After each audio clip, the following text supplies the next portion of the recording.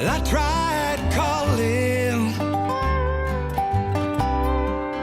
I tried to write, I tried everything else but going on with my life.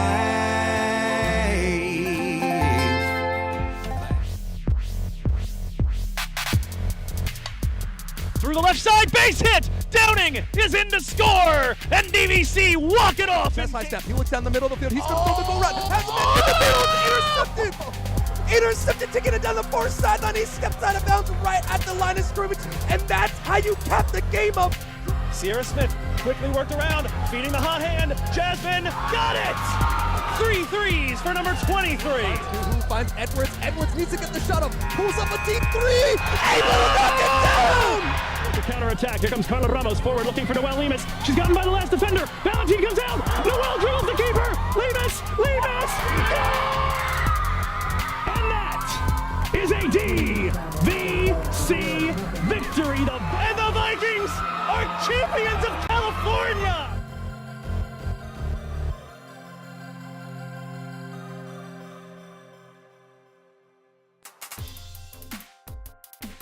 Welcome, faithful followers of the green and white, and moreover, welcome water polo fans from all over the Big 8 Conference. You are watching DVC Vikings live coverage of the Big 8 Tournament, the 2024 Big 8 Water Polo Tournament, hosted here at Rick Millington Pool at the DVC Aquatic Center. I'm your host and commentator, Joe Hickey, and I'm happy to have you here for Championship Saturday. It is business end, the business end of the Big 8 Tournament. We're going to give you a look at how we got to this particular point with a look at the women's bracket. And the first game of the day is the one that is dead center on that bracket, San Joaquin Delta and American River College, the first of 2 semifinals to be hosted here in the early morning hours, 9 a.m. and 10:20, the starting times. You'll notice upsets galore on days 1 and 2 of the Big 8 Tournament. Of the 5 quarterfinals played on the men's and women's sides, you have a few teams that get through to the semis on a bye in a 6 or 7 team conference, but there were 5 quarterfinals. 3 of them were won by the team that was lower seeded. And in fact, San Joaquin Delta, who will be kicking things off here, are the only high seed that survived on the women's side. Otherwise, the Vikings of DVC with a quadruple overtime victory over the Modesto Pirates. That puts them into conflict today with Sierra College, and ARC with the biggest upset of either round. They're the lowest remaining seed on either part of the bracket. They upset Fresno City College 9-5. They will, of course, be taking on this squad. As we take a look at the starting lineups for Game 1, American River is going to be running out mostly the most likely lineup. The one slight surprise is Mackenzie Hoteling, who is going to be making her 3rd start of the season. Zoe Stone Esparza will get her first action today off the bench if involved at all, but otherwise it is chalk for them. Rajiv, Mitchell, Inderkum, Sherman, Contreras, and Vlahos. Over on the Delta side, precisely the lineup that we predicted. Lauren Lucero, one to really look out for, 75 goals on this season, and a lot of the production and assist work coming from one of the other leading scorers, Esmeralda De La Torre. You see her there with 44 assists. She will be someone to check on in the half court. As for the team in general, their assist leader and the woman who is 3rd in the entire Northern California region in assists is Kylie Richardson, the goalie, who's got 66. So expect San Joaquin Delta to run. We're going to run real quick here and take a quick break before the swim-off and the beginning of action today. First of 7 games in the Big 8 Tournament here on DVC Vikings Live. Stick around.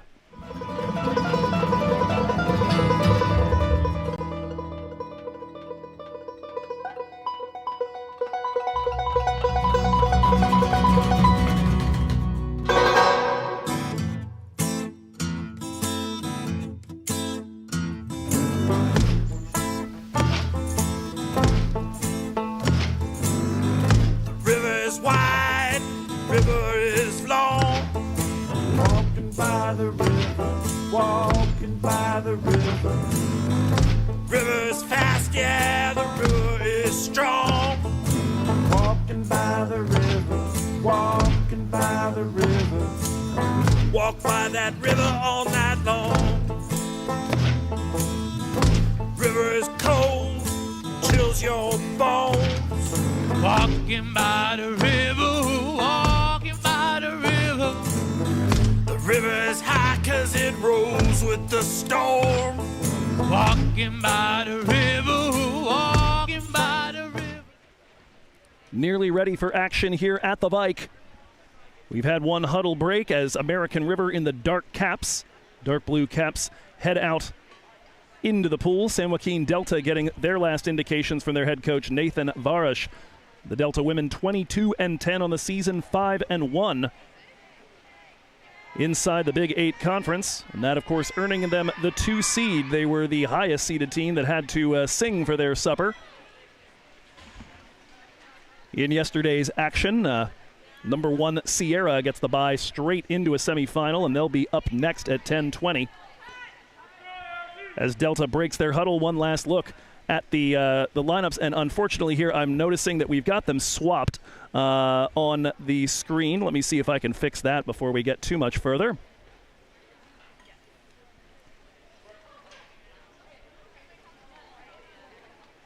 Sincere apologies. Didn't mean to misidentify anyone here.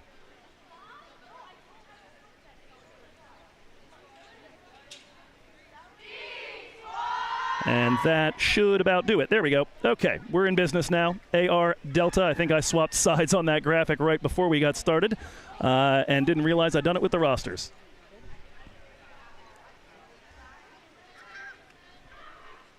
Awaiting the opening swim-off. The referees at the moment still milling about, and so we'll give you a look at today's schedule. Again, ARC Delta, our first game. DVC Sierra will follow that. Those the last 2 remaining games besides the finals in the main bracket. And then we've got a few undercard battles, if you will. Modesto Fresno. That'll be the women's 5th place game. The slightly shock presence of Fresno in that one, as they were the ones who fell to this ARC side. Modesto, meanwhile, having fallen to DVC in a game that took 4 overtimes. I was on the road with soccer yesterday, feverishly refreshing the 3C2A website and our live spreadsheet, and unable to find the result for a good long time, wondering why isn't it there? It should have been over an hour ago. Well, it should have been, but it wasn't. It was a battle, good to the last drop, and it was DVC coming away with the victory. After that, we'll have the men's 3rd place game. Vikings as well in that against Modesto. Then the women's 3rd place game, still to be determined who will be in that. And then the big battles, the hardware on the line, Sierra ARC, your men's final. We'll talk more about the men's bracket when we get to our 3rd place men's game at 1 o'clock today.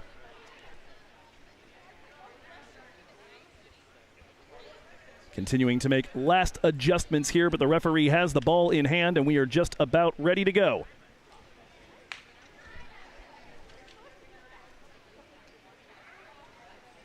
Perhaps some confusion, wondering if there were going to be pregame announcements or anything of the sort, but today that is not the case. We'll also take a moment here while we have this break to tell you about the sponsor of today's action here on DVC Vikings Live, and that is Aki Lewis Real Estate, helping you move in, move out, or move on in Contra Costa Real Estate. You see all of her contact information there, Facebook, Instagram, phone calls, any way you need to get it done. We are underway here from Rick Millington Pool in Pleasant Hill, California, campus of DVC. The Big 8 Tournament Championship Saturday is underway, and winning the opening swim-off is San Joaquin Delta. Secured by Jenna Bigelow, now out wide to the right side for De La Torre. Common foul and a restart. De La Torre dribbles in, up to the point for Shelby Richardson. Moving over to the left, a bit of a skip pass over to the 13 De La Torre. Has it in the left with the shot clock running down, forced to fire, and that is the first save on the day for Rose Rajiv. 38.2% the save percentage on the season for Rajiv. These ARC women 6-12 on the season, 1-5 inside the Big 8. A very stratified Big 8 table if you look at it, as the ball's currently in the hands of ARC. A quick foul up at the mid-pool stripe. Ball stays with Claire Contreras, now over to Vlahos. Vlahos dumps that into no man's land as the shot clock runs down, and it'll be a turnover here and an empty trip on both sides to start our morning. Ball up ahead here to the 2, Bigelow. Over in the left corner, being hassled by Inderkum. On the restart, cross-court pass all the way to the 5, Lauren Lucero, leading scorer, puts it up to the point here for the 13 De La Torre. Quick foul, 10 on the shot clock. Lucero firing and off the crossbar. Ball stays right here, a fresh 30 for San Joaquin Delta. Up top for Bigelow. Lucero tries to dump that into the interior, looking to get around 2 defenders is the 8, Shelby Richardson.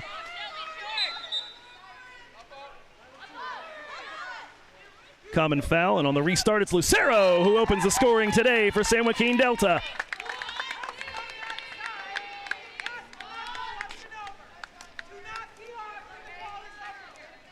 And Lauren Lucero, the most likely suspect. 75 goals on the season, 13th in the 3C2A. For the freshman out of Kimball. She's topped out at 6 goals on 3 different occasions. And it is the Mustangs drawing first blood. ARC so far have had a couple of shot clock violations. They go down into the right corner here for Inderkum. Hassel down in the corner. Nice pass into the interior, rising and firing, but a little too high is Claire Contreras. 19 goals on the season for her, but unable to find the twine this time. Quickly up ahead, you get a look at the distribution from the goalkeeper, Kylie Richardson. 66 assists on the season for her. Ball's in the corner, dumped into the center. Nobody's quite wise to it. Tapped away, and it's a bit of a race here, but it will be won by Rajiv. A foul whistled, and that will end the attack for Delta. The ball put in to space for Lane Woodard on the interior. 2 defenders converge to it. It's now AR at the other end, the number 6, Heidi Sherman. Sherman with a fake now into the corner for Vlahos. Her pass blocked by the hands of Lucero, and foul committed in pursuit. And a turnover here for San Joaquin Delta. And a quick ball ahead here. And on the attack is the number 8, Shelby Richardson, and she'll make it 2 for the Mustangs.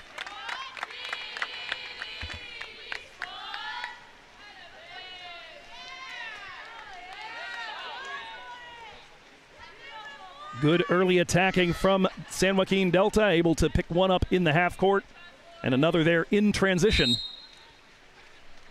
And ARC are going to have their work cut out for them.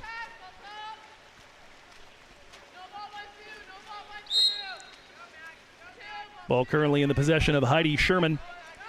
ARC, like a lot of teams in Northern California, started their season by challenging themselves against clubs from SoCal and watching their record get a little bit ugly. DVC can certainly relate, as can several other clubs in the Big 8. There's a shot from distance and nicely stopped, even though she was on her way back down by Shelby Richardson on the distance attempt from Amber Inderkum. Quick distribution forward to the substitute, Mariah Schmerer. Schmerer working her way towards the near post. Nobody challenging. She'll go one-on-one with the keeper and beats her top right corner.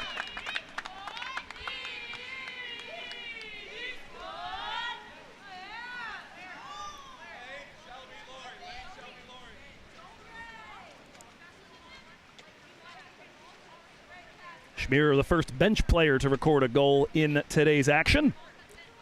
So far, it's Lucero and Shelby Richardson with the 2 tallies before that as we approach the halfway point of quarter number 1 here from Pleasant Hill.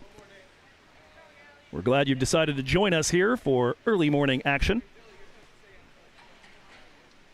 We will be here all day long on Championship Saturday. More substitutions for Nathan Varish's side. We're going to get our first look here at Dylan De Leon, sophomore out of Ripon, with the number 10 cap.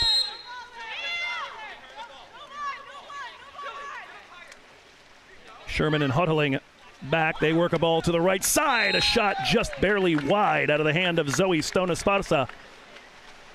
Just put into the match by Heather Moody. And again, the quick distribution. Kylie Richardson looking for one of those assists. It'll be the hockey variety, if anything, as it's put down into the right corner for Schmirer by Della Torre. Restart on the foul. Up top here, Della Torre takes the space inside, fires bottom right corner, and it sneaks through. 4-0 Mustangs.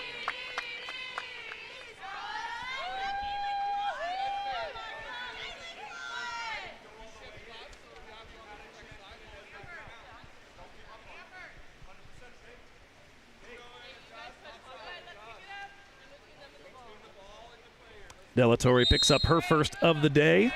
San Joaquin Delta spreading the wealth when these two teams met earlier this season in conference play. It was a 17-3 Delta win.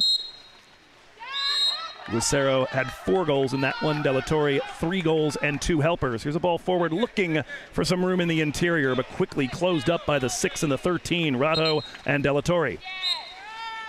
Richardson claims it. And it looks like we've got a timeout taken here, and we will take it alongside them. Joe Hickey with Gracie Kunkel on the camera work here on DVC Vikings Live. Living so far underneath, can't be reached, you can't be seen. Painted with your mysteries, the colors fade and turn cloudy. You fell in love with sinking upside down. Quickly back into action here from Rick Millington Pool. 4-0 Delta looking for more. Ball worked around here with an exclusion just prior to that. It is the number 6 out of the match for the time being. And now that man advantage coming to an end. Heidi Sherman was the one with the day's first ejection and a power play opportunity. It is Heidi Sherman bringing the ball up as American River look to break their duck. Little too aggressive from the 10, De Leon. Sherman joined out there at the moment by Sydney Mitchell, Alora Zamora, Zoe Stone Esparza. It's a shot from distance, nearly found the top left corner from a good 9 meters out. And again, the transition from San Joaquin Delta and just the athleticism of this team, forcing the Beavers to get out on the run. Cross-court pass and a goal scored here. That out of the hands of the number 10, Dylan De Leon. By my record, the 5th different scorer here for Delta in the opening 5.5 minutes. We'll look to get that updated with the official scorer. As full disclosure, I slightly black out when goals get scored. It's not the best thing for a commentator. Every now and again, it can be a little tough to spot where it came from in the middle of a crowd. So we'll make sure you got the good data by the time we reach the break. Still waiting for the coffee to take effect from this morning. Pressure applied right now by Ali Ratto. Mackenzie huddling over to the left side now for Vlahos. 18 on the shot clock for American River College. Vlahos faced up, tries to dump it into the interior, does come free for the 5, has it batted out of her hands. And that appears to be a penalty throw coming up here.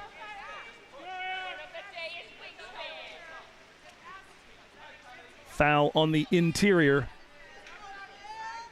And so to take it will be Claire Contreras, 19 goals on the season, rises, fires, and it's stopped. Ball still alive for a moment. And Contreras will commit the foul, trying to take it from Kylie Richardson, who wins the foot race. Richardson 8th in save percentage in the 3C2A at 59%. Second most saves in the state and second most wins as well at 348 and 20 respectively. Foul and a turnover at the other end. Empty trip for Delta. It's going to be Claire Contreras bringing the ball up. Met by the 18, Lane Woodard. Out to the left side for Vlahos. Has huddling on the interior. Thinking about feeding her. She'll take the shot, and that looked destined for the top right corner, but flagged down again by Richardson. launches this one deep. Pinpoint accuracy to find Lane Woodard on the right side. Up to the top, mishandled inside by the 8 Shelby Richardson and unable to get a shot away and commits a foul trying to get the ball back.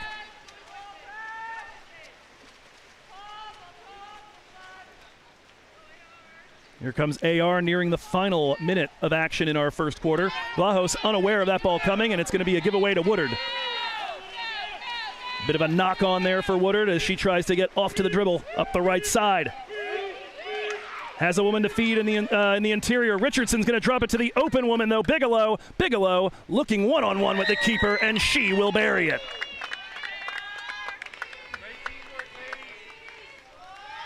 Fantastic work there to look for that extra pass. Shelby Richardson had a defender all over her in the inside. Good work by AR to cover that obvious first pass, but nobody picking up Bigelow on the left wing.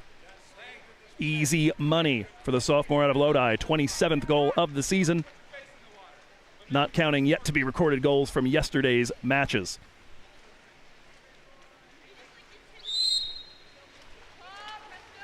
Final minute of this first quarter. San Joaquin Delta immediately taking charge.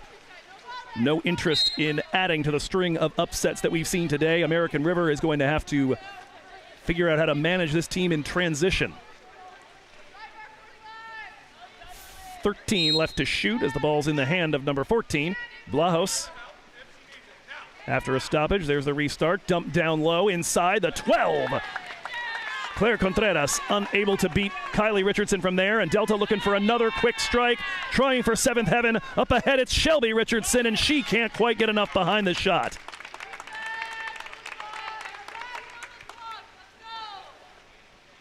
Looking for the Richardson to Richardson connection.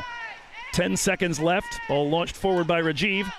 Gonna need to pick it up and fire, will Zoe Stone Esparza. She does so, stopped by Richardson, and it's a first quarter shutout for San Joaquin Delta as they lead 6-0 through 1. We'll be right back here on DVC Vikings Live in about 3 minutes' time with quarter number 2. I don't like you, don't like me neither. One of us is wrong. Neither one of us is wrong. I don't like you and you don't like me. It's been like this just a little too long. Those prescriptions on your nights and paint a picture you can't see. It's easier to fall asleep.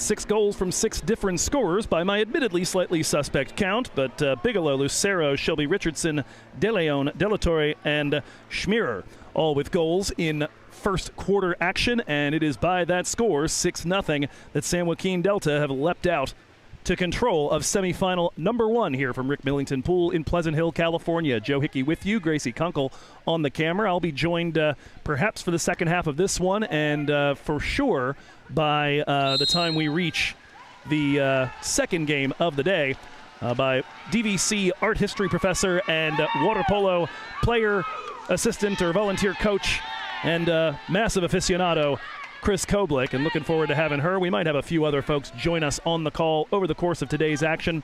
It is San Joaquin Delta winning the opening swim-off of quarter number 2. Mariah Schmierer, 1 goal already today in the game as we start the second period. Back and forth between her and Lucero. We've got a foul and a turnover. Looks like a whack to the head, judging by the reaction of our match official on the far side.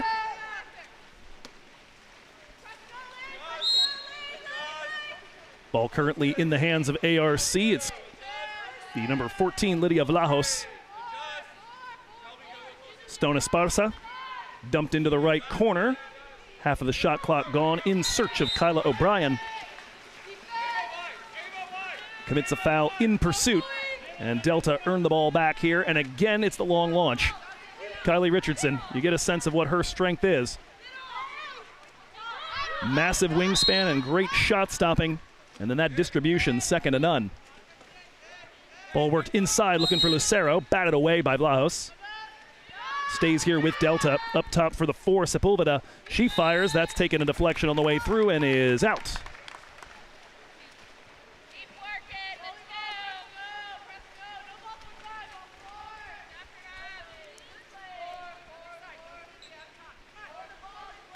Temperatures getting more reasonable by the moment. For sure, the setup today was the coldest it's been as I've gotten ready for a call probably in my DVC broadcasting life, as a shot is taken from the point by the number 17, Laura Zamora, unable to beat Kylie Richardson. No one has so far. 42 degrees when we got here, 47 by the time we actually had cameras running. Here's a ball inside looking for Shelby Richardson. Foul committed, and it's going to be a penalty shot. We'll see who steps up to take it, and if somebody's going to finally add a second goal to their tally so far, as we mentioned. 6 goals from 6 scorers. My mind immediately goes to brides and brothers. Here comes the shot from Lucero. She goes down and to the right and buries it. Delta make it 7.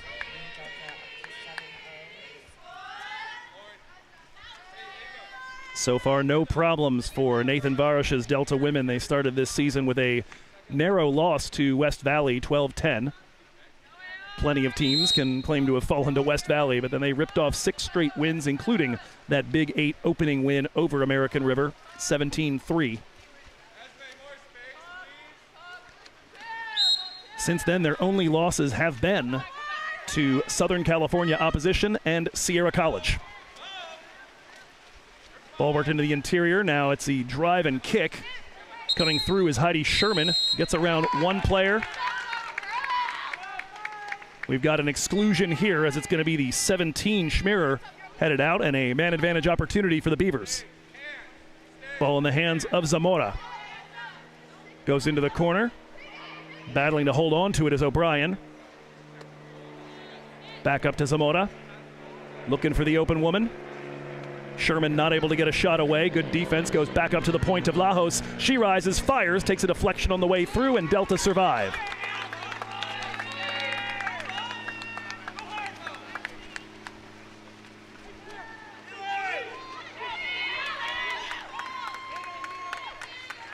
Ball picked off here as Delta looked to spring the other way. We'll see what AR elect to do with it here as it was intercepted by Laura Zamora.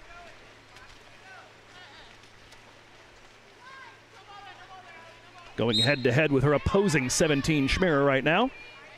Heidi Sherman calling for it as she's got some space, but that is closed up by the time the ball gets there by a quick Esmeralda de la Torre. Sophomore out of Lincoln showing a little of what else she can do. Of the outfield players, the leading assist woman for this squad. Had 2 of those when these teams met back at the start of conference play. Ball into the interior. We've got a foul just outside the 2. Another restart. Looks like we've got an exclusion here for the 10, I believe, Mackenzie Hoteling, or perhaps the 9, rather. That being Zoe Stone Esparza, and it will be a timeout taken here. We'll go ahead and take it alongside them. San Joaquin Delta not scoring at quite the same rapid rate they did in the first quarter, but they've added 1 to their advantage from 5 meters. 7-0 here on DVC Vikings Live.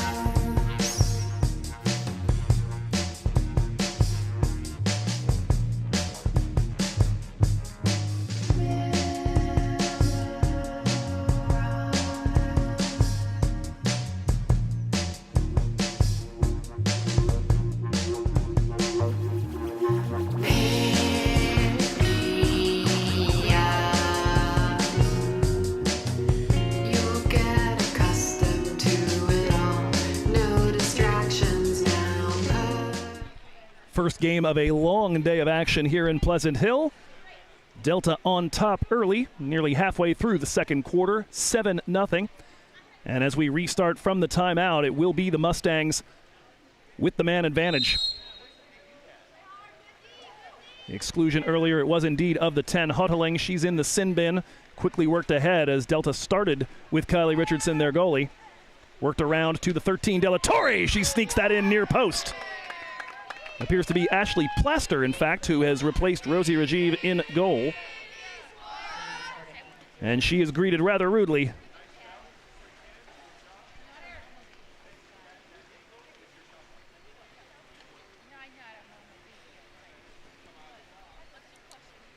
So we had 6 different scorers in the first quarter to our count.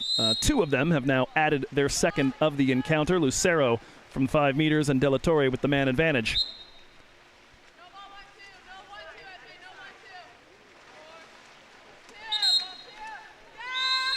Stern defensive effort so far as we've got an exclusion here. It's going to be the 11 out of the game. Opportunity to break the duck for American River College, and they do. Heidi Sherman, 50th goal of the season by our count. And AR at long last on the board here. We're about to say the shutout had lasted nearly 12 minutes. Kylie Richardson has been fantastic. The defense has done well to close a lot of opportunities, but AR finally get through with the man advantage. Power play goals at both ends. You see the interesting restart, and you get a sense perhaps of where a lot of those assists have come from this year for Kylie Richardson, rather than hold the ball at mid-pool. As a shot's taken top right corner. What a rip from Dylan De Leon. She's got her second.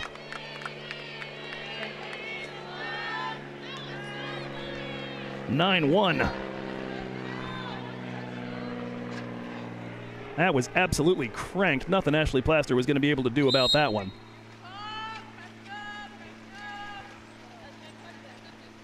Ashley Plaster now in goal, has participated in 10 games in regular season action prior to this tournament. She might be in trouble right here as Hoteling's lost the ball to the number 4, Ava Sepulveda. One-on-one with Plaster, and Sepulveda puts San Joaquin Delta into double figures.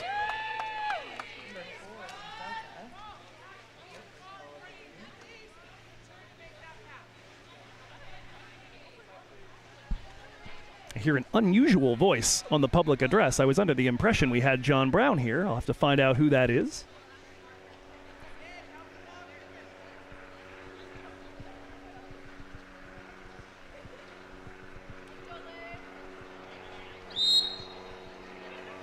We have on the board the exclusions so far in today's match.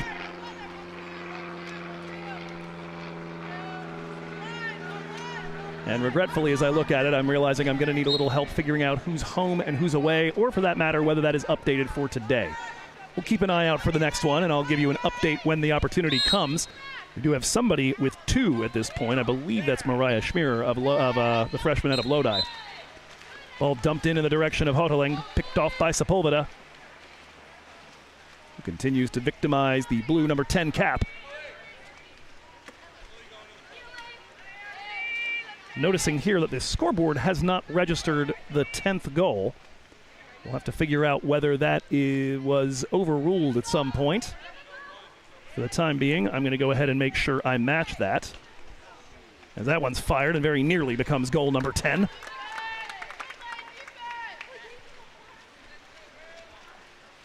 A little confused. I thought I heard the announcement for Sepulveda scoring that goal from the public address. We'll find out. It might well be team manager Caitlin Stone on the public address here at the DVC pool.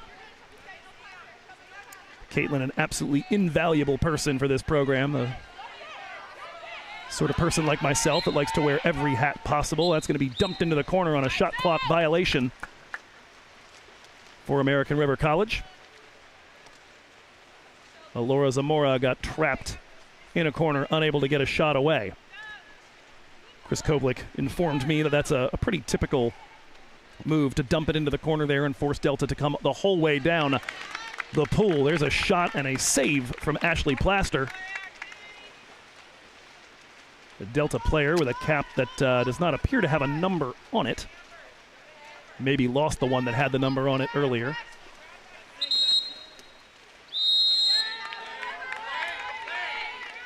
Got an exclusion here for Delta and another man advantage opportunity for American River College. Final 2 minutes of first half action.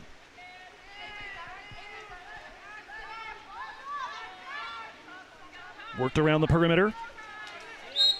Sasha Taylor gives it up to Amber Inderkum.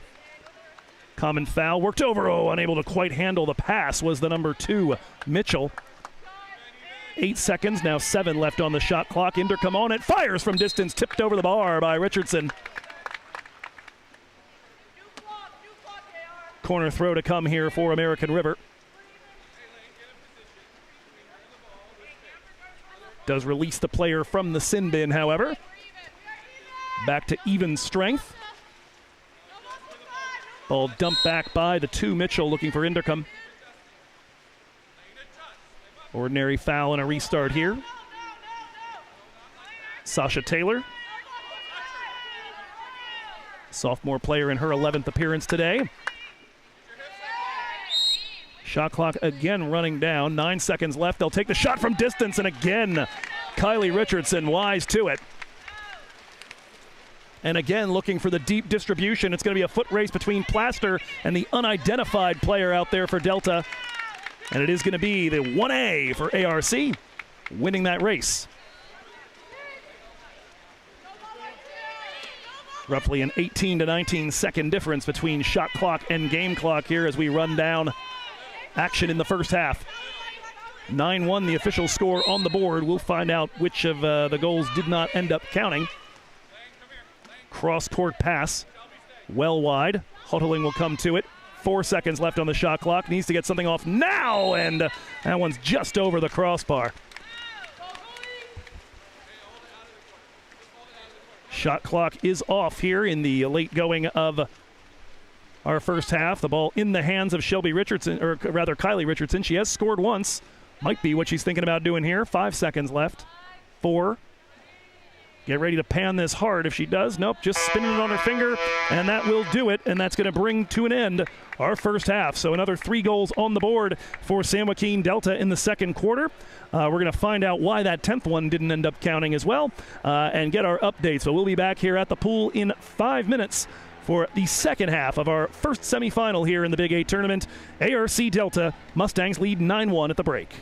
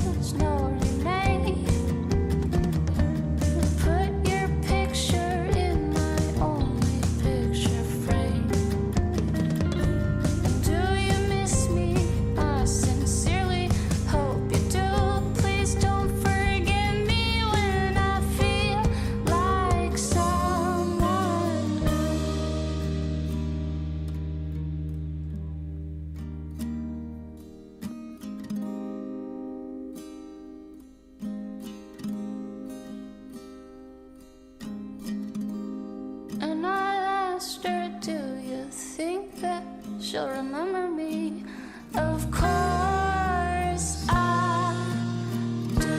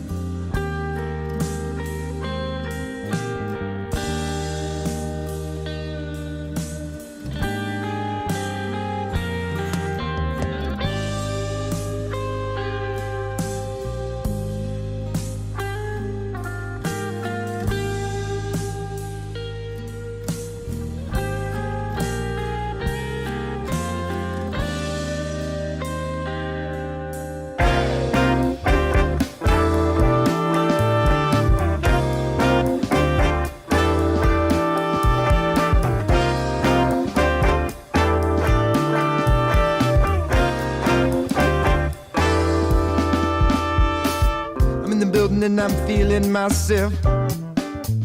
With the stage lights on, I'm in good health. And everything I wear it well. You can look to me if you need help. 'Cause there's no reason to care what they think. Don't fear that you can't. Just get up and dance. Get up and get up and get up. Just about ready for second half action. We have had it confirmed, in fact, just now as we look up, that there was a mistake on the scoreboard, and so we're going to correct that as well on ours. There we go. It is indeed 10-1. The goal by Ava Sepulveda did count. We'll be getting you some updates as we go along. But we are ready now for the opening swim-off of the third quarter. Gracie Kunkel on the camera work. Joe Hickey with you here. Glad you're joining us on a Saturday morning here in Pleasant Hill. What a pleasant start it has been for San Joaquin Delta, up 10-1 here.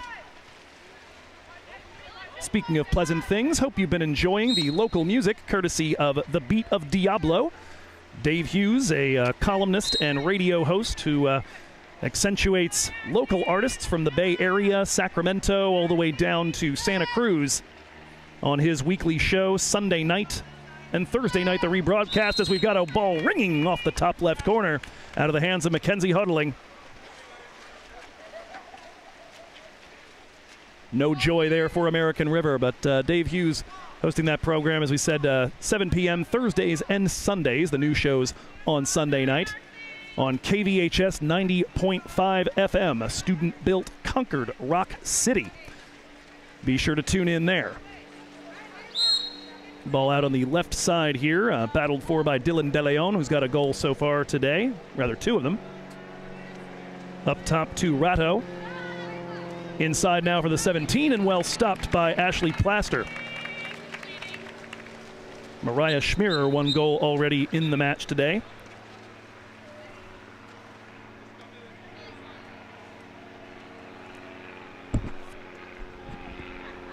Looks like we may have an injured player unable to continue at the moment. Esmeralda Delatorre moving towards the ropes, as is, for that matter, the 17 Schmierer. Both of them will leave the pool and be replaced by teammates. Wouldn't be a surprise, given that these two teams will have to play again, obviously, later today. One of them in the third place game, one of them in the championship final.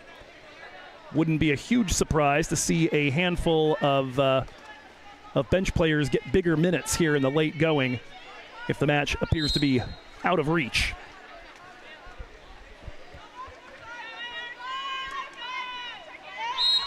Claire Contreras working it to the right side to Vlahos. She spent a lot of time on the left in the first half of the game, so still nearest us in Rick Millington pool. Still with the ball in hand, 8 seconds to shoot. Looking for someone to move into space to feed. The ball into the interior is picked off by a rising Lane Woodard, and she leads the break. has Emily Jones up in front of her, dead center, but no one is stopping the ball right now. And as someone does, is flipped out to the left side for Dylan De Leon, looking for the hat trick. Will not take the rip. Back to Bigelow. Bigelow in that tall right arm lofts that one to the left side of the goal and makes it 11-1. San Joaquin Delta with their first goal of this second half.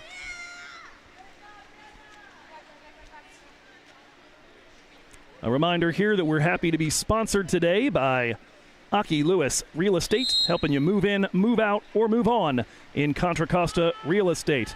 Look her up, Akiko Lewis on Facebook, Aki Lewis _RE on Instagram, and you see the phone number there as well. And the good news is, unlike some broadcasts, you can just go ahead and pause the YouTube stream if you missed any of that. AR attacking down at the other end and unable to find the target is Contreras. In a crowd from about 4 meters away, over the top of the bar.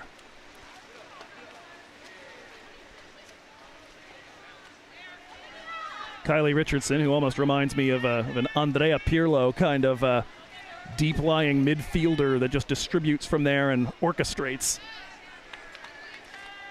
Got Delta started, but the ball down low to Emily Jones, picked off, and here comes Amber Indercombe, leaving it for the keeper, Plaster. Over to the right side. The 9, Stone Esparza on the ball. Up ahead for Vlahos. Those two joined by Hoteling.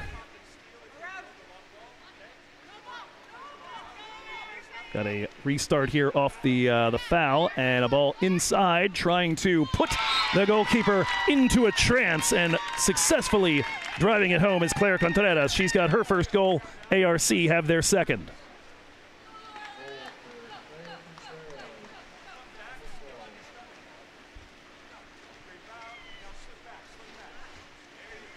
I imagine just here in the morning that we've got substitutes for John Brown, particularly because that man has been busier than all heck the last couple of days. Vikings football in action at the stadium last night for sophomore day against Laney College, a resounding 35-7 win there. And then he's been serving the duty here for water polo as well. And I imagine we'll have him for the third place games and the finals coming up. The real business end of the tournament gets started at about 1 p.m. here at the pool. San Joaquin Delta on the attack, and it is Lauren Lucero with the ball in her left hand. Leaves that for Sepulveda.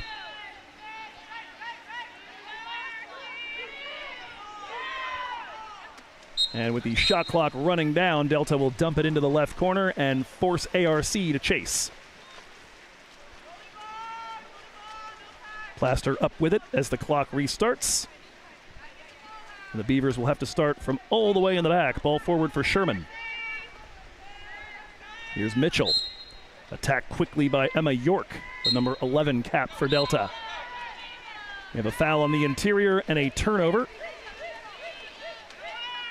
And Delta quickly on the counter, and it's going to be Shelby Richardson fed, going one-on-one with the keeper with a defender in pursuit, and we've got a foul committed outside of the 2 yards.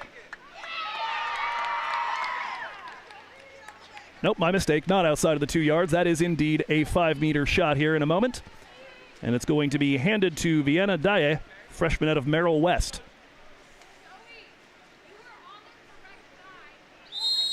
Rises, fires, and batted away by Ashley Plaster. So Daye playing this week for the first time since October 5th.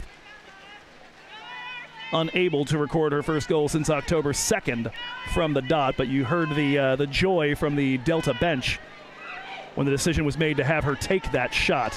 You gather somebody who club's got some affection for. Another ball dumped into the middle and swallowed up by the Mustang defense. Kylie Richardson over the top. It's going to find Sepulveda. And she wards off and uses the old chicken wing to try to make some space for herself, and that'll end that attack right there.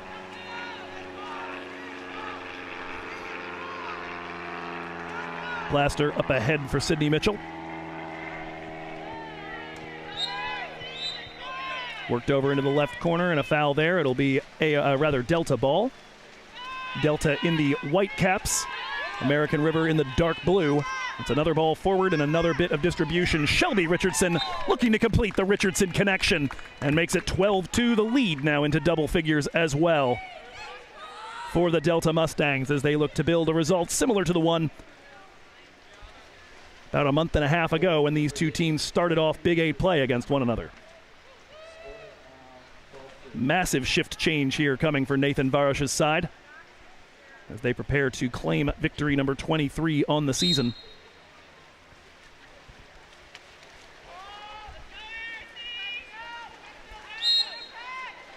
AR will get on the restart here with the number 6, Heidi Sherman. Worked over to Stone Esparza. Now into the left side, and the battle over there is going to be won by Olivia Nichols, the freshman out of Sonora. And again, the distribution deep, and this one's going to find Jenna Bigelow. Chance to add to her tally. Fires and scores.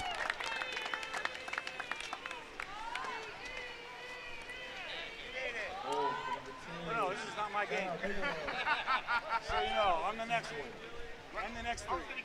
So apparently, maybe this is the reason for the delay we had to getting started at 9 a.m. It sounds like we may have been down an official at the moment of swim-off, and we're now borrowing one from the next game. That's why we haven't had anybody roaming directly in front of our camera. Many thanks as well, by the way, to the DVC Theater Department for providing us a platform to get a little bit of elevation on that today. Unlike the games 2.5 weeks ago, you're not looking straight through the back of a referee to try to see a goal. At first, that was because there wasn't anybody here. It is now because we've got that bit of elevation. Here comes the ball forward. You are going to get a look at him here, though. It's in the hands of Dye, and Viana Dye does have her first goal now since October 2nd. And Delta move on to 14 in the game.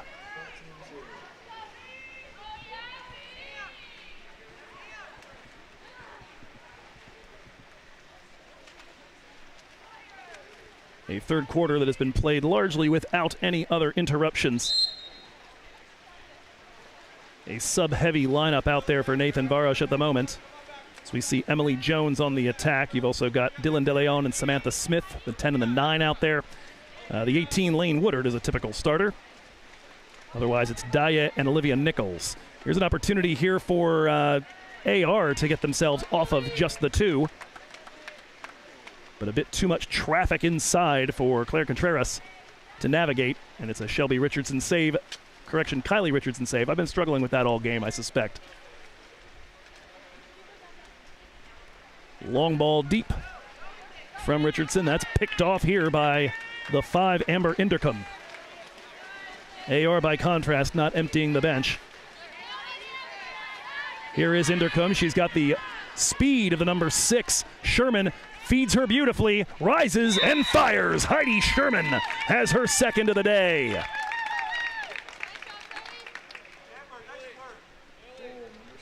The patience on that break in particular, as we saw Sherman with the hard drive right up the center, and Indercombe able to delay, and then put it out in front of her to run onto. And with that, AR have the 3 goals now to match what they put up in their first meeting with Delta. And here's another one of those long outlet passes, and the Delta subs just aren't coming to them quite the same way as they did earlier, and it's another break. This time it's Sherman leading it. And she's going to go one-on-one with Kylie Richardson. Rises up, fires, and drives it home. It's a hat trick for Heidi Sherman.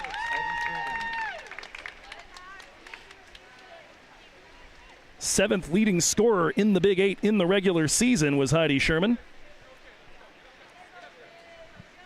She has put up some big totals, had 9 goals against Santa Rosa Junior College, has exceeded 7 on 3 other occasions.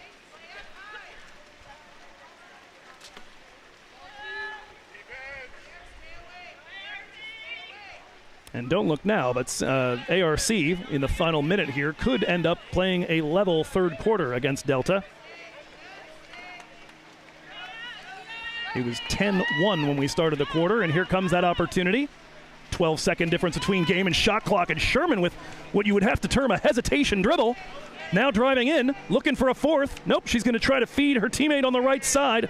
A little long for Sage Albrecht. Does get back to it, now fires, looking for the far post. Stopped there, however, by Kylie Richardson. Shot clock is off as we near the final drops of this third quarter.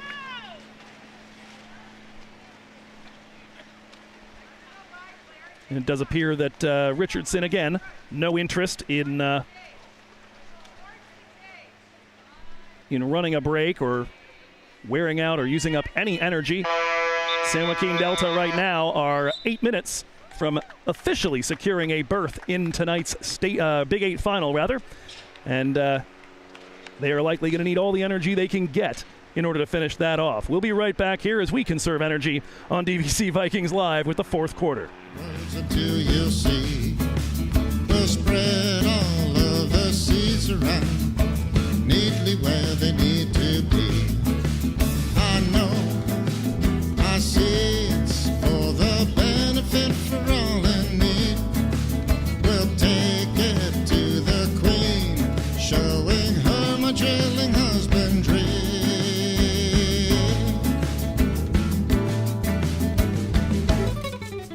There was a time I traveled out to Italy, moving on to France, comparing when they do agree with me. I know, I see it's for the benefit for all in need. We'll take it to the queen, showing her my drilling husbandry.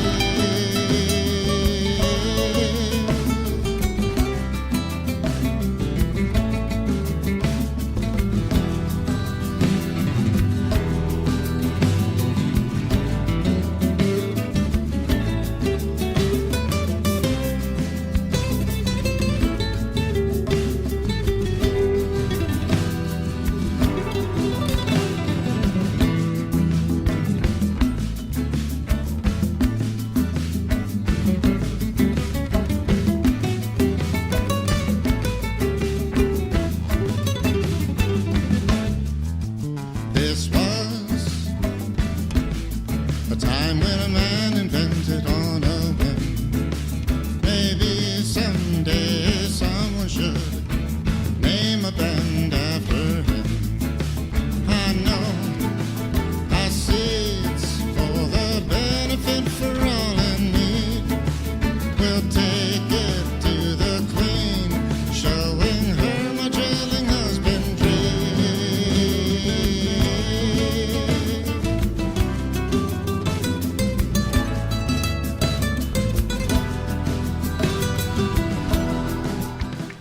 And we are back here for fourth quarter action. 14-4, the Delta advantage.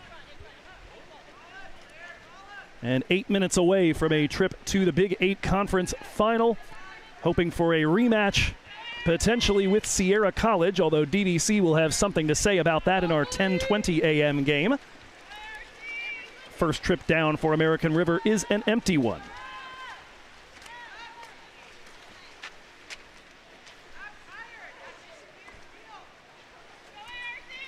Interestingly, by our records, despite all of the pyrotechnics, as AR take them all away here in the middle of the pool, despite all those pyrotechnics on the Delta side, they have really spread the wealth. I have, by my count, 5 players with 2 goals each.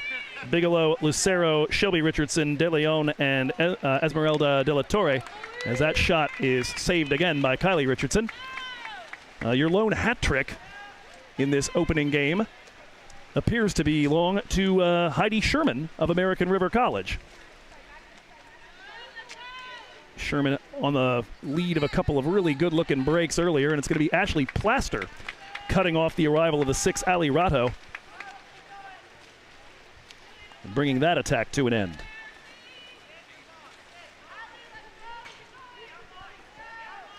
Ball up ahead here for the 2, Sydney Mitchell.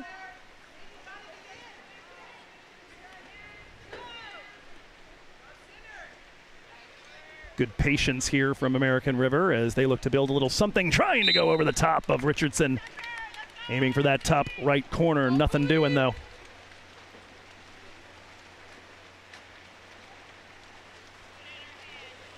And that'll bring that attack to an end. As a reminder, our next game, DVC Sierra at 10:20. A reminder of what is to come today as we have a peek at the full schedule, a takeaway from ARC in the meanwhile. We'll come away from this and try and follow the break. A foul and now a restart here, as it is the number 12, Claire Contreras, working forward. Contreras with a goal already today. We have a foul inside. Quick restart. Ball up top here for Amber Indercombe. Over to the right side, O'Brien. Up top, Hoteling.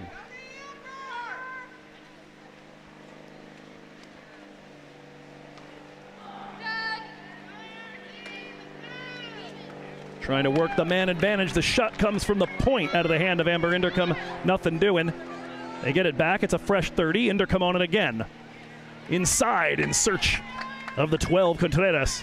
But nothing doing. San Joaquin Delta converge. Esmeralda De La Torre, we mentioned before, does a little bit of everything. Leading outfield player on assists. Also 48 goals on the regular season.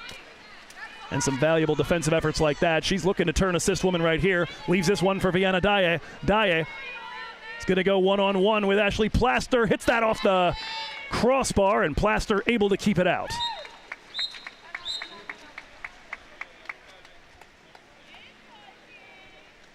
And we have a timeout taken, and we will go ahead and take it alongside them. Just under 4 minutes left in this one. Yet to see the ball hit the twine here in our...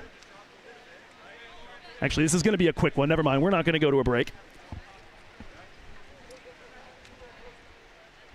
Thought about it, but it's generally for substitutions, it would appear. And everybody taking full advantage. We've already seen a little bit of a Sage Albrecht out there. I think we've now got the 7 cap, Madison Warden, into the game. See Sasha Taylor as well. Lydia Vlahos back in alongside Zoe Stone Esparza. Additionally, the number 11, Alora Madera. So Coach Heather Moody emptying her bench here in the final 5 minutes, looking to conserve energy for a third place date. That match scheduled for 2:20 p.m. It'll be ARC against the team that falls in our next game between DVC and Sierra. Ball dumped inside for Stone Esparza. Back up top here now for Zamora. Well away from goal, long distance effort out of the hands of Lydia Vlahos. Does not find the target though. There is that distribution yet again out of the hands of the Delta goalkeeper. Kylie Richardson finds Shelby over here at the left side. Drops this back to Samantha Smith in off the bench for San Joaquin Delta. Nathan Barash as well, conserving energy for the 5 p.m. final match of this tournament. 5 seconds left on the shot clock. Ball dumped down low, looking for Emily Jones, but nothing doing. Ashley Plaster first to it. 4 minutes to go, halfway through quarter number 4, 14-4. Lots of fours on the board. I don't know if that means anything.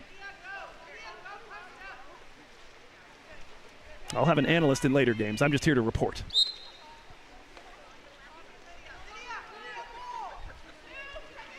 Restart here with 10 seconds left to shoot. Up ahead, Lydia Vlahos firing, and a diving stop from Kylie Richardson. Delta, by and large, have been a brick wall. It was a couple of third quarter breakaways that gave them the opportunity to put a little something onto the score sheet. Heidi Sherman recording 3.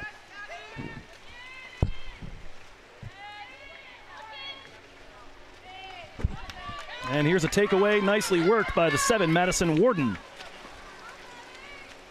10th appearance of the season for the number 7 cap.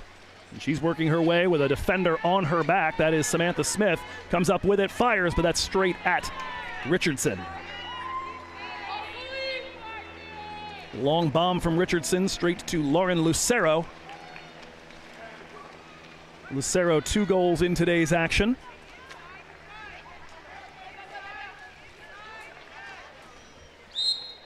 Ball inside for Emily Jones. Have a foul and a restart here. See what the call is.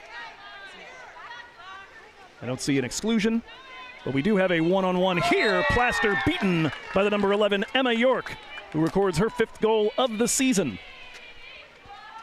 Most of her production this year coming in a match back on the 5th of October. 3 goals and 2 assists against College of San Mateo for the sophomore out of Clear Creek. But she's got one here. First goal of 4th quarter action as both teams give their bench players a little bit of Big 8 tournament play.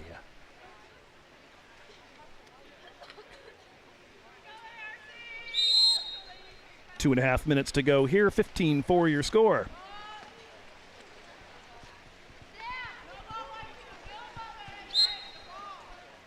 Hot pursuit there from Ali Rato. Pushes Lydia Vlahos back for about 8 seconds. On the restart, she will find the 17 Zamora.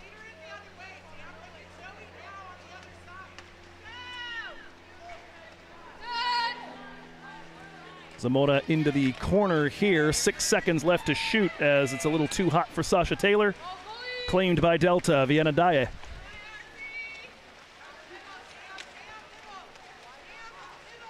Two minutes to go here as, boy, oh boy, Kylie Richardson, another one of those pinpoint passes. Manages to find Rato, dumps that down low for the 2 Bigelow. Now cross and into the interior looking for Lane Woodard. Perhaps the biggest upset of today's game so far is Woodard, 48 goals on the regular season, yet to tally today. Although she will have her chances potentially in the final. Here's a shot as the clock expires. That out of the hand of Schmierer, looking for a second, but stopped by Plaster. Out to the left side here, Zoe Stone Esparza with 90 seconds left.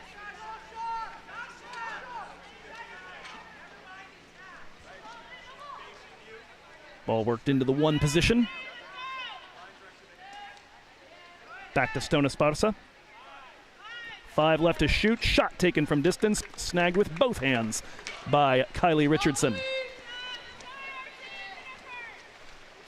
Those 3 third-quarter goals, most of ARC's output today as we've got 1 minute left. Otherwise, it was a first-quarter shutout, a single goal scored in the second quarter. And so far, just 1 goal scored by Delta. They're looking for another one, but it's off the post out of the hands of Ali Rato. Likely the last trip down the pool for the Beavers. And they'll look forward to a meeting with DVC or Sierra in the 3rd place game later on this afternoon. Stone Esparza at mid-pool. 10 seconds to shoot. In the hands right now of Taylor. 4 seconds to shoot. Looks to find somebody with a chance to turn and fire, but nothing doing. Zamora unable to do so. Shot clock is off. 14 seconds left, and we'll see if yet again Kylie Richardson's going to spin this on her finger, or if maybe she wants to just loft one to the other end of the pool and have a bit of fun. It seems like it's going to be the former. And that is going to do it here for our first game of Championship Saturday. It is San Joaquin Delta booking themselves a ticket to the Big 8 final. And so we'll see the Mustangs back here at 5 p.m. for the final game of action today. They will take on the winner of our next game. That's going to be DVC and Sierra, tipping off in, at least according to our schedule, roughly 13 minutes here on DVC Vikings Live. We thank you for joining us. We hope you'll come right on back, and we will see you here for game number 2 of today's action. So long.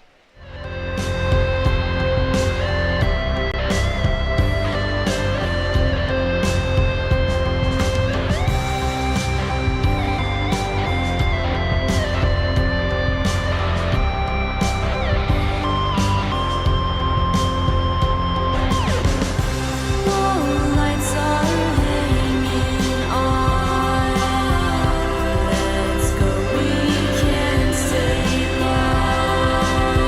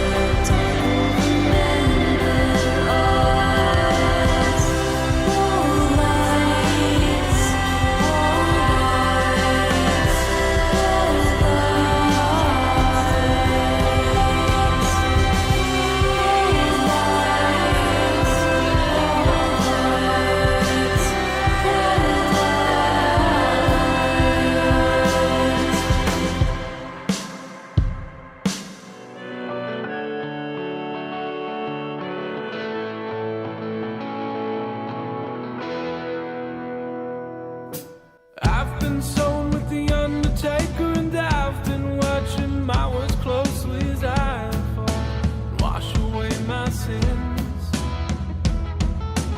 Reaching out through the cold and lonely, all black night that's got me going sovereignly to an old forgotten skin. Holding on to the current thesis, confiscating my own weakness. All of this will soon be in the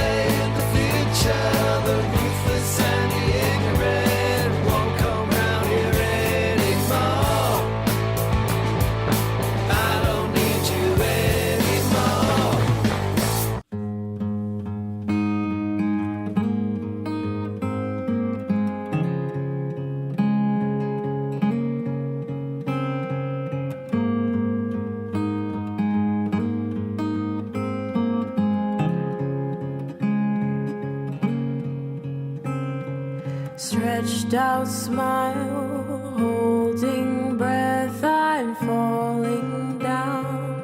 Take quick steps, you're only there a moment. I'll put my coat on.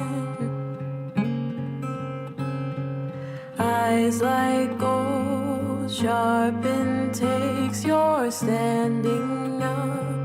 Quicken pace, it's warm outside, I'm okay for a while. And I can make myself happy for the moment if you won't. Closing off my senses, I'll water them down. Push away, I think that I can give up now. And I'll sharpen my focus if you notice when I'm gone.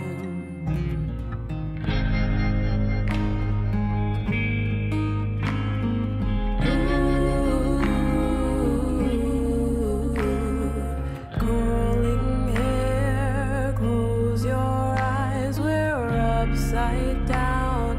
No more sky, my mother said, be careful, don't keep it inside.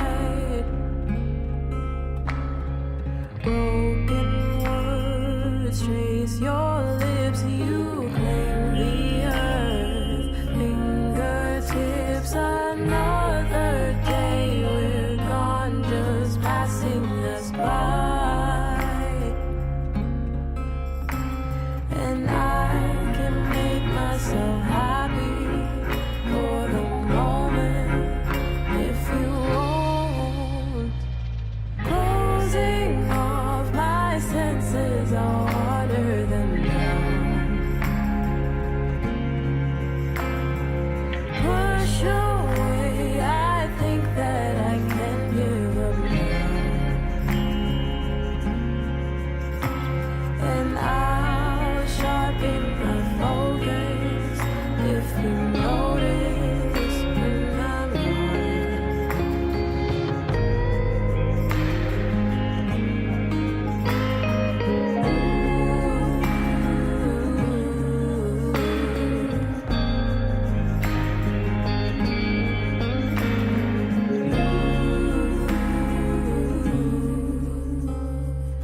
Old t-shirt smells like you said. And welcome back, folks. Second women's semifinal just about to get started. It's between the Vikings of Diablo Valley College and the Wolverines of Sierra. Number 5 seed versus number 1 seed here. It's the first action the Wolverines in the dark caps will have had in this Big 8 tournament. They are the number 1 seed and as a result had a bye through the entire quarterfinal round. A look quickly at the starters for the two sides. It'll be Sequoia Cosgrove Lane for DVC in goal. Sanchez, Goodson, Kagayong, Papas, Lasquette, and Laura. The rest of your lineup for Sierra College, it is Tuiarama in the frame, Hensley, Hollick, Lubians, Boudreau, Green, and McKenna Perez, your starters.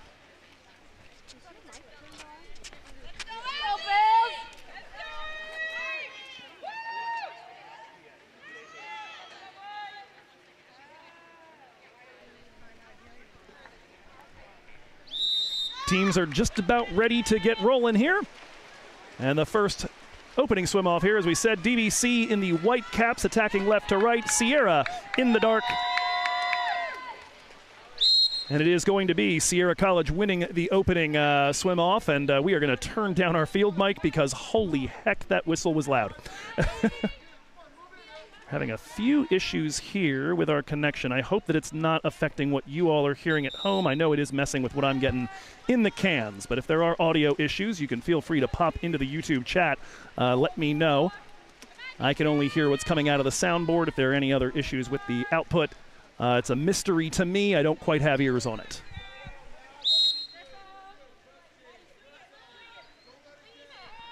While we're at it, we're going to turn down my my actual monitor here as well. So early action, no score just yet as the two teams get underway, and it's DVC in possession after Sierra had won the opening swim-off. Maybe a question of having a few chords intermingling in unhappy ways. We're going to see what we can do over the course of our action here, but it's a new issue. Ball in possession of Sierra on the inside. It's Heidi Green, worked out to the right side.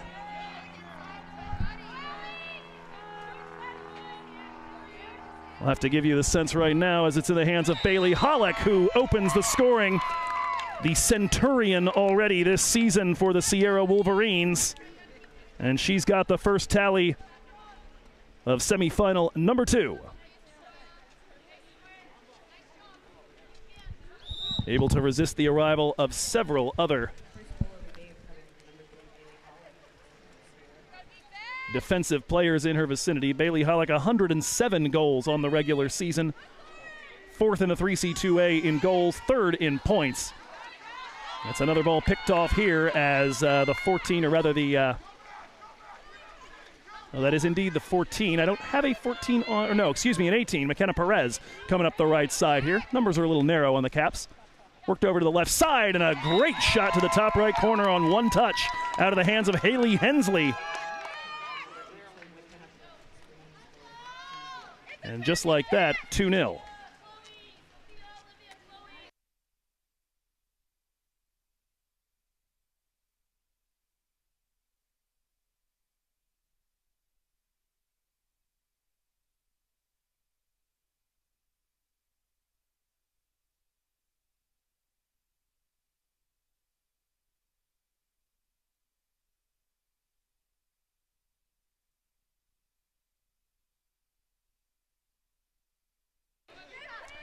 All right, back in action here. I think we've confirmed that the audio issue is in my cans, not in anything that's coming out to y'all. So that's good news for you.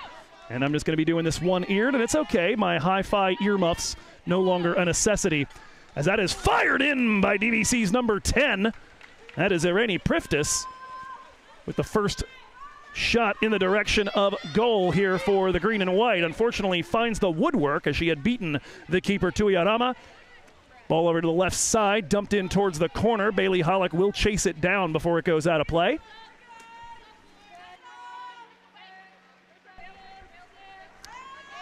And work back out here to Haley Hensley.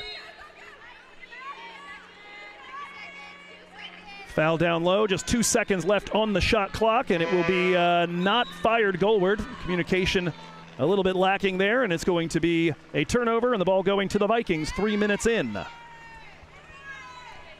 2-0 so far. If you've just joined us, goals from Haley Hensley and Bailey Hollick. What has the Wolverines on top? Ball dumped down into the interior for DVC and picked off there, surrounded by Lubians and Boudreau. Up ahead looking for the break, and it's Bailey Hollick doing battle with Madeline Lesquette. Manages to beat her to it. Now trying to get back is Sienna Lewis. Ball popped up. Round and round and round we go, and Bailey Hollick has got her second, and it's 3-0 Wolverines. We'll take the pause in the action here if she's feeling ready to jump straight in, and introduce my co-commentator today, Chris Koblich. Good to have you with me yet again. Good to be here. I'm going to check with you just because I had to figure it out myself here. Everything okay in the cans? Little staticky. Little staticky. Okay, we're going to see if we can work that out at some point later on in the contest. Is it just one ear? No, it's both. Oh, heck, okay. We'll have to figure out what that's about maybe at the halftime break. But in the meanwhile, we'll make this work one way or another. Turnover here and an empty trip for the green and white. Here comes Bailey Hollick again, 3 on her cap, looking for a hat trick right out of the gate here and just taking all the space on offer. Now she's going to go, though, to Haley Hensley on the other side, and instead it's a second for Hensley. That was an excellent kickoff that Hensley had there to create space, subtle under the water, and yet produce the space that she needed for that goal. So that's the sort of thing that you sometimes are going to see out here. You know, you got that little surface that that obscures some things. So if that was actually seen, would that be considered an illegal move, or is it just the sort of thing that? It could have been an offensive, Okay. but it was subtle enough and early enough before the pass that I don't think that they were going to call it. It was well done. Gotcha. It's a contact sport. All right, so 4-0 the early result here. Sierra going at about a goal a minute. And it's going to be DVC looking for their first joy here. A few new players in for the green and white. Tara Weidman out there. We've got a sense that the Vikings are going to make good use of their bench in preparation for the third place game, because this Sierra team is something else. And here's another breakaway. It's 2-on-1. Hollick looking for the hat trick. Nope, she's going to share yet again, and this time finds McKenna Perez for the goal. Sierra has traditionally been a water polo stronghouse up in Rockland, so I'm not surprised to see a lopsided score at this point. But that was one of my first coaches, was Scott Decker, who is that right? Who coached at Sierra. I don't think he's there anymore, but well, early days here, but Sierra doing what Sierra does. First meeting between these sides earlier this season was a 17-5 Wolverine victory. Hollick had 3 goals and 5 assists. We've already seen her with 2 and 2 in the early going here. She's fed Perez and Hensley for their tallies and scored 2 of her own. It's Rainey Priftis right now for DVC with 5 seconds left on the shot clock. Needs to get it out of her hand, and will do so into the corner. that's a good decision to dump the ball, but still doesn't help. Boy, the Vikings are really getting countered here. It looks like Sierra just has a lot more speed. Ooh, dropping the ball. It's kind of a nice relief for us there. Yeah, a bit of a let-off from Bailey Hollick. That time around, it looked like Hensley was going to turn provider for her. She swims her way through a double team. No. And it's going to be a 5-meter. I disagree with that call. I think the defender was there. Yeah, I didn't see that pullback at all. I don't know. I don't like it. You're allowed not to. The lefty Hollick will be the one to take the shot. Rises, fires, and batted away by Cosgrove Lane. Unfortunately, on the rebound, another opportunity, and that one goes wanting as well high. Sequoia Cosgrove Lane doing well to spread those wings. It'll be DVC with Rainey Priftis, worked over to Supicha Punperom. Unfortunately, 2 meters was not set to that side, so it doesn't help them. They look like they're trying to get it in and trying to hold position at set and not really having a ton of luck with that. There's a takeaway from McKenna Perez.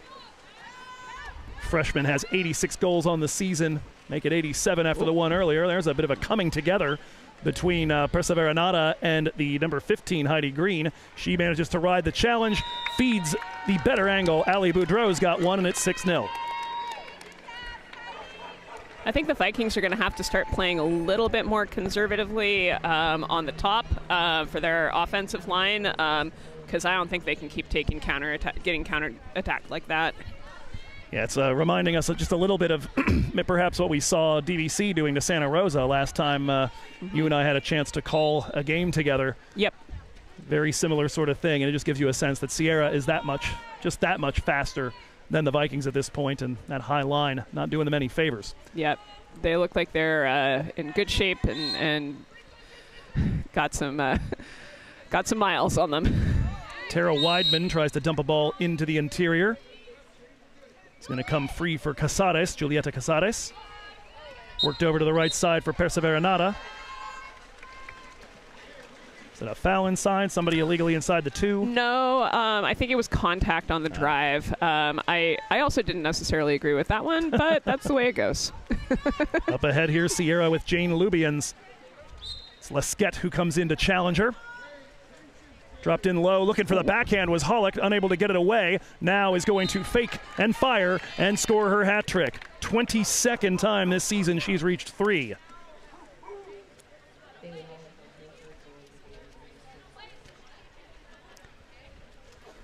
This Sierra team clearly has several players that are very comfortable turning inside and waving the ball around.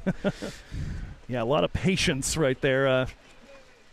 Just wait for that spot to open. It's kind of a, almost reminds me a little bit of the head games you have on a soccer penalty kick where you might have a little bit of pausing or something like that. Of course, in this sport, when you got a penalty throw, you don't get to do any of that junk. They blow the whistle and you throw. Yep. Oh, the coach is still Scott Decker. Indeed it is. Yeah. And Sierra coming in with a record of 23-5, undefeated inside the Big 8. They won 8 of their first 9 matches as the shot clock expires, and Sierra will take over. Final minute of play in this quarter. But look, it's a good adjustment from DVC where they're back and covered up on the front line. Ball worked over here down low to McKenna Perez. Now back up to the point for the 15 green. Inside and knocked away from Hollick. Good work there by, I believe, Madeline Lesquette. A correction, Elena Laura, the 18 cap, not the 16. And now coming up with it is Casares. Good defense there. Good crash in towards the 2 meters once the ball went in. Kiona Perseveranata with it. Now back to Casares again.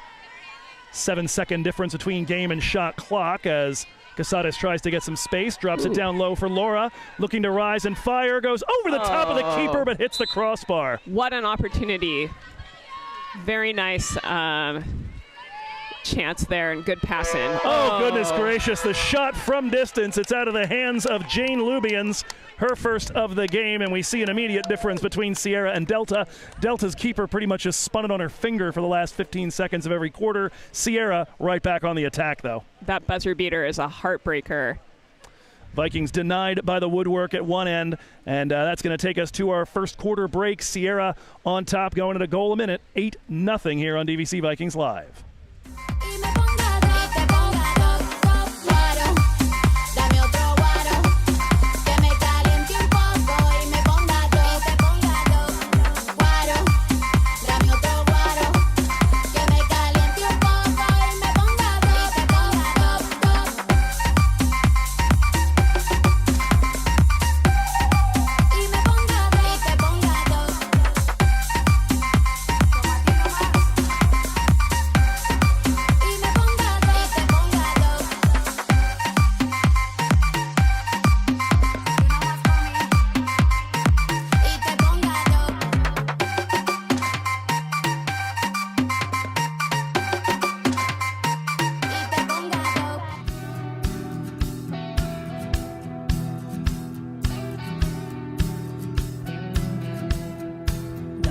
In denial drains all vitality. Seed of my aging gives birth to my pain. Youth ever fleeting, my heart still beating, my mind still raging from new dawn to rain. Sundown has taken my breath away. Sunrise restores my frayed soul. Night like a thief slinks off to my relief. My gray heart once again turns to gold.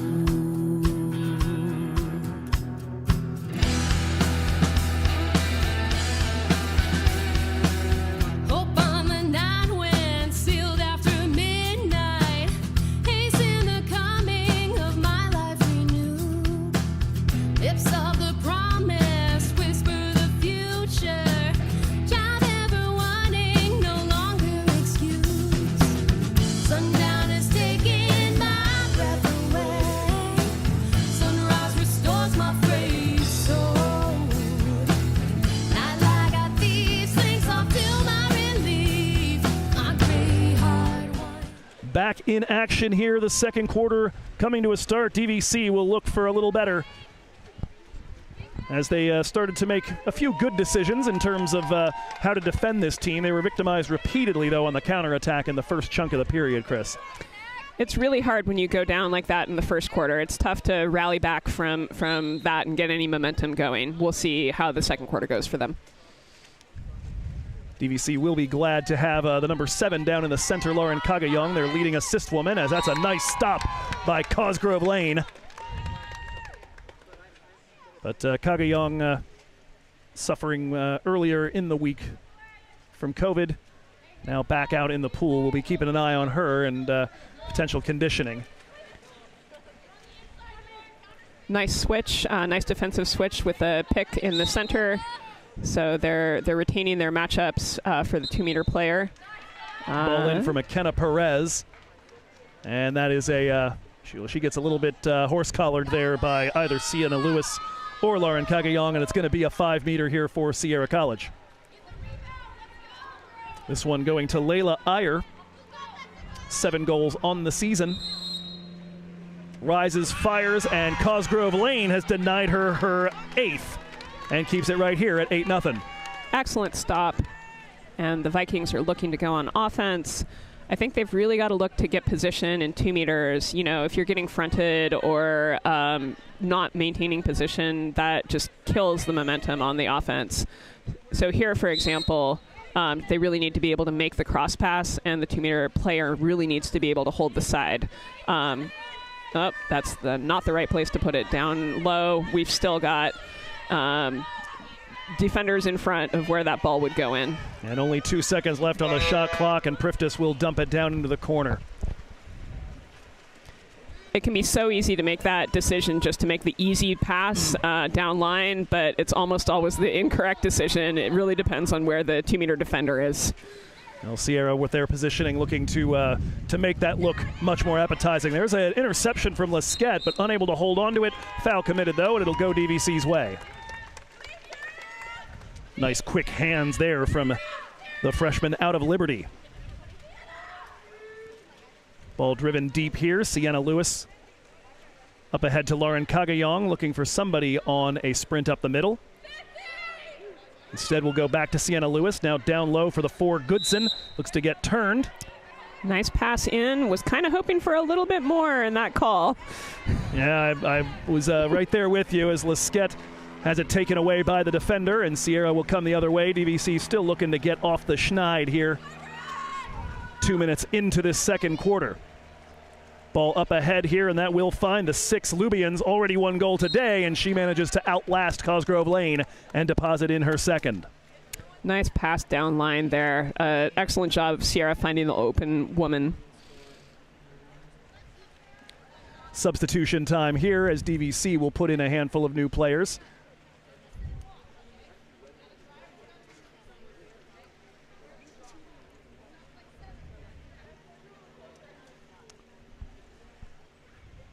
We mentioned before, Hollick with 3 goals and 5 assists last time these teams met. Lubians now has 2 on the day, and she had 3 goals and 4 assists in that matchup earlier this season. On the Vikings side, Sophia Goodson responsible for 3 of the 5 DVC tallies. 9-0 here. Vikings looking to get rid of that goose egg. Dumped down low. We've got...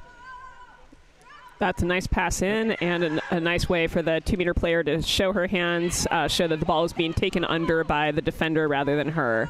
Yeah, good work there by Elena Laura. It was Renderos with the shot from distance, denied by the keeper, Arama. Sierra looking to reach double figures here. Their scoring rate is slowed just a touch in this second quarter. That one's rang off the woodwork and stays out of the hand of Lola Engel.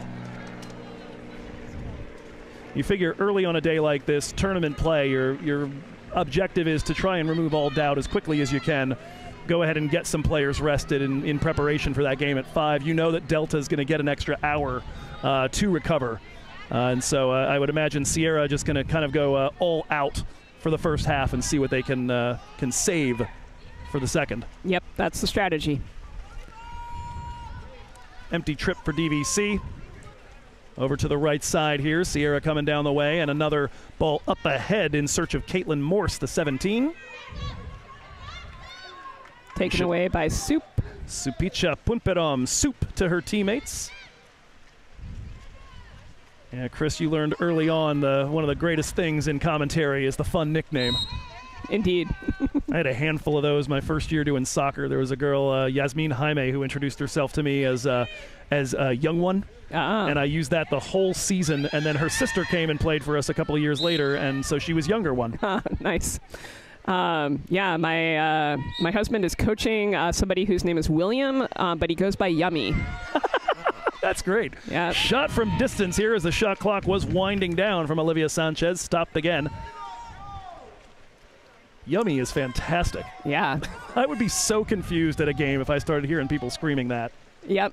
Well, you know, my middle name is Calamity, and so that's what all my teammates and my coach called me. Is that for real? It's for real. Man. I had a chat with my parents. They went with Paul. It's a good family name, but that is nowhere near as fun as Calamity. I'm named for Calamity Jane. My mom wanted me to grow up to be a strong, independent woman. There you go. There's a shot wide of the net out of the hand of Sarah Silagi. Cosgrove Lane does well to get big and deny her an opportunity. So we've gotten into the wacky conversations real early in this one. Tara Weidman coming forward. Out of San Ramon Valley, we had the joy of actually being on the call for her first collegiate goal in our last broadcast as Elena Laura's shot takes a deflection on the way through. They've got to keep taking shots like that. That was a great opportunity, a good look. You know, I think that's nicely done. Oop. And she reaches too far over the back of number 18 on Sierra. And so Olivia Sanchez is going to head to the sin bin. And a man advantage opportunity for Sierra. And it looks like Coach Decker wants a timeout to talk it over. Or was that taken by Tricia? No, you can't take a timeout when you're on defense. Okay, that makes perfect sense. All right, well, we'll go ahead and take the break then alongside him, and we'll see what Sierra has in store for the man advantage. When we come back, 3:09 left to go in first half action, 9-0 here at the Vike.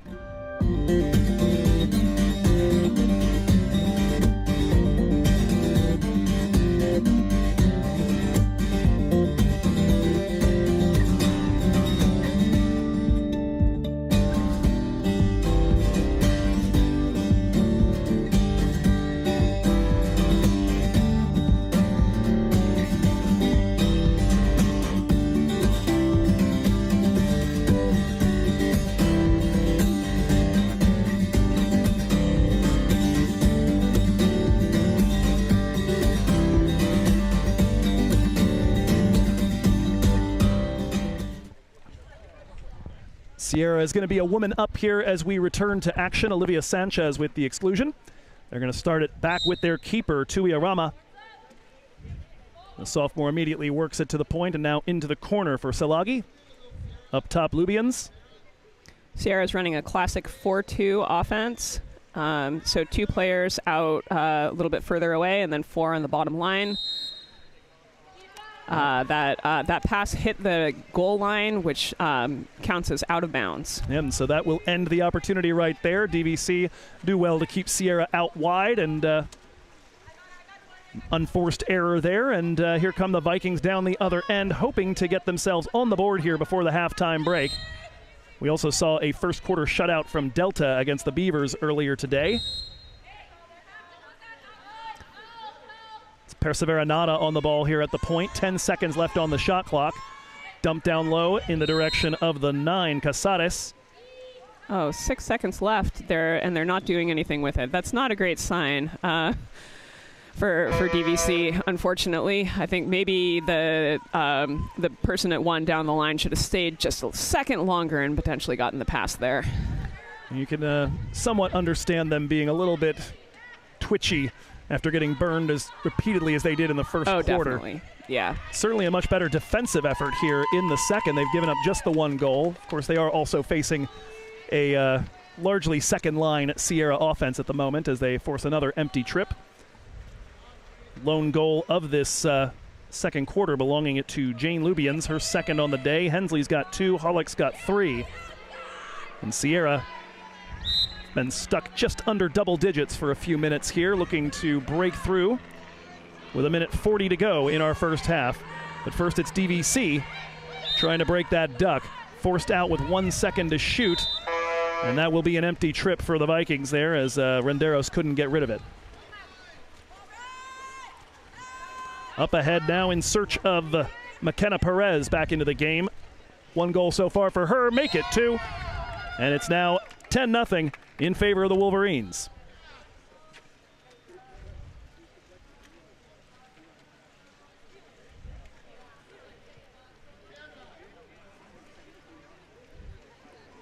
More substitutions here. Both teams, as we said, largely going to be throwing a lot of subs at this one, knowing they've got another 32 minutes of action to come later. And we've got a goalie substitution as well. Indeed. So we saw that Sonia Kamari making her first couple of saves against Santa Rosa in the game we covered a couple weeks ago, Chris. And so back in here, freshman out of Silver Creek, in for her third match of the season.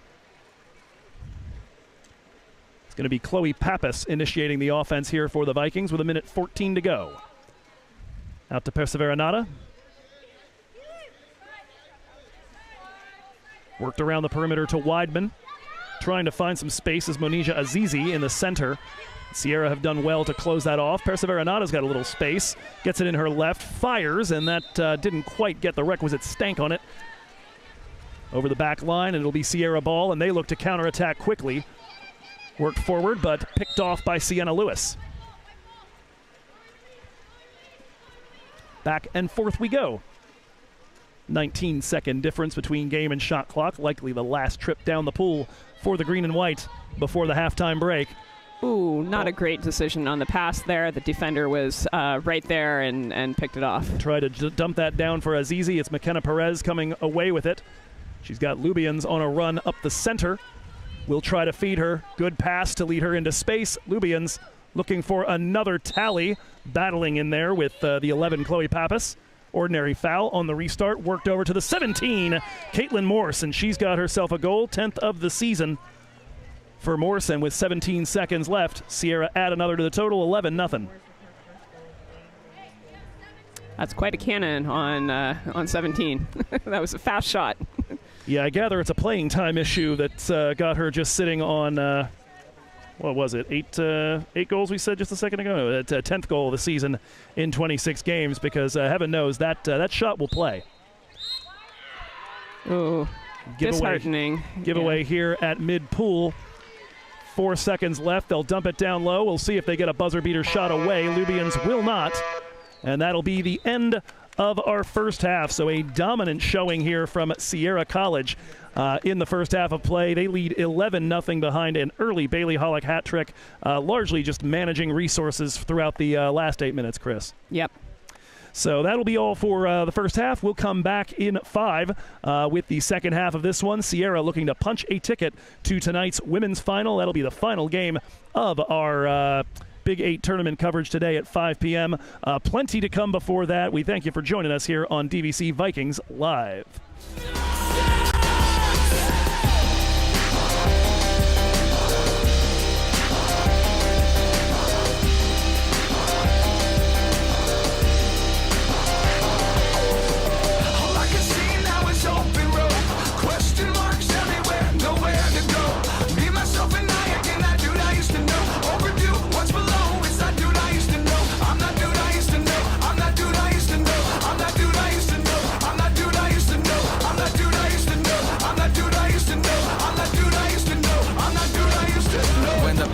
It's rainbows, it's Cloud9 cause I say so. No good book, no halos, jungle gyms and no Play-Doh. Brass ones they hang low, I might be insane though. Everybody's shady and we've all got an angle.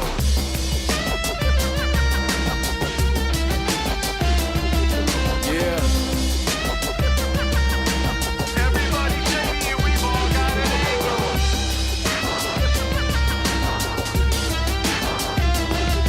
Yeah.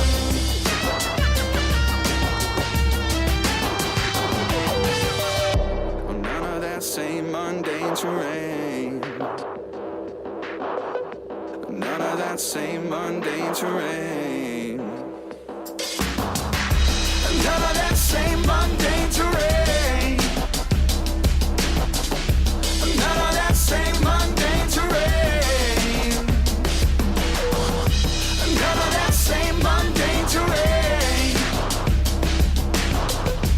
None of that same mundane terrain.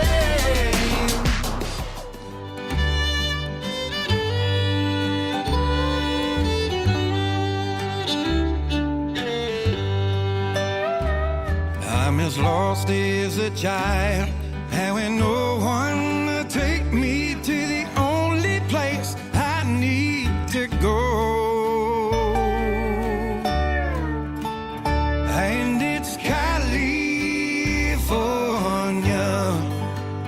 and I'm almost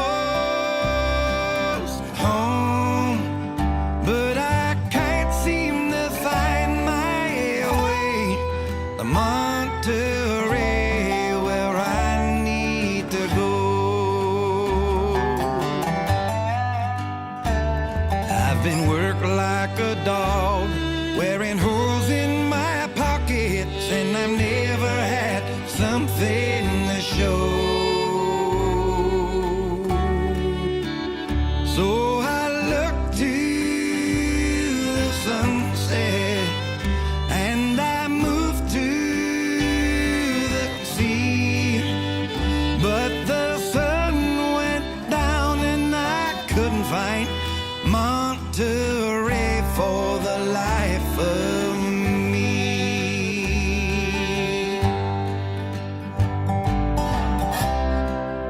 I tried calling, I tried to write, I tried everything else but going on with my life. That's what I'll do. That's what I'll do. That's what I'll do.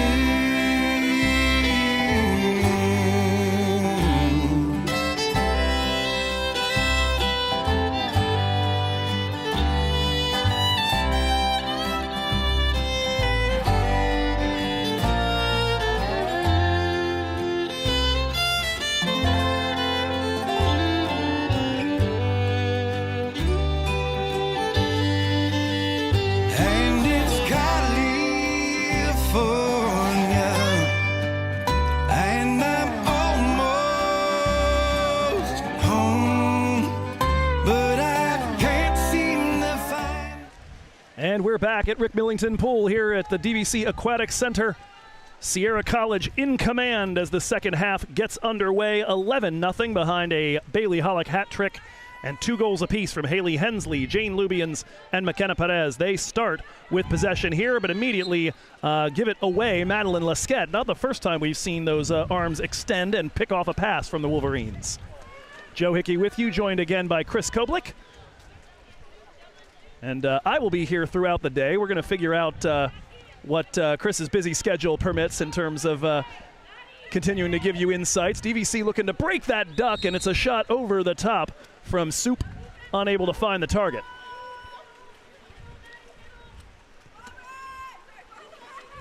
Long ball here for the Wolverines. It's Sarah Silagi, as we're going to continue to get a good look at a number of bench players here, a game that the Wolverines so far have dominated. Not a huge surprise given what their record has looked like throughout Big 8 play. 5 of those 6 wins against no losses by double digits, 12, 15, 14, 16, and 17, as that one's going to land on top of the goal. Out of the hands of the 15, Heidi Green. Excellent job of DVC kind of denying opportunities there in what's called a soft press, where they're ready to come back and help the 2-meter player, 2-meter defender, but also ready to go out towards the ball and challenge the player with the ball.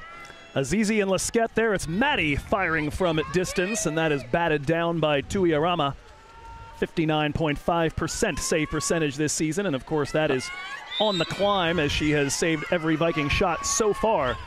Hey, an excellent turnover and takeaway there, especially because the Vikings were down on the counterattack. So I was a little bit worried about the play that was developing. Glad to see that that opportunity denied by the steal. Prifdis Sanchez now over to Azizi. Got Lauren Kagayong down on the interior. They're going to go for Olivia Sanchez amongst 3 players, and it's wrestled away. Finally coming away with it is Ali Boudreau. And down again in the center, unless, oh, good cover there. Still going to be down. Oh, there is the free woman, and it's going to be Haley Hensley looking for the hat trick. Nope, she's going to dump that, and the attempted ball over the top. Silagi's going to have to chase it down near the byline. 8 seconds to shoot. Silagi wrestling her way in against her opposing 7, Kagayong. Kagayong does well to resist her, trying for the tip goal, nothing doing, and finally secured by Cosgrove Lane. Excellent defense there from DVC.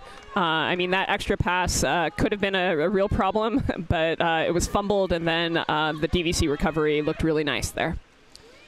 It is Monija Azizi coming forward here. Dumped over to the right side for Soup. Doing battle with Hensley. And it looks like Punpadom has committed an infraction, and it's going to go over to Sierra. And immediately forward looking for the sprint of Heidi Green. Sophomore's got 72 goals on the season so far, not on the score sheet today. Ordinary foul. She will give it up, and a change-up of a shot out of the hand of Sarah Silagi, and that'll be the first goal of our second half. It's so hard when you get beat like that on defense. You really just got to throw your hands up and hope that something happens.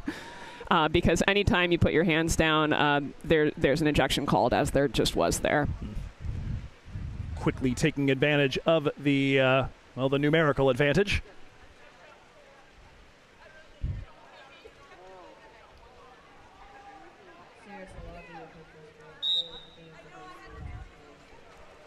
Sarah Salagi recording her first goal of the game, 8th of the season. She actually had a goal and an assist in the last tune-up match, as both Sierra and Delta were facing off with some NCAA opposition. Sierra, in fact, knocked off UC Merced in that game. Vikings here with Punpidom distant. 5 seconds left on the shot clock, and they won't get anything away here as it's dumped into a crowd of black caps. But too bad she didn't get the ball quickly enough. She actually had a weak pass to her backhand side. Unable to profit from that was Julieta Casares, and that's going to be a Sierra. A ball won by Sierra as they come forward again. Jane Lubians. 2 goals so far on the day for the number 6. Brings it to the point for Boudreau. Quickly around to the right side.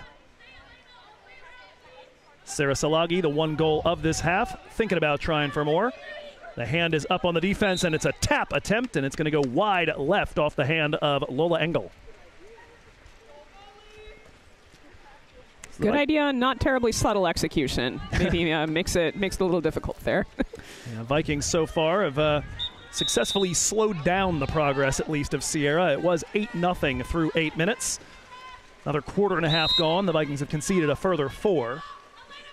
Still not able to create much of anything. They did score 5 times when these two teams met up earlier in the season during conference play. Out is Elena Laura. Ordinary foul against Salagi. Great pass and a great collect, and a fantastic bit of action there from is the number 5 out there, Layla 6. Iyer. Oh, 6, correction. Sorry, Jane Lubians. So she completes her hat trick, and with some style there. Yeah, those long cross passes are so hard for a keeper. You know, having to come all the way over and then reset with your legs, just almost impossible. With that, Sierra makes it a baker's dozen. Second hat trick on the day. Hullock with 1, Lubians now with 1. That's her 7th of the season. She had 4 of them in a row in September. Impressive. Since then has settled into a bit more of an assisting role, but those 3 bring her total on the year to 35. Excuse me. Tara Weidman receives the ball over at the far right side. Now works centrally for the 11, Chloe Pappas. And if she hadn't been denied by the outstretched hand of Arama, probably was going to be denied by the crossbar, but good-looking rip nonetheless. Hensley, very incisive pass down low to Perez.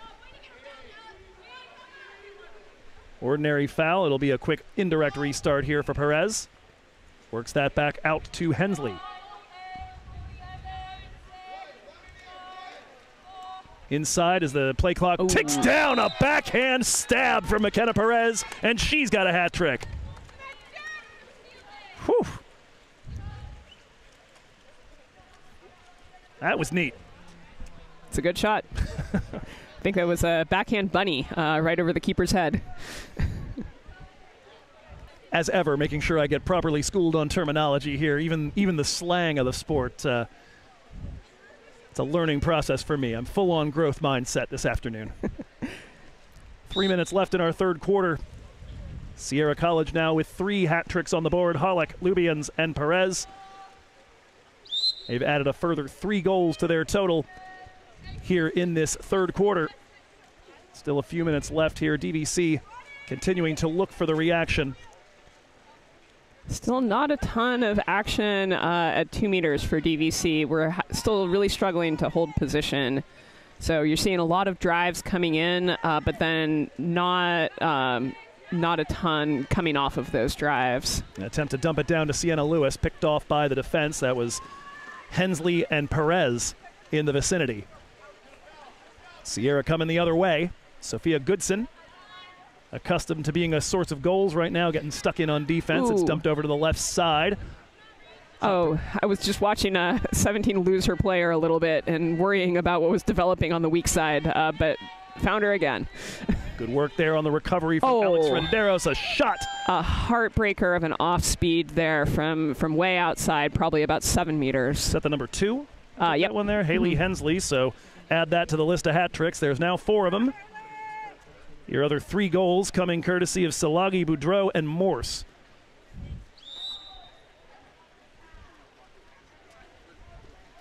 This Sierra team this season undefeated against NorCal opposition, and impressively that includes West Valley. That is impressive. Year in, year out, a nasty side there. They fell only to San Diego Miramar out of their first 9 games. Had consecutive losses to Riverside and Long Beach, and then turned around and won 10 out of their next 11. Fallen to Santa Barbara and Orange County as well. But as we stated, 5 losses to SoCal, perfect against NorCal, and with eyes on a Big 8 title potentially later tonight, and hoping maybe for another chance to take on the likes of a West Valley in the NorCal championships next week.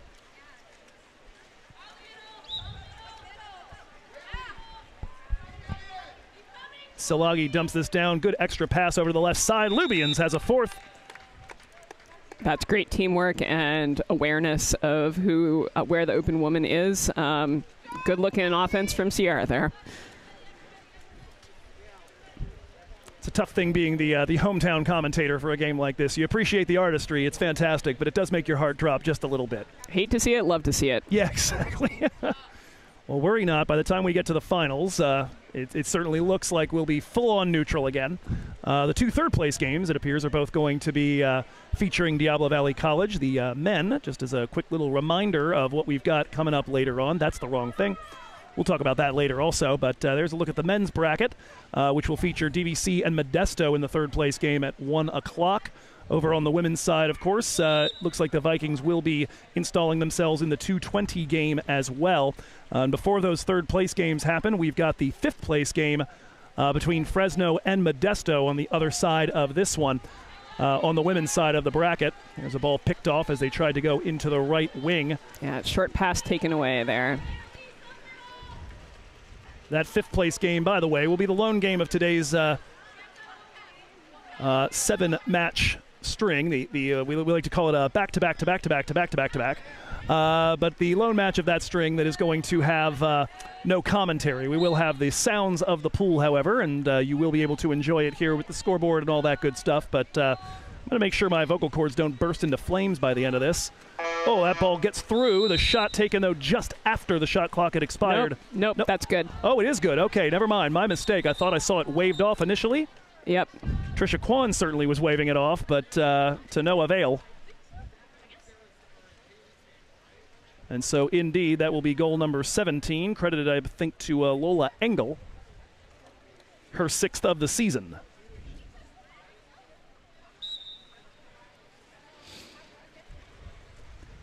Final minute of third quarter action. Sierra have now equaled their goal output from the conference meeting between these two sides. Vikings have some work to do to equal theirs. We've got a drive in, looking for set, and ball goes in, waved around. Oh, and a regular foul is called. We need some more DVC action. We need some driving. It's Azizi on the restart here with 13 left on the shot clock, and the ball back to Perseveranata. It's going to lead to an infraction and a turnover. Shot clock off, 22 seconds left. It's so hard when you play a physical team that's maybe in a little bit better swim shape than you. Really difficult to take the effort to make the drive, make the movement, show that perhaps you're being held. It's a kind of classic defensive move for a strong team. Well, that's going to bring an end to our third quarter here. Sierra firmly in command, 17 goals. They add 6 to their total in the last 8 minutes. We got 3 minutes to catch our breath and then another 8 of this one. Hoping for a little bit more in the way of competitive fixtures throughout the rest. I think we're going to have a bit more in the way of of well-matched teams going forward. But number 1 and number 2 in this conference, very clearly a cut above the rest, and we'll look forward to the big finale at 5 o'clock when they meet up. For the time being, taking a quick break, and we'll be back with the fourth quarter here on DVC Vikings Live.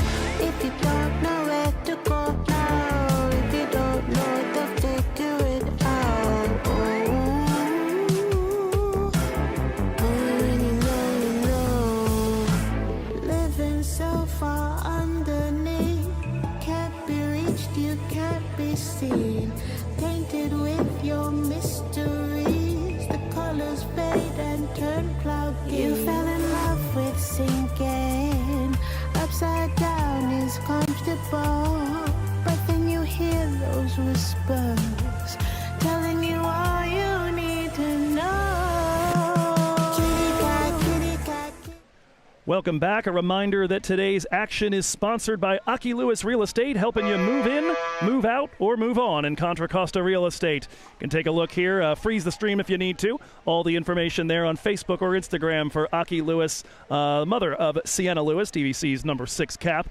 Delighted to have her support of her and of Compass, Northern California, to handle expenses and make sure that DVC could put on the best tournament possible here for you.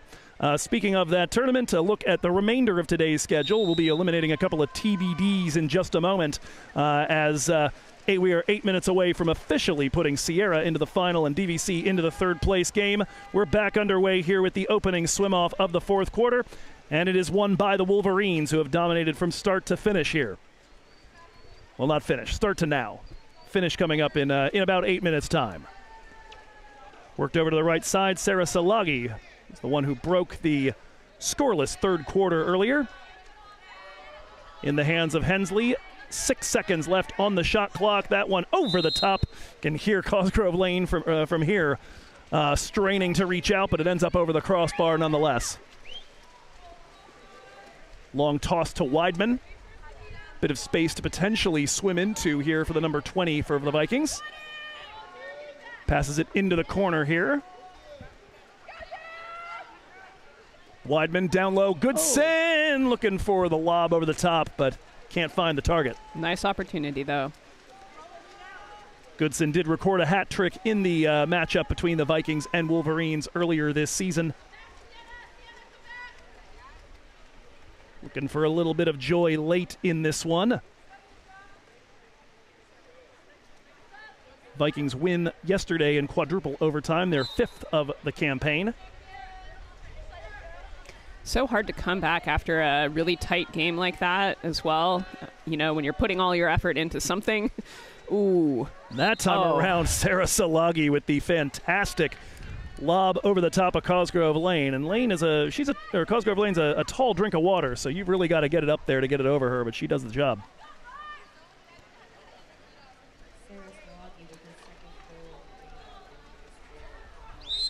Two for her. Jane Lubians with the 4 to lead all scorers so far in this contest.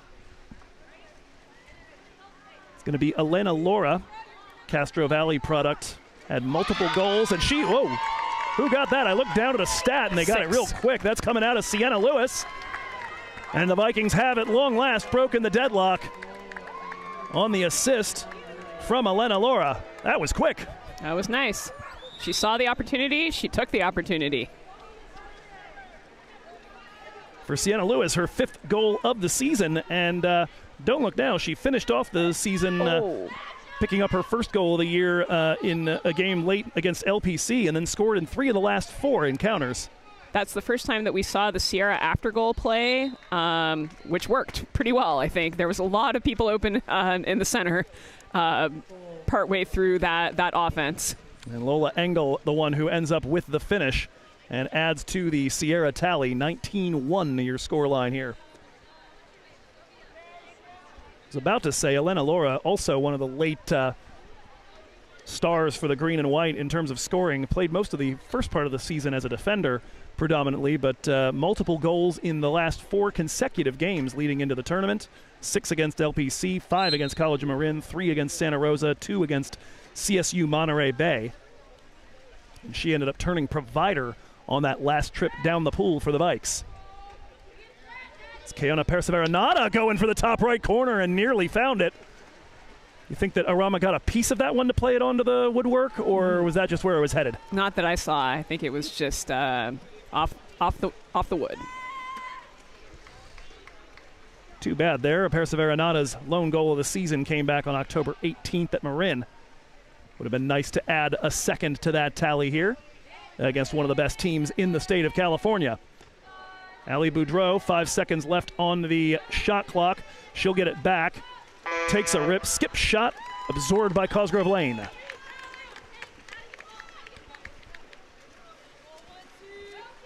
Sierra is still not holding back. You know, those late shot clock shots, the counterattack, they're really still in the process of hammering the nails in the coffin. No doubt, about 5 minutes away from, pouring the dirt over the top. Sienna Lewis receives it over the left side. She's got the Vikings' lone tally. 2 seconds left on the shot clock. Need to take a rip. Perseveranata does. And that has gotten outside the grasp of the keeper, and it is a goal. Denied earlier. Perseveranata gets one this time, and that's a second for the Vikes.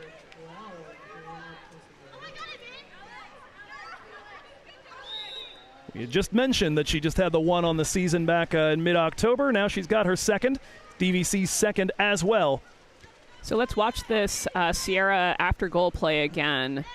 And seeing a lot of people in the center, not as much space created this time. So the Vikings wise to the after goal play, perhaps. Ball worked inside to Hensley by Lola Engel. Engel now firing from the point and firing it home. And she becomes the 5th Sierra player to reach the hat trick mark as the Wolverines hit 20. Last time we were here, we watched the Vikings women hang 24 on a side. Is this what it feels like to be on the other end of that? I don't think I like this at all. It's nicer the other way around. No doubt. Well, Sierra Wolverines will be full of confidence. The number 1 seed going into tonight's final now against Delta. They've gotten the job done. Delta, of course, earlier today as well got the job done as we look at the women's bracket, a 15-4 victory. Sierra hanging back on this defense and not contesting the Vikings setup. So they're playing conservatively. Looks like they're going to allow the ball to freely circulate on the perimeter and just hold hands up. Woof, Weidman with the left-footed left-handed rifle shot. Sorry, force of habit from soccer. Has that one tipped over the bar. It'll be a corner throw. Yeah, Sierra almost looks like they're practicing their 5-on-6 defense with people back, although they're going out to challenge the ball. I think they're working on a defense. Perseveranata, Lasquette, now over to the right side to Soup, 15 to shoot. Her shot deflected and domesticated for Arama, and we've got a timeout being called here. Likely in the interest of doing a few substitutions. So we'll just give you one more look at the women's bracket. That is about to be fully completed in terms of who is playing which games in just 3 minutes and 56 seconds time. Sierra DVC about to yield the number 1 versus number 2 in the championship final. We'll have DVC ARC before that at 2:20 p.m. in the third place game, and I think both of those are going to be some really exciting contests. Vikings got a win earlier this year over ARC by 2 goals. It was their first victory of the season, both overall and in Big 8 play. And San Joaquin Delta, the only team that has really challenged Sierra at all in conference play, and boy did they ever. That game was a double overtime victory for the Wolverines, and is the reason why one of them will be wearing the dark cap and one will be wearing the white cap coming up in a little bit, because that's the only loss that either team took this season inside the conference. So very much excited about those. I did get a sense from some of the folks up at Sierra that they have a little bit of awe of American River's men's team. They're not entirely sure that one might be one that could get away from us, but we'll find out one way or the other. Then DVC Modesto. I mean, the Vikings and the Pirates in the third place men's game, they have been playing some absolutely just stupid close games over the course of this season. The men's side of the Big 8 has been hyper competitive. Lots of very, very small victory margins over the course of the year.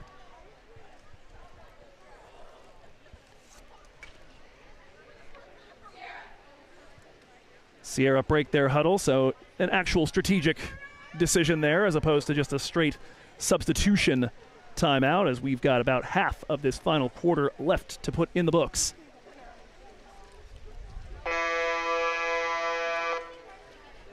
It's to be Perseveranata, Weidman, Azizi, Sanchez, Lasquette, and I think that's 11 on the far side there. That would be Chloe Pappas. No, correction, it's Soup. That's who we've got over there. Ball into the center here. It's a foot race and a scrum looking for it, and it is going to go Sierra's way. Oh, dear. That turnover. No, it was a DVC ball for a second. Oh, it was. Oh, goodness gracious. And that's why everybody headed the other way, and then the pass back to the goalie was mishandled. Got it. So Caitlin Morse profits from that, and Blackjack, 21 now on the board for the Wolverines.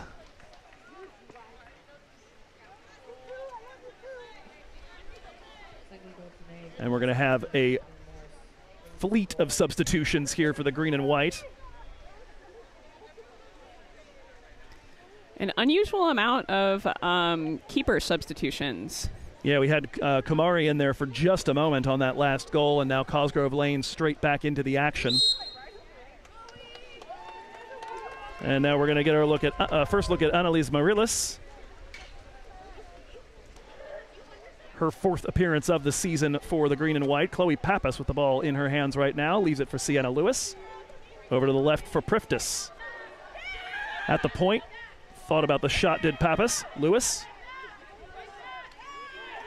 A skip pass over to the 10, Priftis. Now back up to Chloe. 4 seconds to shoot. Firing for the top right corner. Off the crossbar and straight down. Empty trip for DVC. 3 minutes to go. Good looking shot, though. We'll take it. Absolutely. Well, pretty early in this one, you're looking to conserve energy. You're looking to get a few happy feelings going into that third place game and take a stab at... ball under called, DVC ball. All right. Turnover here and from Sierra. Going to be more careful about the pass back to the goalie or not go for it at all. Yeah, better be. That's going to be Irani Priftis, the sophomore out of Concord, coming away with it. Ball forward, and it's going to be Renderos taking the shot. Unable to sneak that by Arama.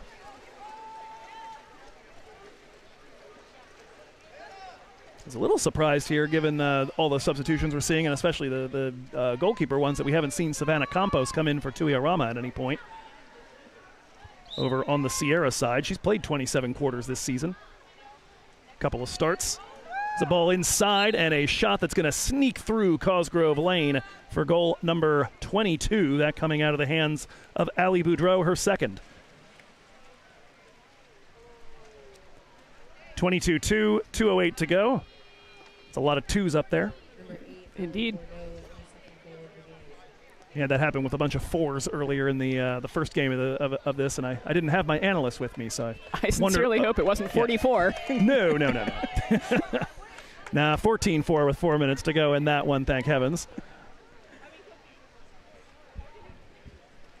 Yeah, but at the time I didn't have my analyst, so I just kind of wondered aloud. You know, I don't know what that means, but it's okay because I'm just here to report.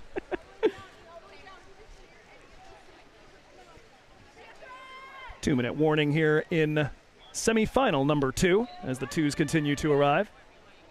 Perseveranata, 1 goal so far. Gives that up to Sophia Goodson. So DVC is all in a line, which is not what you want to see. You really want to maintain a triangle on the upper players there so that you've got some better angles. Shot from distance from Elena Laura, denied by Arama. This one lofted straight into the body of Layla Iyer. She'll drop that back for the 2. Hensley started quick. Opening 4 minutes, we had 2 on the board for her, 2 for Bailey Hollick. By the end of the first quarter, Sierra had well and truly dominated this game as they'll dump this one into the right corner as the shot clock expires. It's 8-0 after 1. Added 3 more in the second quarter, 6 more in the third, and now sit on 22 for the game as we approach the final minute of play. And Cosgrove Lane's getting in her laps there. Here's Sophia Goodson. Bit of a surprise to see her held off the score sheet. Thought she might try and take the tight angle shot just to avoid the duck. This one dumped over the top by Soup, but it's off the crossbar. Vikings have hit the woodwork a good 3 or 4 times here in the second half. Sometimes they just don't fall. One of them snuck its way across, but yeah, for the most part, they've been coming right back out at us. Final 30 seconds to go here. And we will get ready for a bunch of the undercard bouts, if you will. The 5th place game coming up after this. Sans commentary, but still with the visuals. That'll be dumped in as the shot clock expires. And Cosgrove Lane takes another trip out to the ball. That's good. Just get loose. That's what you got to do.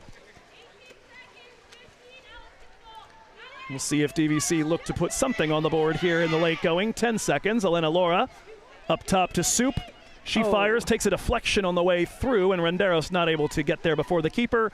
The clock will tick away, and that's going to do it for our semifinals this morning. It has gone chalk. 14-5 Delta with their victory in Game 1, 22-2. Sierra a dominant performance in Game 2, and that is going to give you your final coming up at 5 p.m. today. So we'll go ahead and take a break here, get things reset for game number 3 of our action today. That is going to be that 5th place game coming up between, we'll get it shown here again on the women's bracket, coming up between Fresno and Modesto Junior College. We'll update the bracket as well in just a moment. Graphics take time. And but we'll have the ability to follow that 5th place game, and then we'll be back here with full comms for the 3rd place games and the championship finals following that here on DVC Vikings Live. Chris will work out what your schedule looks like in the interim. I'm here for the rest of the day. Excellent. Okay. Well, that's fantastic. It's a lot nicer not to just be talking to myself. So we'll be back with that then with the 3rd place game at 1 p.m. and the rest of the day to follow. Thank you again for tuning in here on DVC Vikings Live. We'll be back in just a few minutes with the 5th place live stream.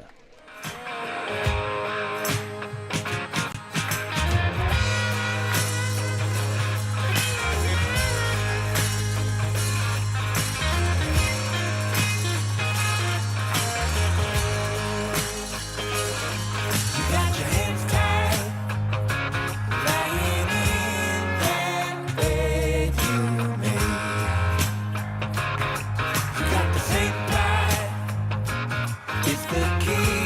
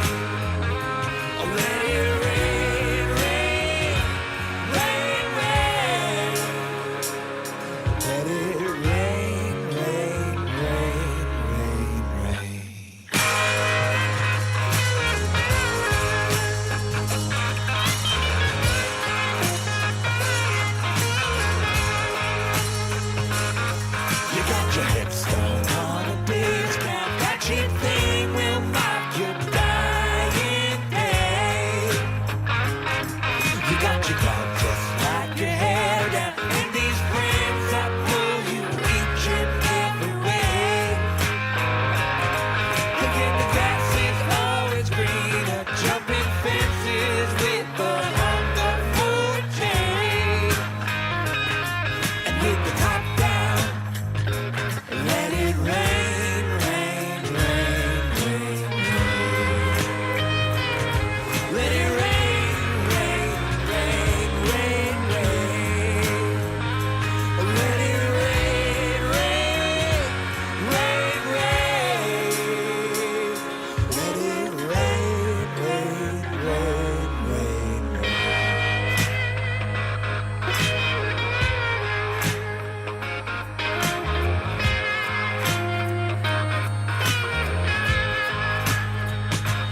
Let it rain, rain, rain, rain, rain. Let it rain, rain, rain, rain, rain. Let it rain,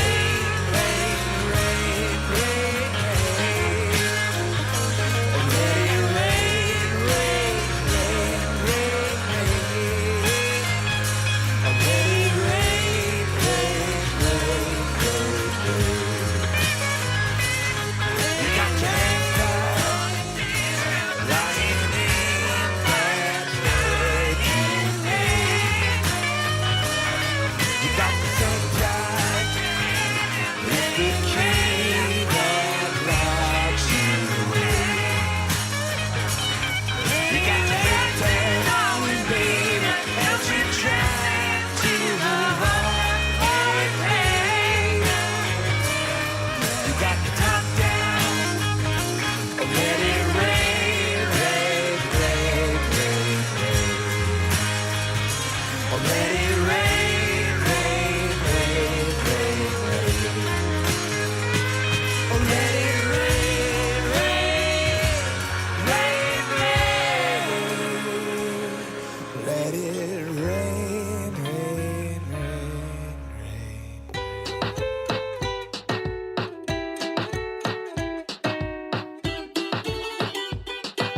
Yeah, the time is now.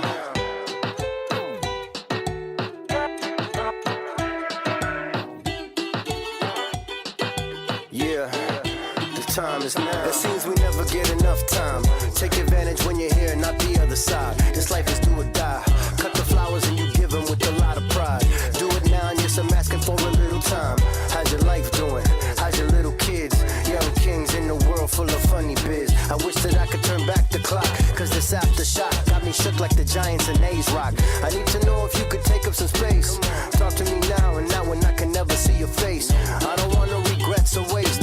I just wanna say what's up and give you a warm embrace. You've been there for me, went to war for me. Never needed backup cause we were our own army. Your mother doing well, you got stories to tell. I'ma give you both ears, I'ma listen real well.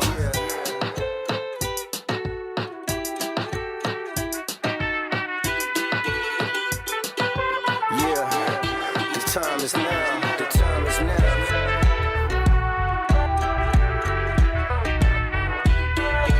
Yeah, the time is now, the time is now. For many of us, our time is cut so short. There's plenty of us who no longer play on the court. I light a little candle when I feel I can't handle. Life be getting wild like a horse you can't wrangle. See me in the street, you know my heart holds you dear. Come and talk to a brother, it's the last frontier. The memories can only hold you up for so long. Time is all we got, so give it now, hold it strong. I find myself asking your advice when I'm alone. They say it gets better, now my heart is made of stone. I can't swim or I'ma sink to the bottom. I check the hands on the clock, minutes still got them. So if I got time and you got time, let's build something now that we could take to the divine. If all you need is my time, then just let me know. I tell you this cause I know you do the same for sure.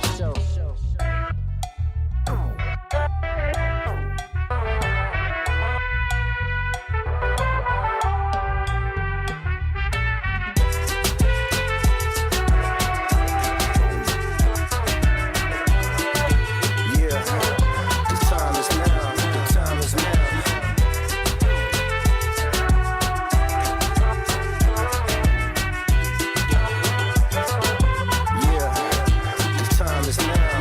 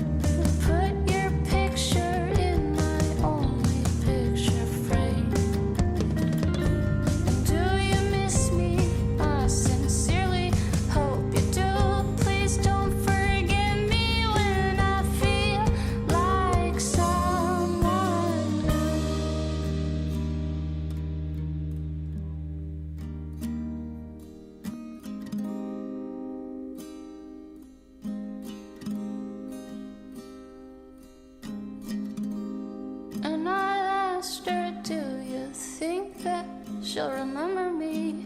Of course I do.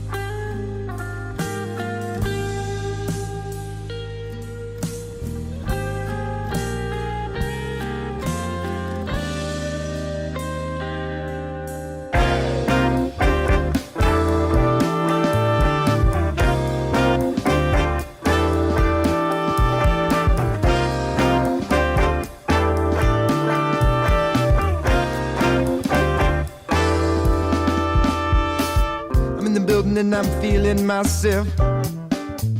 With the stage lights on, I'm in good health. And everything I wear it well. You can look to me if you need help. 'Cause there's no reason to care what they think. Don't fear that you can't. Just get up and dance. Get up and get up and get up and get up and dance. Hey, come on, dance. Hey, yes, I dance. Come on, dance.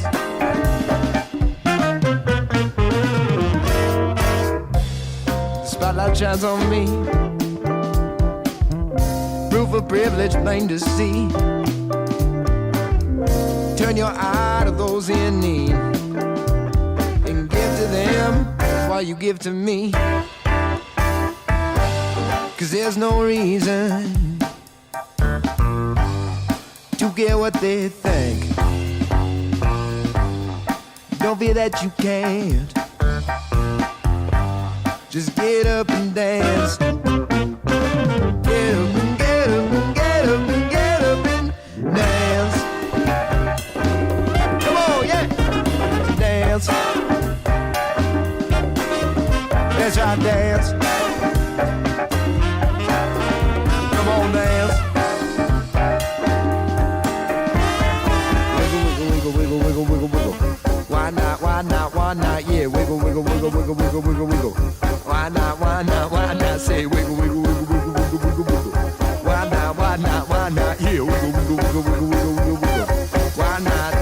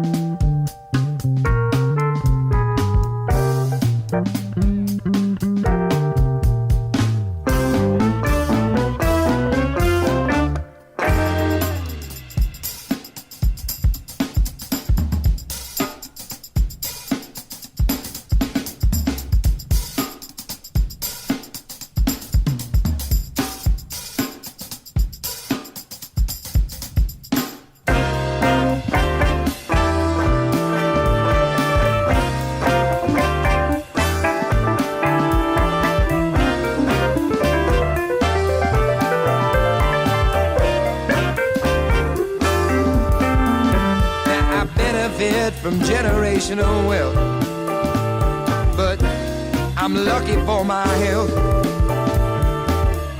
You know I got a hot tooth, and I hope it solves itself.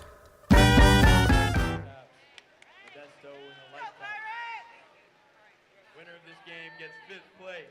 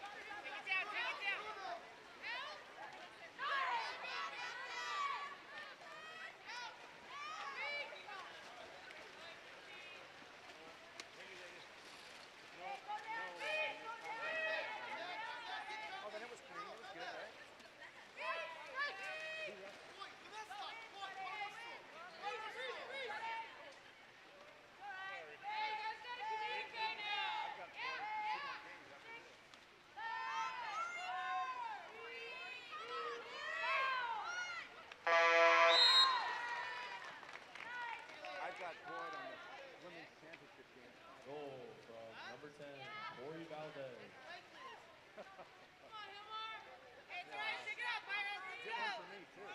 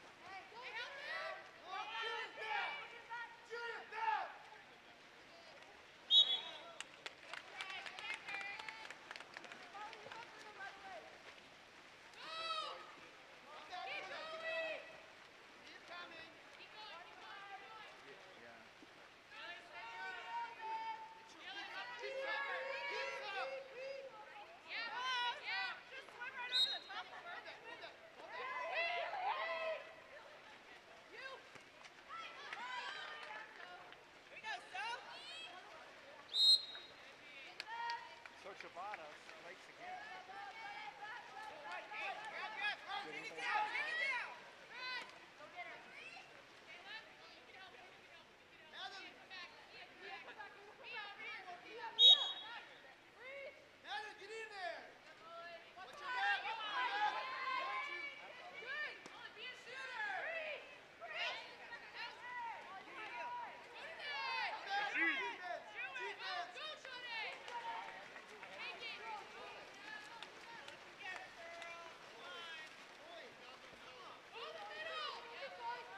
You know what?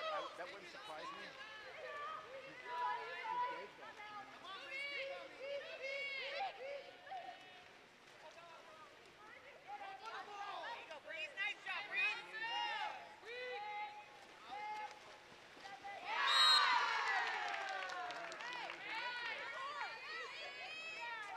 A goal from Isabel Hartzell.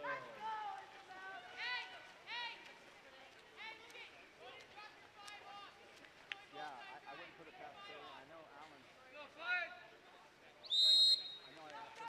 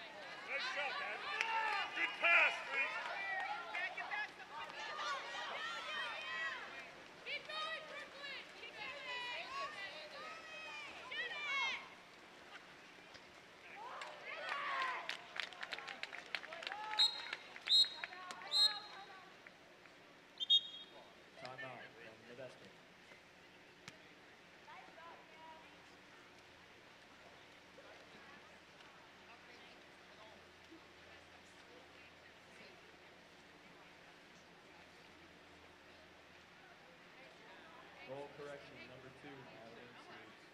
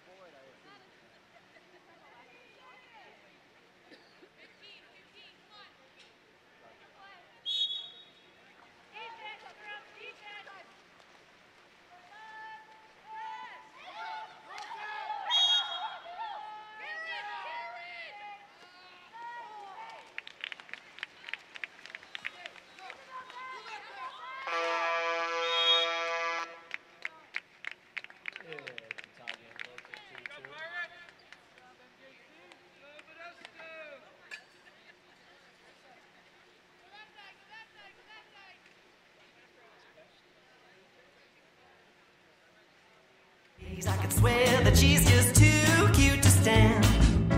Got the whole wide world eating from the palm of her hand. That's my Tennessee Pearl, that beautiful girl. You can see her aura like the moon in summertime. You could bask for hours in a shimmering shine. Beauty like that's quite an endeavor. You could search the seas forever, but you'd never find such a treasure. That's my Tennessee Pearl.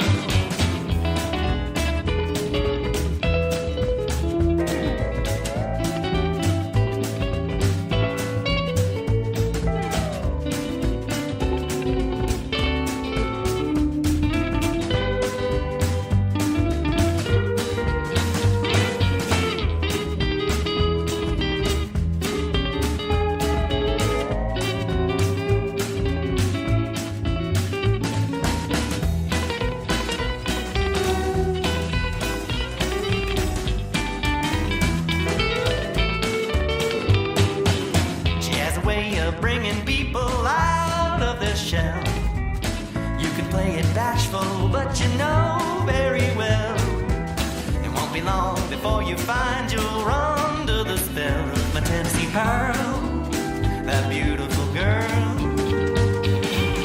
People try to forget her, but they're finding instead she's the kind of girl that just gets stuck in your head. They're lining up round the block to meet her.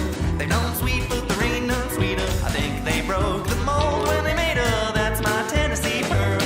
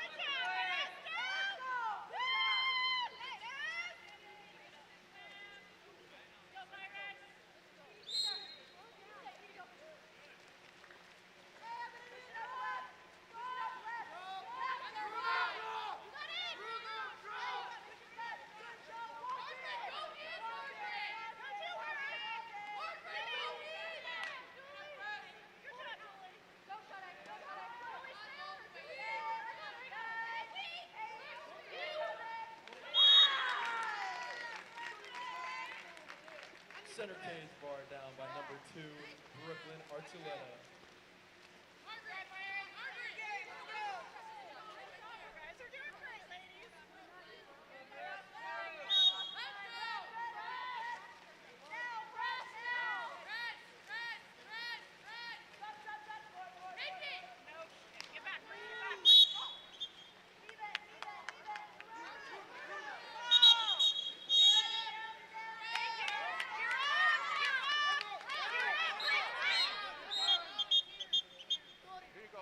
Timeout call from the Dental.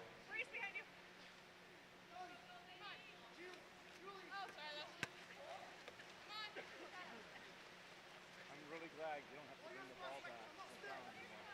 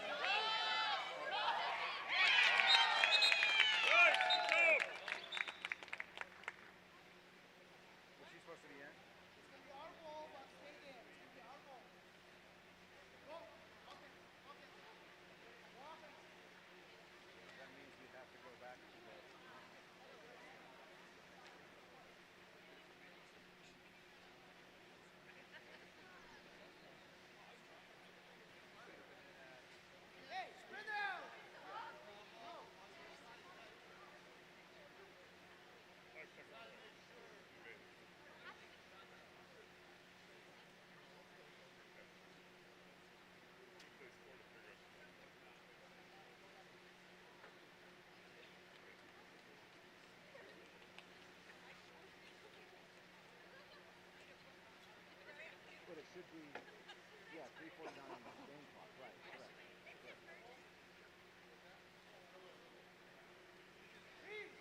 Have the shot, take it.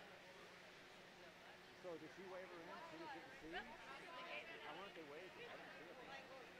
Okay.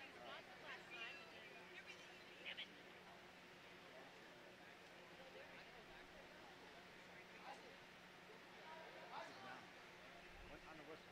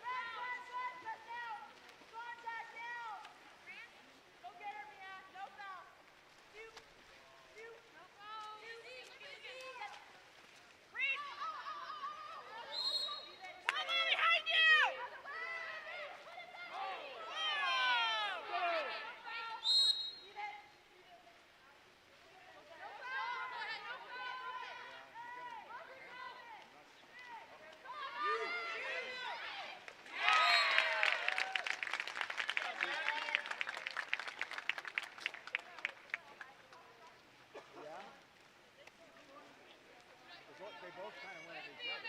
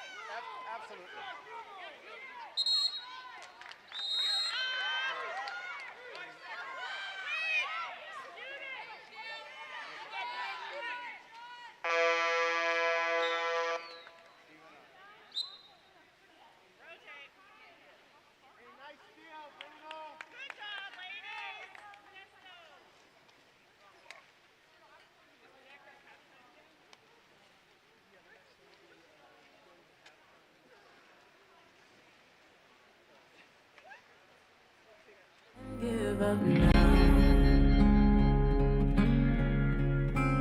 and I'll sharpen my focus if you notice when I'm gone.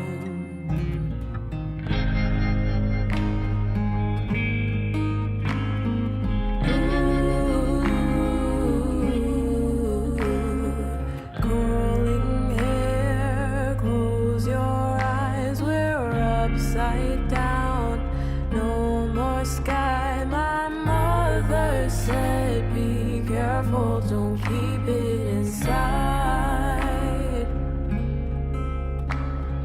Broken words trace your lips, you claim the earth. Fingertips, another day, we're gone, just passing us by.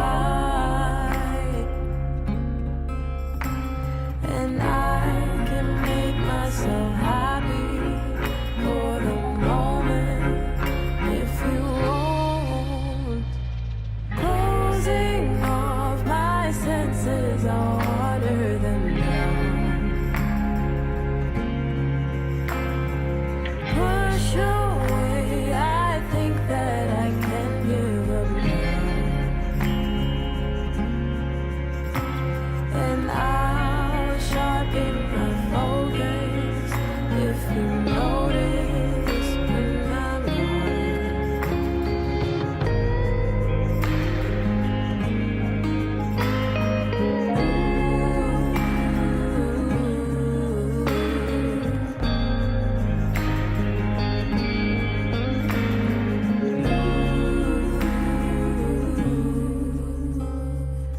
old t-shirt smells like you said I was fine.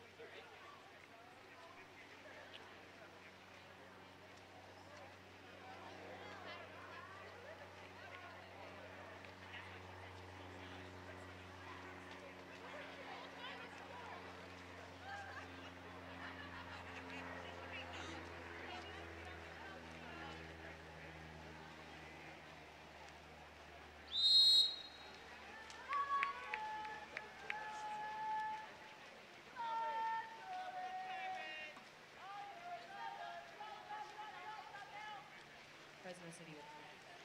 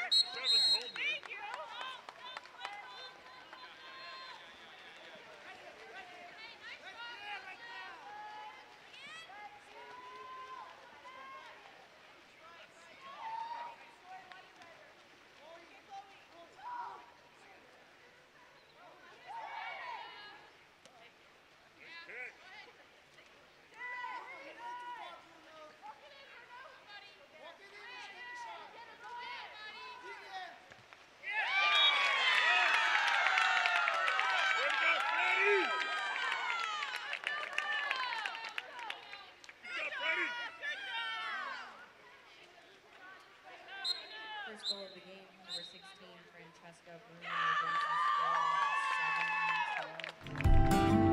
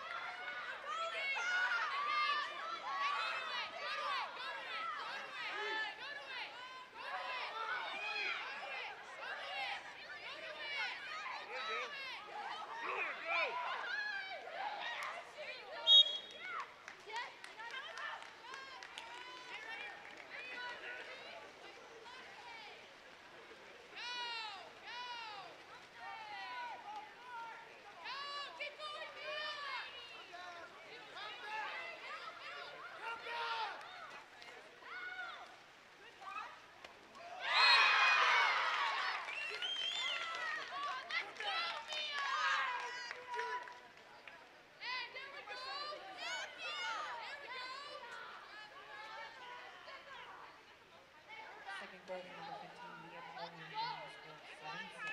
Shake it off! Shake it off!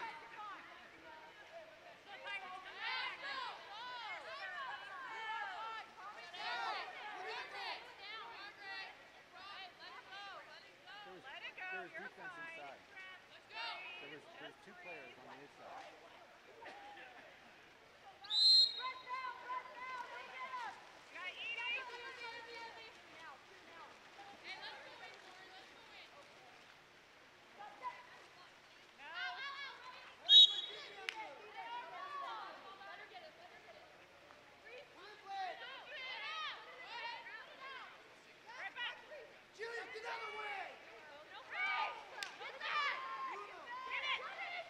Good job!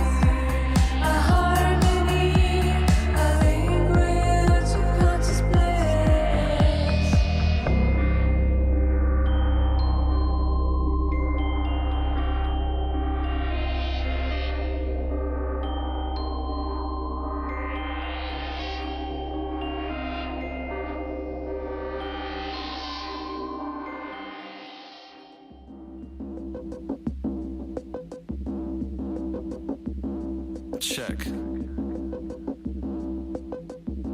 Carried away,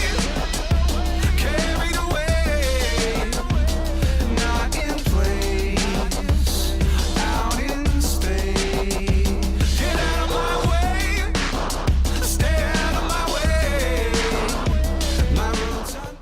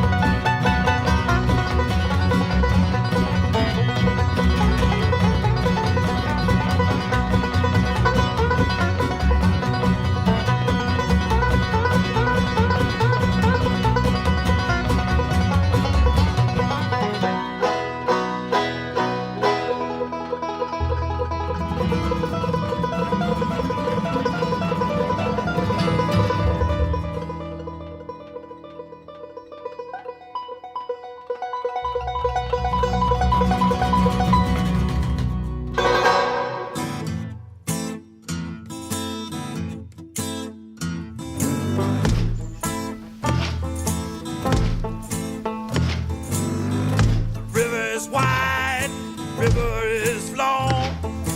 Walking by the river, walking by the river. River's fast, yeah, the river is strong. Walking by the river, walking by the river. Walk by that river all night long. River is cold, chills your bones. Walking by the river, walking by the river. The river is high 'cause it rolls with the storm.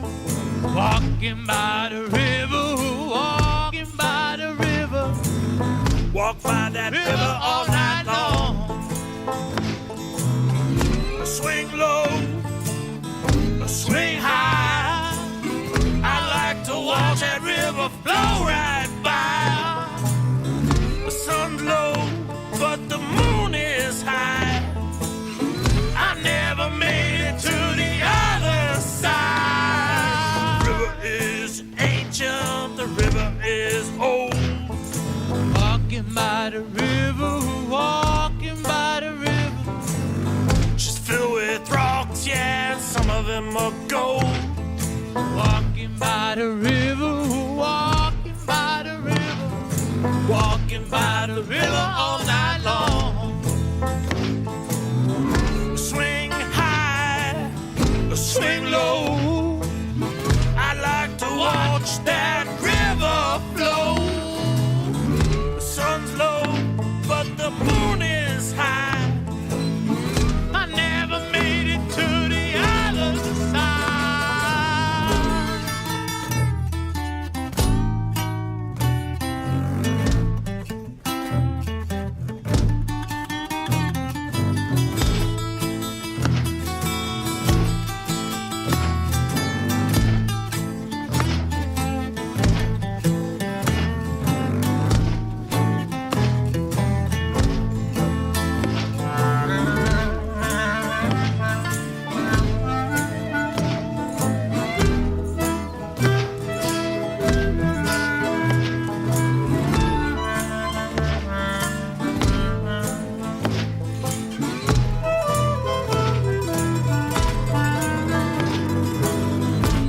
She's dangerous, she'll invite you to play. Walking by the river, walking by the river. She'll call your name, then she'll sweep you away. Walking by the river, walking by the river. Walk by that river all night long. Swing low, swing high. I like to watch that river flow right by. Sun's low, but the moon is high. I never made it to the other side.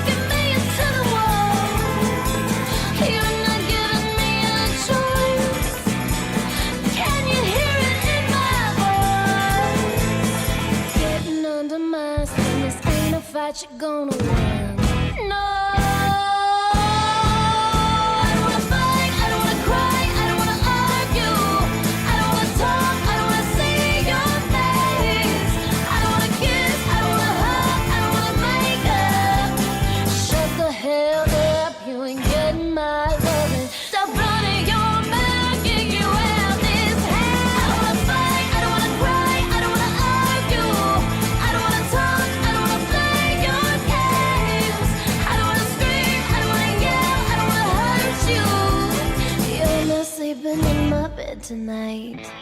I am feeling like I made a mistake, calling you up in an inebriated state. Oh, Mr. Daniels, why you making me crazy? Would you get out of my head? I'm sick of feeling so hazy. Thought I was over you, but this bottle of goose got me acting a fool, babe. It's over now, we said goodbye, and the flame has died, but I'm still feeling the fire. Old habits, yes, die hard. But you lose. Old habits lighting up that muse. Old habits gonna bury you. Because old habits, yeah, die hard.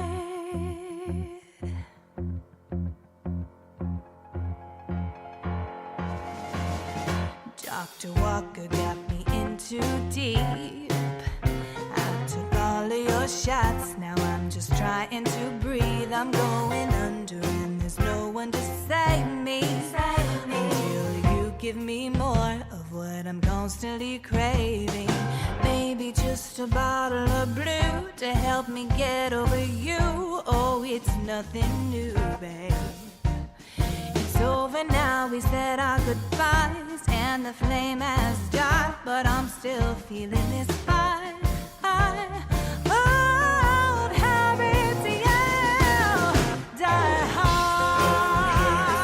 But you lose. Old habits lighting up that muse. Old habits gonna bury you. Because old habits, yeah, die hard.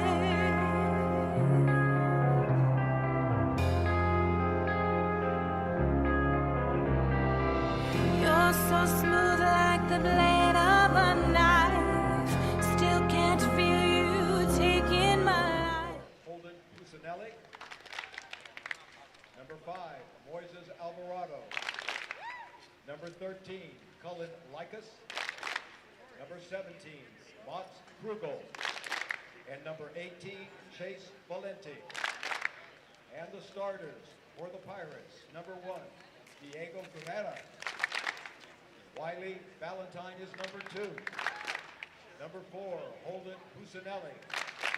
Number 6, Alice Castillo. Number 9, Brady Arnett. Number 10, Keanu Lalu. Number 11, Henry Nitschke. And number 18, Chase Valenti. And now for DVC, members of the team. Number 5, Diego Perez. Number 7, Nico O'Connell. Number 8, Ethan DeLange. Number 10, Max Benson. Number 11 is Aiden Buck. 12, Charles Sham. 14, Andrew Platt. And the starters for the Vikes. 1, Roy Murphy. 2, Jackson Barnacle. 3, Sean Canada. 4, Daniel Hollander. Number 9, Ashton Culpepper. 17, Keegan D'Arcy. And 17, Thomas Okopo. Members of both teams.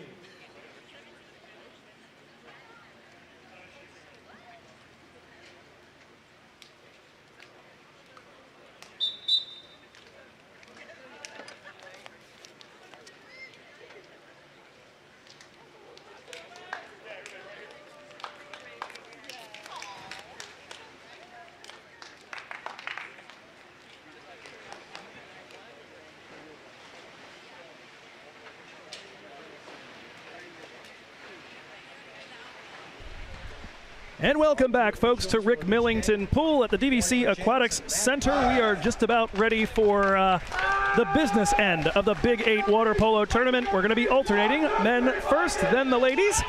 And we've got the third place game here, both third place games involving the DVC Vikings. You had a quick look at the starters a moment ago. Rory Murphy in goal for the Vikings. Sean Canada, the big returner, was unavailable when Chris and I did the games against Santa Rosa a couple of weeks ago. He's back in the lineup alongside Barnacle, Canada, Culpepper, DRC, and Colpo. For Modesto, Diego Guerra in goal. Ballantyne, Castillo, Arnett, Laolagi, Nitschke, and Chase Valenti are your starting 7. Welcome again to the broadcast, Chris Koblick, who we're delighted to have for the entire duration of these next 4 games, and hoping for a little bit more competition than we observed in games 1 and 2 this morning. It was a couple of blowouts involving the DVC Vikings and the ARC Beavers. Upset specialists yesterday, getting smacked around a little bit this morning. Could not ask for a nicer day for some water polo. It is a lovely one, as DVC's first attack is going to fizzle here. The ball put inside for Keegan D'Arcy, but unable to settle it. Modesto come away. Here come the Pirates. Keanu Laolagi, their leading scorer with 63 goals on the season, brings the ball up. Over to the right side here for the 18 Valenti. Up top, Castillo. At the point, Laolagi putting a body into the Vikings' Sean Canada. Shot clock ticking down. They will take it. It's an off speed, and it's a little on the high side, and Murphy ends up untroubled, albeit only after a moment. Good solid defense by the Vikings. They look to break the 0-0 here, just a minute into this third-place encounter. We've got a drive shaping up on the weak side and a shot. That was a nice rip there on the one touch, the one-timer from Thomas Colpo, but denied by Diego Guerra in goal. This ball passed to basically nowhere, and it's a bit of a race to try to get to it. DVC claim, and after the foul, we'll get another attack rolling. Forward looking for Colpo, spins his way around one defender, and we've got a 5-meter awarded to the Vikings. Colpo drawing that 5 off of the pass from Hollander. Good game awareness on the part of Hollander.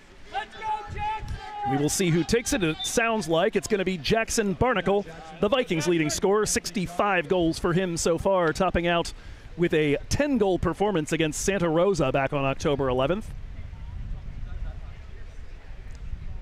Oddly enough, in a game where the Vikings scored about as many goals as they have all season in the rematch against Santa Rosa, he was held off the score sheet. That was an upset. Here comes Barnacle, and that is stopped by the outstretched hand of Guerra. The rebound back in, and DVC take the lead. Wow, great hands on Jackson Barnacle to catch that rebound and then redirect it into the goal. Vikings draw first blood here about a minute and a half in from the 5-meter line. 66th of the season for the sophomore out of College Park. When these two teams met back at the Delta College Invite and in Big 8 play, the Pirates took care of business both times. 4-goal win at the Delta College Invite, an 8-goal win, 1911 during Big 8 play. Modesto looking to get level here as that shot comes in from Brady Arnett, blocked by a forest of arms. There's a foul underneath. It'll be a restart, and a few players have either decided to cherry pick or don't realize it's Modesto's ball. Coming back from behind, though, Thomas Colpo with the dispossession of Arnett. Arnett not looking like he wanted to shoot that. Yeah, seemed to have his head up looking for other options there, and that's good information for the Vikings for later on in the game. For sure. Tendencies are a useful thing in a game that can be as laser quick as this often is. Alex Castillo will start the Modesto offense here. Out to the left side for Laolagi.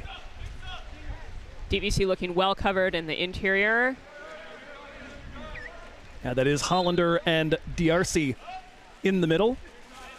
Culpepper out on the left. It's now Castillo with the ball. Up top, Arnett from the point. Lofted pass is going to split the difference between Nitschke and Valenti. Does get through. Off-speed shot claimed by Rory Murphy. Heck of a side spin on that one. That one's going to find the backstroke as it works out of Sean Canada up the left wing. Pinpoint pass from Murphy. Gets away from Colpo for a moment. Now back to Canada. And they've got to watch the 2 meters there with Keegan D'Arcy. Hollander at the point over to Culpepper. Shot clock ticking down. It's brought into the center, and with his hands up to indicate he's doing nothing untoward, Alex Castillo defends well, runs out the 30. Empty trip for the Vikes. And when we were here last time, Rory Murphy, he was on one in the second half. He had a great game. Vikings were in a competitive fixture with Santa Rosa through about 14 or 15 minutes as that one's fired wide. Yeah, that's a good call. That was a tip. Yeah, Murphy does get a touch to it. It'll be a corner throw in just a moment after the shot from Arnett. DVC with some counterattacks in the second quarter was that just placed on the rope? No, the call was offensive at 2 meters. Oh, okay. Swimming over the defender. Murphy with the outlet all the way to Canada. Second time he's found the number 3 cap from distance. There's a run coming up towards the 2. They elect not to feed it. Back to the 15 DRC, now Canada. 10 to shoot. They've got time here. It's nice that they're taking their time. Oh, that's a pass to nobody. Yeah, pass into the interior and 2 Modesto Pirates between that and the intended target, perhaps Culpepper.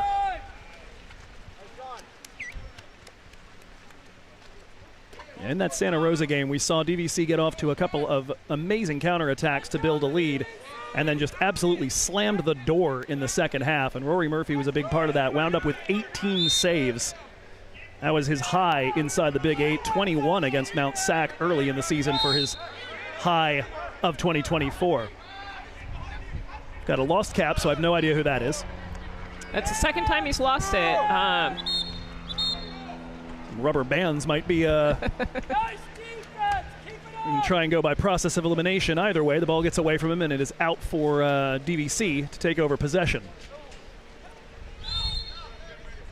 I think potentially it's Puccinelli. It may well be. Or maybe Ballantyne. I don't see the number 2 cap out there now, so I think maybe that's who we're looking at. Yep. He looks like a Wiley, sure. Oh, and now it's Hollander who's lost his. Tries to go inside for Colpo. And we've got an ejection called. All right, man advantage here for DVC as it'll be the number 9 Arnett swimming off. Barnacle. Looking to set up, not looking for the quick there. Out to Hollander in the right corner. Working it around the perimeter. Culpepper. DRC. Barnacle. Inside. Oh, beautiful stuff there. Thomas Colpo strikes. Vikings make it 2.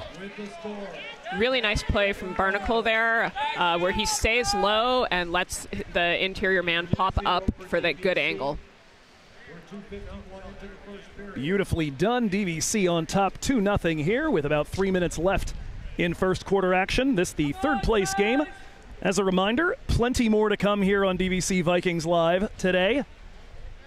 Our schedule includes DVC's women's team facing off with American River in the women's third place game. That's starting at 2:20 p.m. And then it'll be the Sierra Wolverines trying to claim a double as their men face off with ARC at 3:40 for the championship. And then their women take on San Joaquin Delta, one of the only teams, well, the only team in the Big 8 that has taken them down to the wire. Hoping for some exciting stuff after a couple of blowouts. That Modesto-Fresno fifth place game was certainly a very, very tight contest as the Vikings create another empty trip here for Modesto. But that Chris and I were watching that one. We switched roles. Chris was operating the electronics, and I was up there on the camera. Give our voices a little bit of a rest for the big stuff coming up. But that was the most competitive game all day. Modesto doing well to get their distance as Culpepper fires from the point. DVC with 3 early ones, and they are on top. Gotta love that momentum.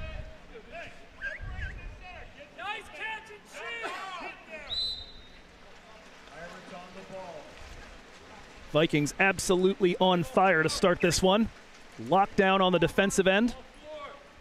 Not sure Murphy's actually had to make a save yet. He's had a couple whistle wide. There was the one that he tipped that led to the corner throw, but That one might have been heading out anyways, Right. but I'm just as happy you got a hand on it. Why take any chances at this point? And that's an errant pass. That'll find Ethan DeLang into the game for his first action. Canada, Culpo, Barnacle, and Culpepper out there joining, along with Aiden Buck, who's the one making the run into the center. Back to Culpepper. Barnacle. Skip shot almost. That hits woodwork. Vikings denied a fourth. That was moving. Yep. The men's ball is slightly larger than the women's ball, and they still are able to put a lot of pace on it. That's just all about the long levers at that point, as they say in England and in Australia when discussing cricket. It's an opportunity here, and Modesto do finally break through. It's Holden Puccinelli, the freshman out of Bayer. And he's got the Pirates on the board. 3-1 here in the first period, third place game. We go 63 seconds in the first period. Worth taking a look here in the interim at how they got here. So we take a peek at the men's bracket. DVC and Modesto both winning yesterday. Modesto, that was expected over Santa Rosa, 21-10. DVC, mini upset, 5-4 with the 14-10 victory. Their second win of the season over San Joaquin Delta. Of course, then both of them went into the semifinals. And Vikings liquidated by ARC.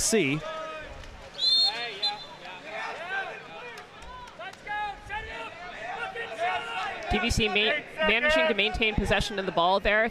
Quick work by Sean Canada.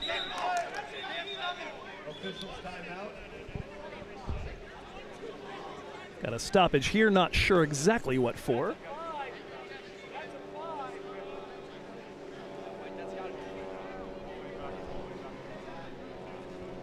You know, I think probably the shot clock reset, and they've got to figure out Okay. potentially where it should be at. I'm not sure. Well, we will be educated before too long here. I'll pull this back up, though, that men's bracket. DVC, as we mentioned, falling to AR 18-4. Sierra had a fair bit more of a challenge with Modesto, knocking them off 11-7, and that's what gets us this particular matchup now, and the other one coming up at 3:40.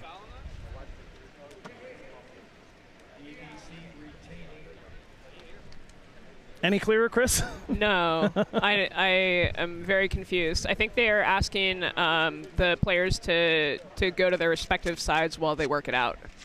So there's no temptation to mix it up outside of regular time. All right, back to it. Yeah, I have no idea. I think they just recalled the whole possession. Do-over. Yep. Except the time expired. Eric Fisher, the Modesto coach, looked nonplussed on that one as that's thrown into a crowd trying to find Thomas Culpo. There is a foul, though. DVC retained possession. Culpo back out to Barnacle. Hollander. Good ball inside, movement. and another nice shot. Thomas Culpo's got his second, and DVC stretched the lead back to 3. Pass came from Hollander, 4. DVC 4, MJC 1. 45 ticks remaining. Vikings making good use of that skip shot, as Modesto will start with Diego Guerra in possession, the sophomore out of Bullard. He stopped just about half the shots he's faced this season, 49.2%. Right now, the ball in the hand of Cullen Likos. Joined on that right side by Henry Nitschke. That is one German-sounding side of an offense, I'll tell you what. Is Mats Krugel out there? It's the number 7 who's actually from Hamburg. Ball up ahead here to the left side for Sean Canada. It does occur to me, Cullen Lickhouse, that might be Dutch. Barnacle from distance, that's going to whistle just high and over the outstretched hand of Guerra. And with the time ticking down, an attempt to launch that one goalward from the full length of the pole. That's going to go just a little bit high, and that's going to bring our first quarter to an end here. We'll be right back on the other side of a break. DVC Vikings, the hosts, on top 4-1.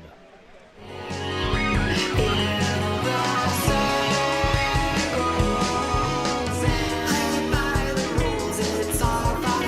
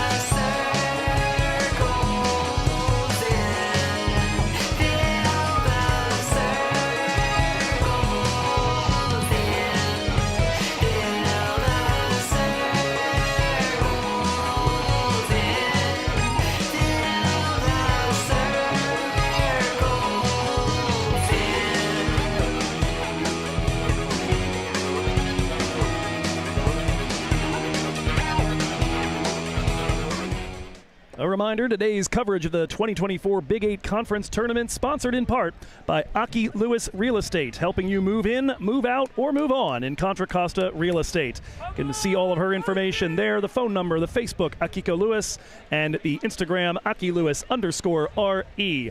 Give her a call if that's what you need. Just about ready here for second quarter action, and Chris Koblich, the Vikings off to a heck of a start in that first quarter. What were they doing so well that got them out to this lead? You know, I think the teams are playing each other really evenly right now. DVC's extra goals have come from passes into some crowded situations that have really paid off for them. Some kind of dangerous lower percentage that they've managed to convert on. And for Modesto, so in their case, do they look at this and say, you know, keep with what we've been doing? It should be working. We've gotten a little unlucky. I think so. All right, well, we're back underway here.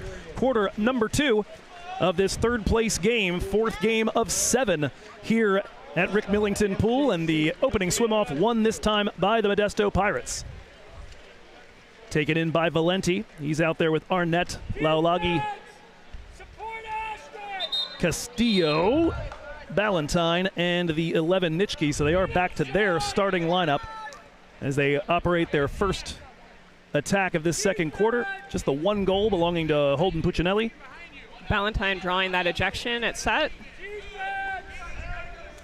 And the extra man opportunity goes for naught. Colpo with the field block there. Nicely done, and spares the Vikings the blushes, as it was Sean Canada, I believe, or rather Ashton Culpepper, the 9 cap, that was excluded on that first possession. DVC now looking to build a little something, up 3 goals and looking for more. This one dumped down low. It is kept in play by Hollander. Up to the point, and the shot coming from Culpepper, and he's got a second. The heat on that ball, I think a field player got a piece of it, the goalie got a piece of it, and it still ended up in the cage. Yeah, you need to start counting fingers at the end of one of those. Make sure they're all still there.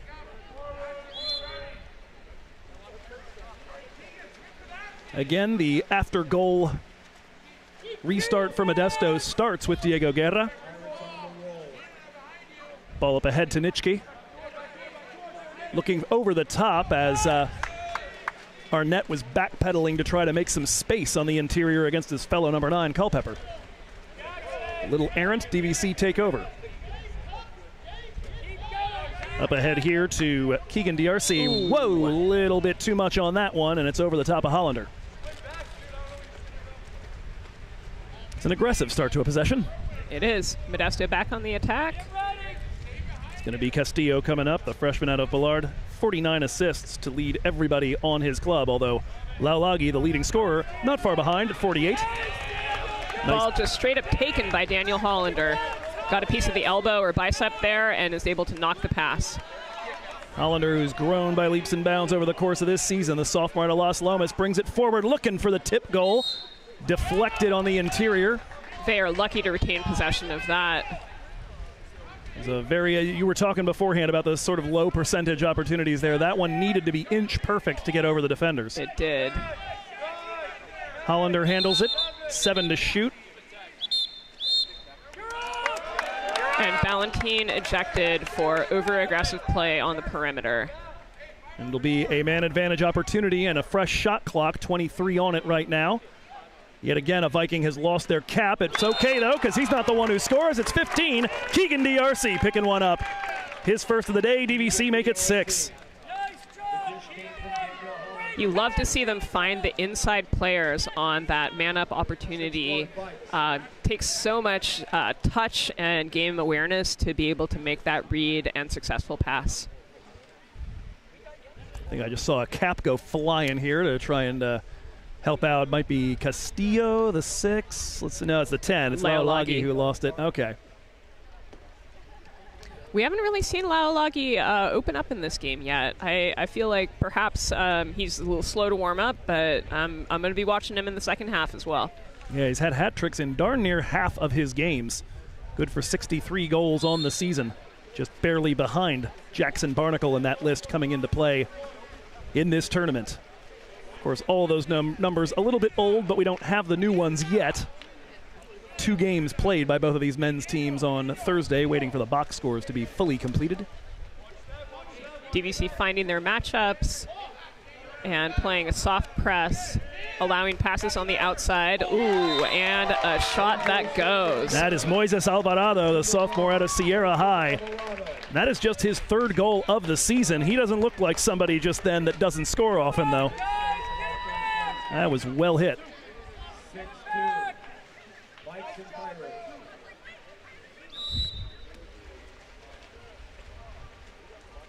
Vikings so far with a 2-1 advantage in this second quarter.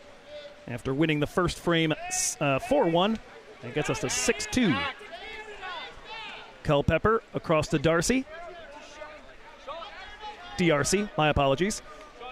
Nice flexibility to get that across and to maintain Whoa. it. Hollander Twice still battling. around. Are we going to go for 3? Oh my goodness. That was a battle. A regular foul is called, and with hands, Thomas Colpo with the quick. And he completes his hat trick right there, and I got a sense he's not done. Vikings now make it 7-2. Quick little back and forth between him and Hollander. Hollander went, I think, 3 full rounds with his defender there. That's where you ask, where do you put in the quarter? Man, oh man. Talk about earning your assist. Yellow card given, looks like to both sides. Both coaches perhaps there. Not entirely sure, but saw the yellow waved around with the ref nearest to the camera. All right, that is Corey Dolly. Yeah, looks like both sides as he admonishes them. Corey Dolly for DVC, Eric Fisher for Modesto. I think that was a stay behind your lines and pipe down.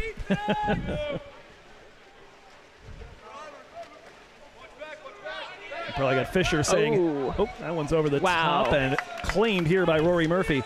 That was a very lucky pass that was off by a little bit because who is it? Holden Puccinelli had very good position there.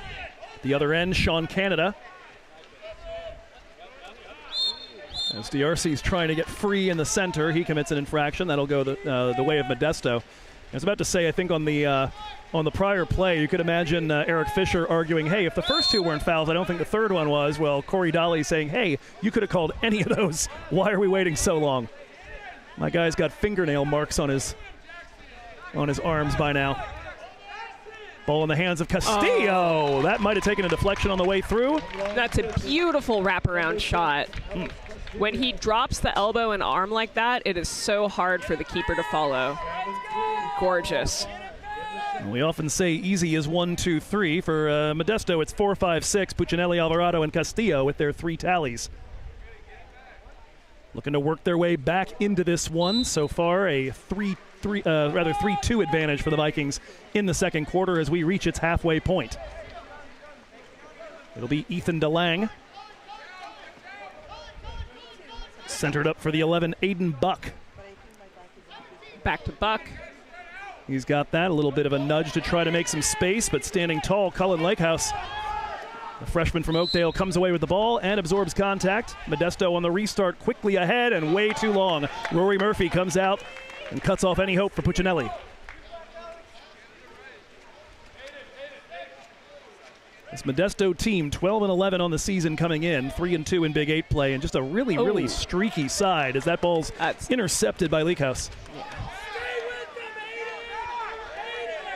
A lot of space to go into. Culpepper and Buck making sure they've got communication and have their cover assignments. Ball for Laulagi, and he has finally tallied leading scorer for this club. Kept under wraps so far, no longer.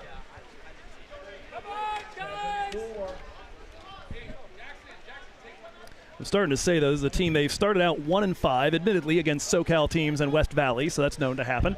Then 6 straight wins, Merced, Ohlone, DVC, Delta, DVC again, Delta again. Then they won 1 of their next 6. Then they won their last 3 going into the tournament, and of course took home a victory in the quarterfinal on Thursday. DVC looking to change the momentum here. They've lost a couple of opportunities and given up a couple of goals. So going into the half, trying to retain or regain, rather, momentum. And they're back to the 3-goal advantage they started the quarter with. Got an exclusion here for the number 5, Moises Alvarado. DVC with the man advantage. It's DeLang rising, leaves it for Culpepper. Had a window, decides not to use it. Now it's DRC. DRC fires that one home. DVC take advantage of the advantage. So far for the Vikes, by my count, Culpa the hat trick, DRC and Culpepper 2 apiece.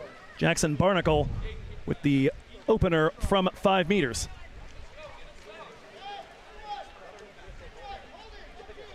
It seems to be DeLang coming out. We got Hollander and Canada alongside Culpo, Barnacle, DRC, and Culpepper. That is your starting lineup in front of Murphy. So important to get a stop after a goal to make sure that you retain the momentum. In baseball, we call it the shutdown inning for a pitcher. Yep. Ooh. And Murphy got a touch to that one, but Holden Puccinelli's got his second. And Modesto get that goal right back. Puccinelli just overpowering his defender, Sean Canada, there. Looks like he just kind of out-muscled him.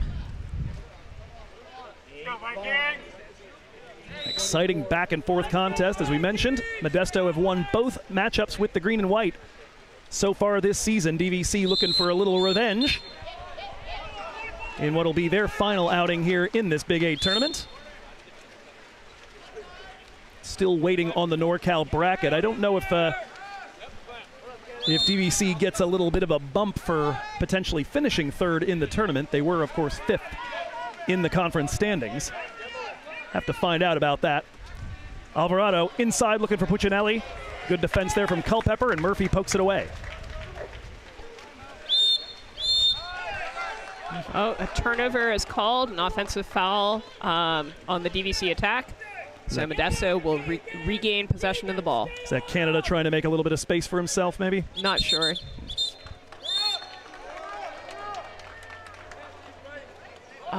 Exclusion here for Culpepper. The shot comes, hits the post. Out of the hands of Alvarado, and it's going to be a corner throw as Murphy got a touch to it.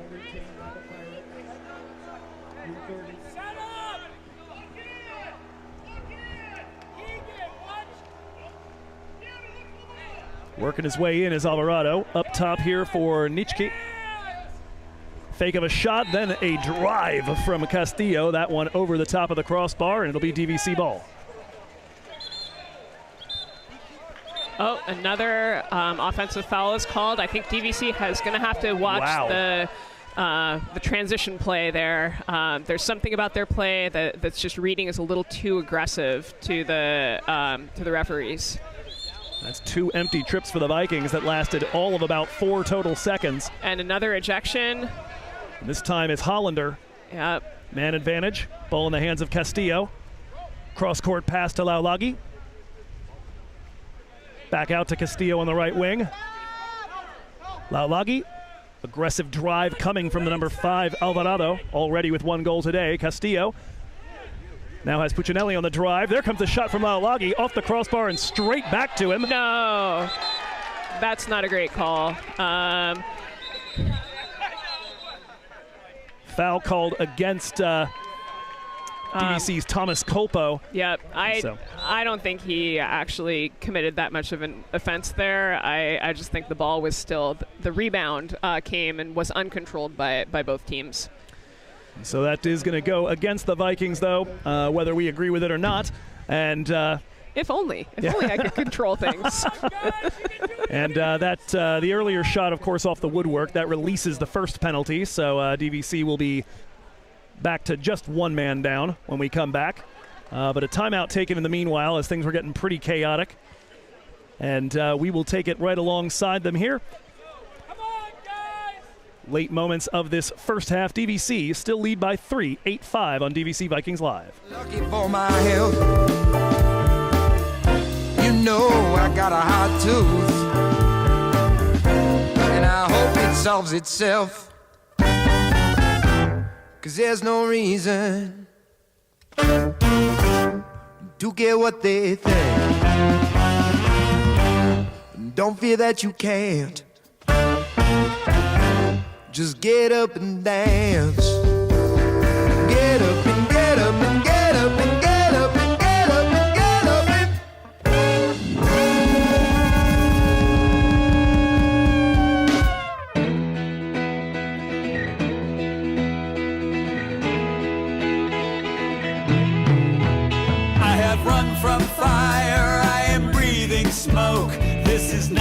choke.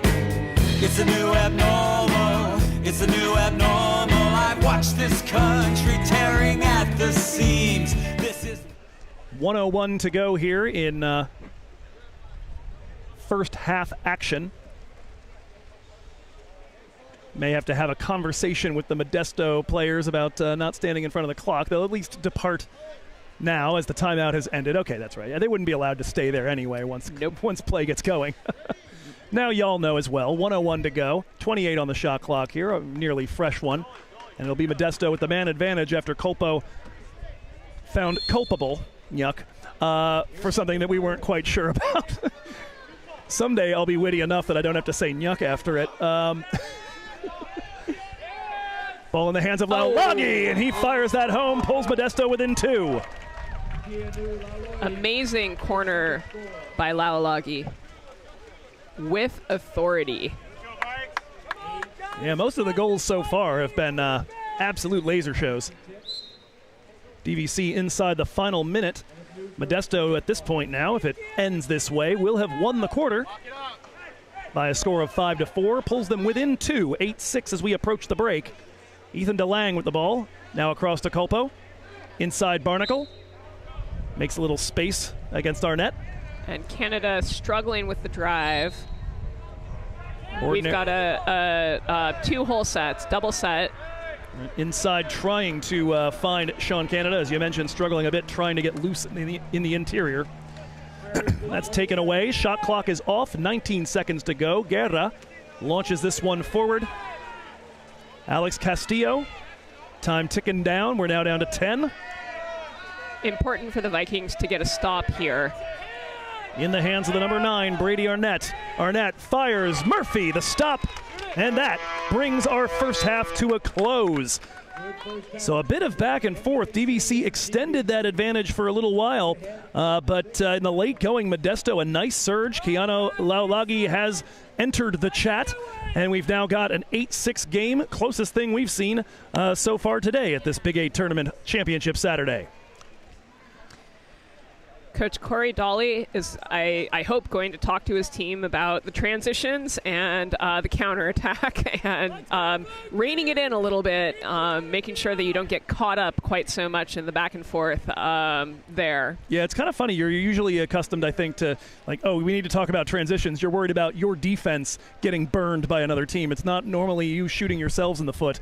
With a bit of physical play and giving Modesto extra opportunities at the other end. Those offensive turnovers are just killers in terms of creating opportunities for the other team. Everybody's swimming head down, not necessarily hearing the whistle immediately. That's, I think, the biggest thing that the Vikings can correct for. Well, we'll see how they do with that in about 4 minutes' time. We're going to take the break here and treat you to a little bit more local music courtesy of The Beat of Diablo, hosted by Dave Hughes. Of course, if you want to tune into that, check on Sunday night on KVHS 90.5 Student Run Radio. That's Sunday and Thursday, the rebroadcast, both at 7 p.m. Hope you enjoy while we're away, and we'll be right back with the second half of DVC Modesto, the third place game on the men's side of the Big 8 tournament.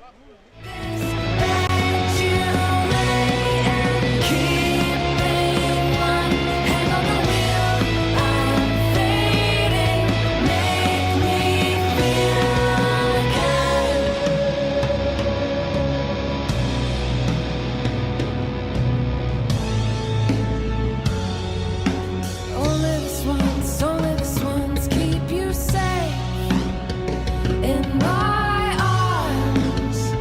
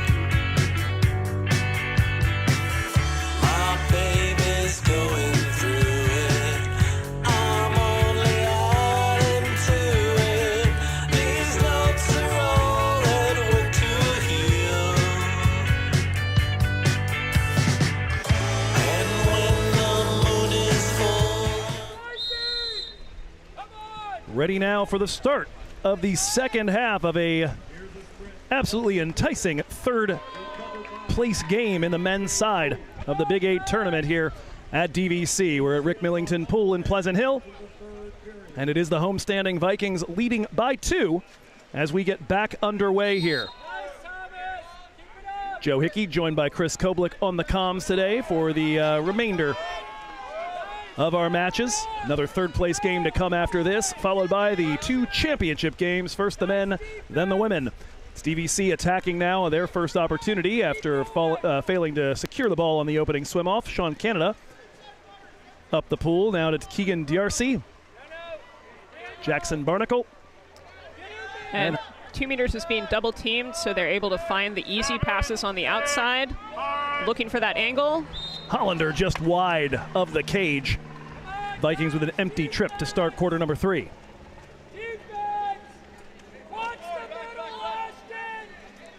Comes the ball up ahead and a quick counter, and Laulagi denied by Rory Murphy. That's using your head, Joe. And speaking of using your head, finding the quick outlet pass to Keegan D'Arcy. He is swarmed, however, by Castillo and Arnett. Foul committed. DVC retained possession with 20 on the shot clock. And now an exclusion of Laulagi, who's still kind of in the way here. Was that the one that they excluded somebody else? Nope, 11. Oh, okay. Well, Nitschke. So Nitschke, the one who was excluded. I thought for a second Laulagi just swam right into the action as he went for the sin bin. Yeah, nope, that would have been a 5-meter penalty if ejected player interferes. Nitschke back in as he had swum all the way over to the Modesto player bench area before anybody told him that the play was over. You still have to go out. Oh, okay. Yeah. So even if the play changes hands, you still got to make your way to the sin bin, as it were. Got it. Modesto in possession right now. Over to the right side, Chase Valenti. Arnett. Attacked here by Hollander. Up top, Laulagi, 7 meters away. Over to the left side, Castillo, back to Laulagi. I would not let Laulagi wave it like that. I think you've got to challenge him a little bit more. Oh. And there's a nice find to the bottom right corner out of the hand of Brady Arnett. 5th different goal scorer in today's game for Modesto. And they've made it a 1-goal game here. Vikings were in control early, but as you commented, Chris, a few issues with the counterattack and some overly physical or aggressive play. Let Modesto back into it, and the Pirates, I mean, they're known for taking advantage of situations. I don't know about the Modesto Pirates, just Pirates in general. Ooh, way to find Barnacle on the inside, and a 5-meter penalty is called. Excellent incisive pass right there, timed beautifully with the run. Or you guys call it a drive, right? Yes. Okay. It's going to be Ashton Culpepper to take this one. And you can feel the tension, or maybe it's just me. I always hate taking 5 meters.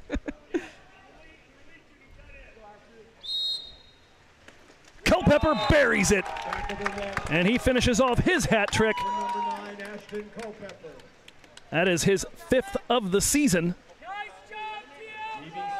And DVC re-extend the lead. We talked earlier about getting that stop right after you score a goal. Modesto unable to do so here. Vikings trying to keep from having any further momentum building on the blue side. Again, Guerra gets us restarted here. A little over 2 minutes into this third quarter. DVC up 2. Laulagi challenged by Colpo. Ball worked around and back to Arnett. Now Castillo. Castillo, cross-court pass, and a beautiful first-time shot from the number 18, Chase Valenti, who puts himself on the score sheet. Barnacle not liking the matchup at 2 meters. He came back in to help, but allowed the cross pass and then that quick shot to find the near corner. This is what I signed up for. The blowouts this morning, a little bit soul-crushing. This is fun. Back and forth we go. Vikings and Pirates, a maritime matchup played on the water as it should be. Ethan DeLang. Back to Culpepper. And now Colpo. D'Arcy. Again, Vikings with a very wide offensive set. Very content to stay out there on the perimeter and then wait for their opportunity to get it inside. 8, 7, 6. That's inside there. Culpo, the spin, the shot, and the goal. Turnaround shot from Thomas Polo, number 17. Vikings have 10 goals. Culpo's got nearly half of them, 4 to his name. Coming into the tournament, he was particularly on fire, had hat tricks in 4 of his last 6 games. And he's picking up right where he was leaving off there.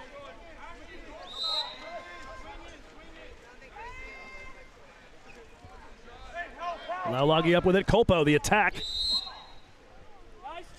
A little aggressive there. Ordinary foul, though.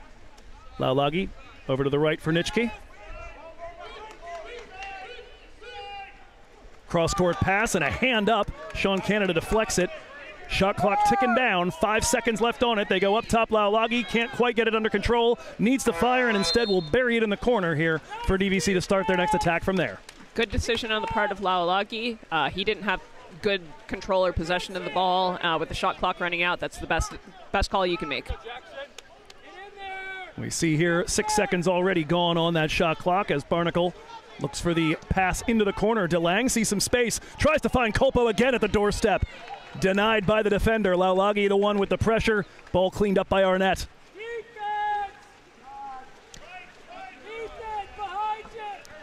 DRC looking for the call on that one, I think.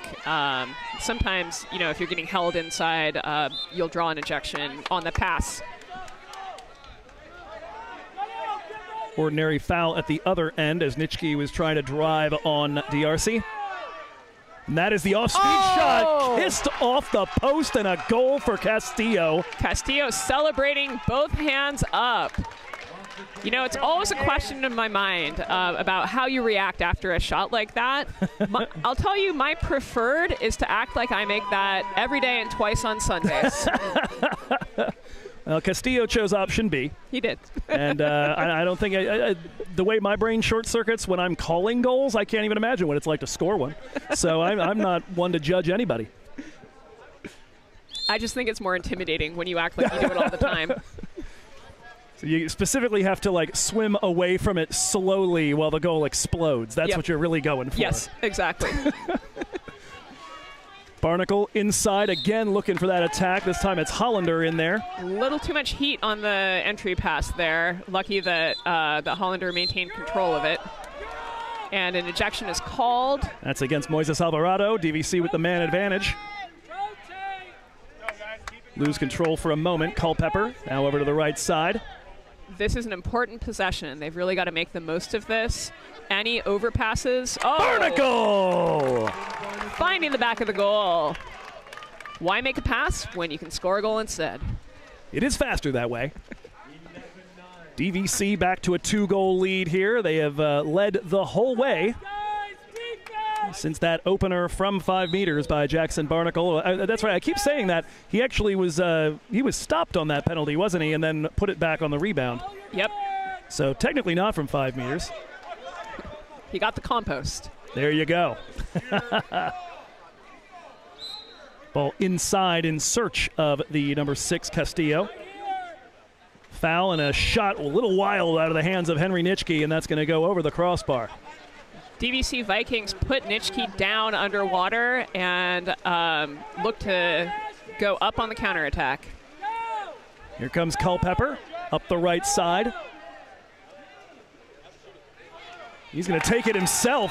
Nobody meets the ball, and Ashton Culpepper fires that home. DVC make it a 3-goal advantage again and have gotten level here in this quarter.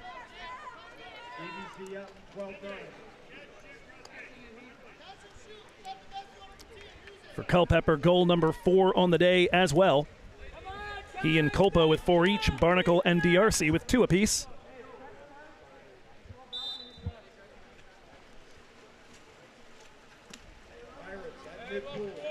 Ball forward here for Henry Nitschke. A little wild on the last possession from the white number 11 cap. Closed up by Barnacle. Gets it away to the perimeter to Arnett. And the offensive is called. I'm not sure who that was on, possibly Laulagi. DVC look for the quick counter as Murphy launches that one. But we've again got a foul in attack as DVC try to counter. So that call was on Daniel Hollander. Vikings continuing with that struggle. That's what got Modesto close earlier. Murphy out of the cage. That's it's a dangerous move, but it pays off well. It's funny, we used to have that. I was in high school. I was working with my school's lacrosse team, which is another one of those sports I feel has some of the rhythm of water polo, and that was definitely a thing you would do because a lacrosse goalie has this monster of a stick, and so there was a specific thing they would call out that involved. Whoop. We'll wait here as I believe we've got an exclusion and a timeout, and now I can tell my story. But yeah, the call for it when you would have the goalie just come out and smother somebody was Crazy Ivan. That was what they called the play. I have no idea who Ivan was or why he was crazy, but that was the thing you would hear. You could really only use it once because if you ever heard that call, you weren't going to forget it.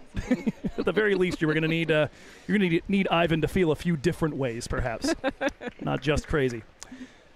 All right, so the timeout here. Did you catch who our exclusion was? Laulagi. Laulagi, okay. So DVC will have the man advantage when we come back. We're going to take the break for just a moment here alongside them. Minute 43 to go in this third quarter. Vikings back up 3.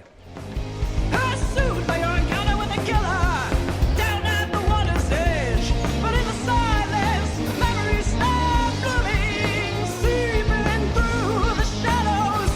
As they're looming, you still feel the blood swooning in the soles of your shoes. There was a line up there in the tall grass. Said you were close down there in the tall grass. Hunger and teeth out there in the tall grass. There was a lion. There was a lion. Go Vikings! Back from the timeout and taking a look, Chris, at the exclusion board. A couple of important players up there with 2 and in danger of potentially finding themselves out of this contest if they're not careful. It's a tough coaching decision to make when you've got a player like Laulagi who's got 2 in the third quarter. Do you just kind of burn him and use him as long as you can, or do you hold him back for a little bit and then bring him back in the fourth? It looks like they're going to give him some time to think about it because it's actually Cullen Leakhouse serving the penalty as DVC look to make the most of the man advantage. Culpepper, one of the other players currently on 2 exclusions, along with Moises Alvarado on the MJC side. Here's Hollander taking the space and taking all of this one. Vikings with their biggest lead here now up to 13-9.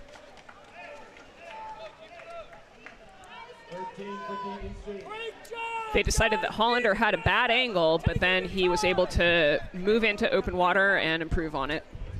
Yeah, bad angle starts to look a lot less bad if you can get that much closer. Yeah, I think the Pirates were pressing on the outside a little bit more than perhaps they ought to have, looking for a turnover and change of momentum. As it is, Vikings, after having lost a bit of the momentum as Modesto came storming back near halftime, have now managed to extend that lead back to 4. Not sure Murphy knew a whole lot about that one, but he stops it nonetheless out of the hand of Arnett. 1 minute left in this third quarter. The call coming from the bench, use the clock. DVC, on the other hand, seem to be attacking quickly. It's Keegan D'Arcy. And he draws the ejection on Castillo. So another man advantage opportunity. DVC look to build this lead even a little further before the next break. Over into the corner. Ooh. Mismanaged by Culpepper, but no pressure. He'll get it back. 16 still on the shot clock. Barnacle has got his hat trick, and DVC lead by 5. He loves just finding that moment and firing it home when folks aren't expecting it. You know, the middle of that possession is usually a time where you're passing side to side, looking for an advantage, looking for an angle. Barnacle just goes for it. Action Jackson.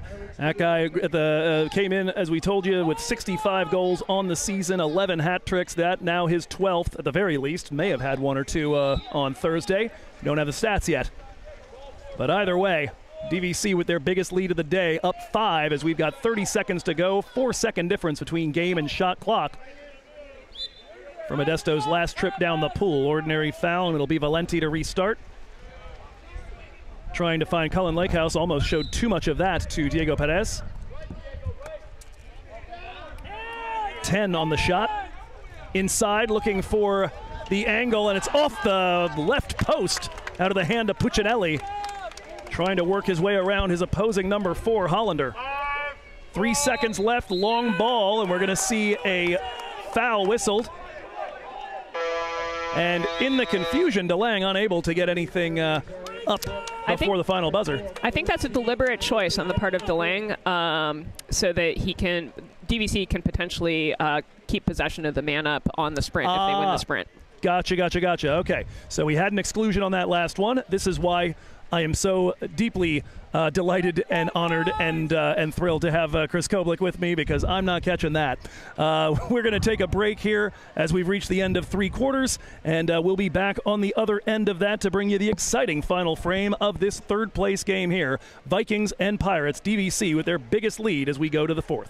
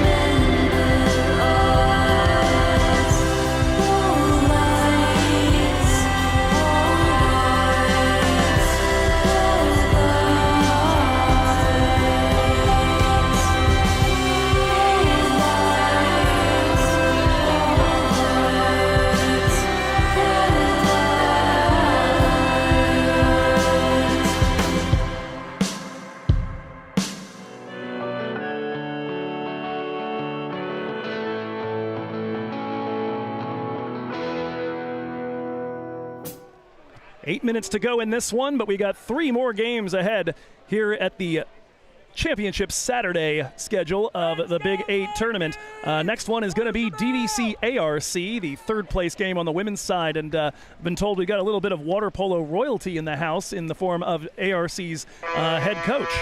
Heather Moody, she's one of the greats. I played with her, played against her in the 90s, mostly against her, mostly got schooled. Well, speaking of getting schooled here, we're looking at DVC trying to school Modesto in the late going of this one. They've managed to build a 5-goal lead.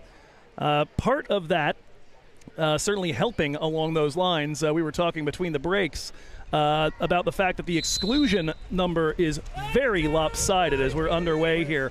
Modesto have had 10 exclusions, DVC just 3. 2 of them belong to Culpeper.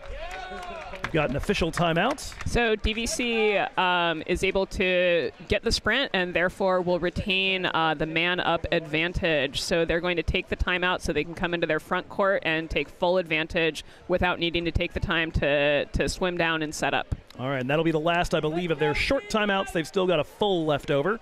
Modesto, 1 of each.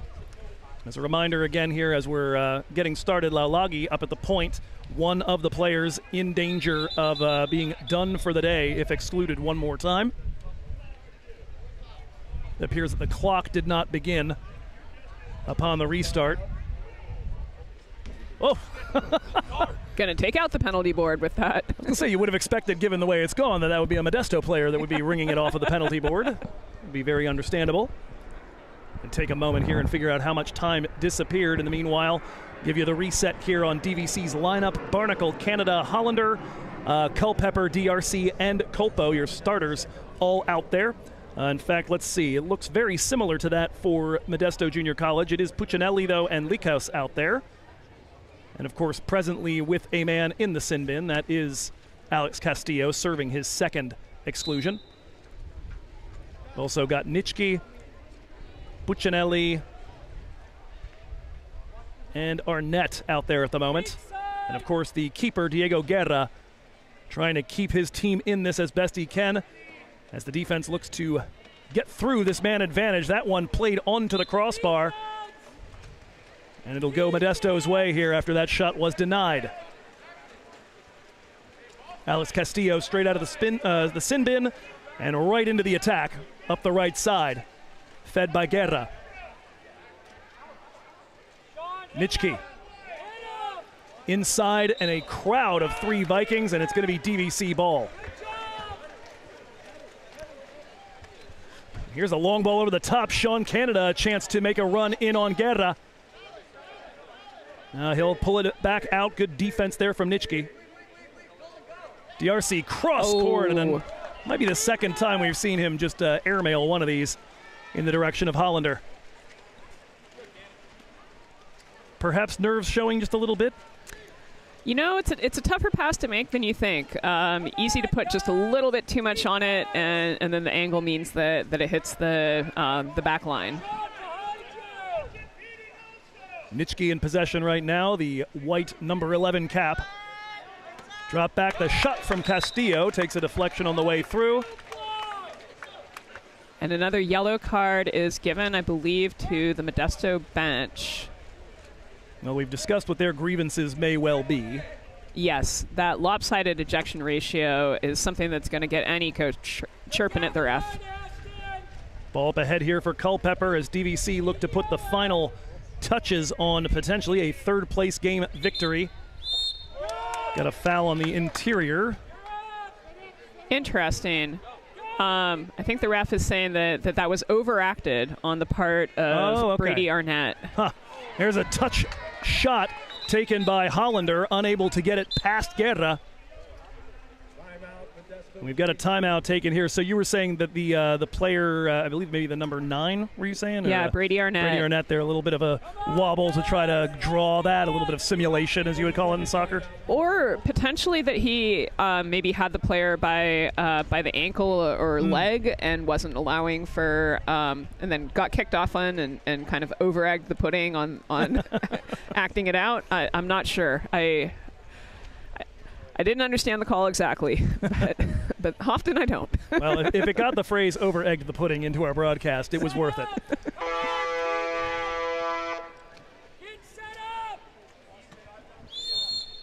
And it'll start with Diego Guerra at the back.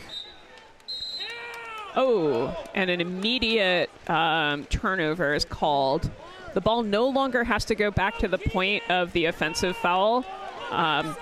DRC can just take it and head up, and he is live and able to shoot and score. Hat trick for Keegan DRC, his 9th of the season, and he's got DVC up 6 now, 15-9. That's about as close as coast to coast as you get in water polo. It sounds exhausting.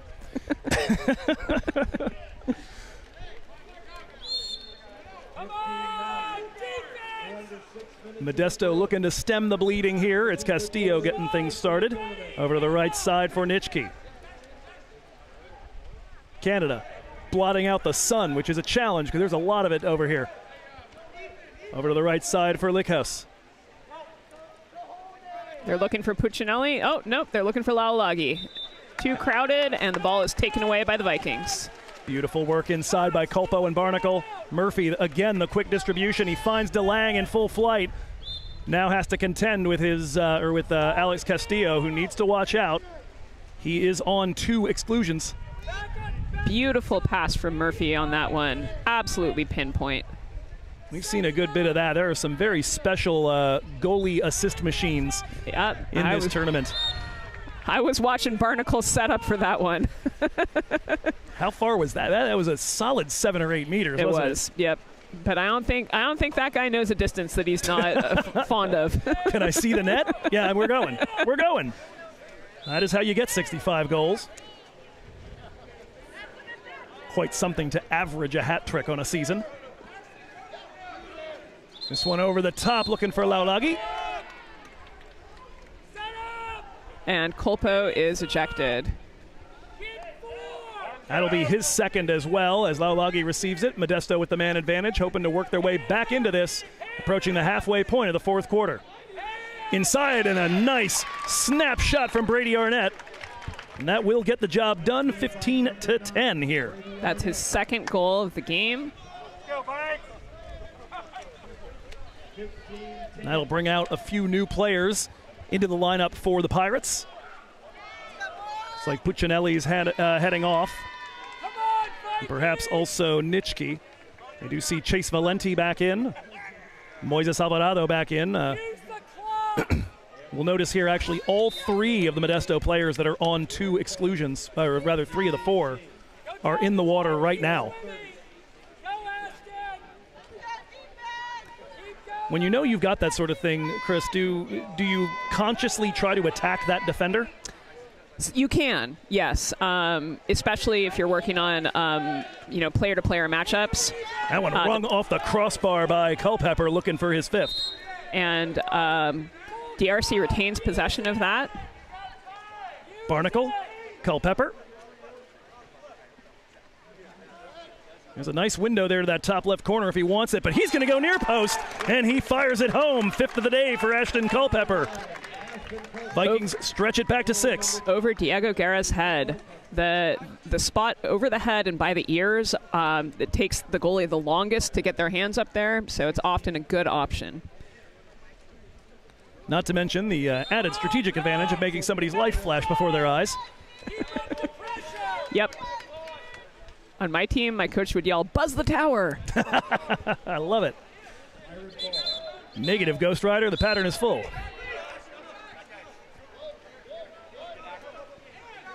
Laulagi has been held to just a single goal in today's game. And Ethan DeLange is out. And the goal in the meanwhile here, Alex Castillo converts that. Very quick conversion of the man-up opportunity. Ethan DeLange, as you were mentioning, excluded there. They need it to be quick because they need to be back on the attack as soon as possible. Just 3 minutes, 35 seconds left to try to erase a 5-goal deficit.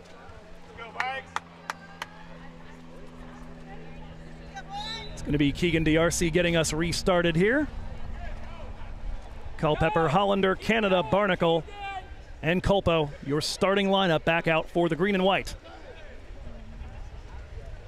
Good looking run there for a moment from Culpo. He aborts that. Culpepper.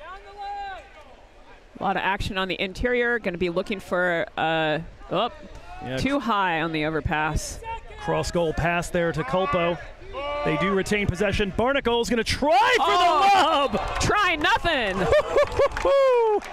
4th of the day for Jackson, and they just keep getting prettier. That was the sweetest kiss off the upright that I've seen all day. Goodness gracious. He's got a big smile on his face out there, too. He's loving every second of that one. Vikings looking to be in pretty good shape to claim 3rd in the tournament. As we mentioned, we'll try and find out for you at the break if that has any impact on the NorCal playoff race. I can't imagine that it wouldn't. I mean, why have the Big 8 if it's not going to impact the NorCals?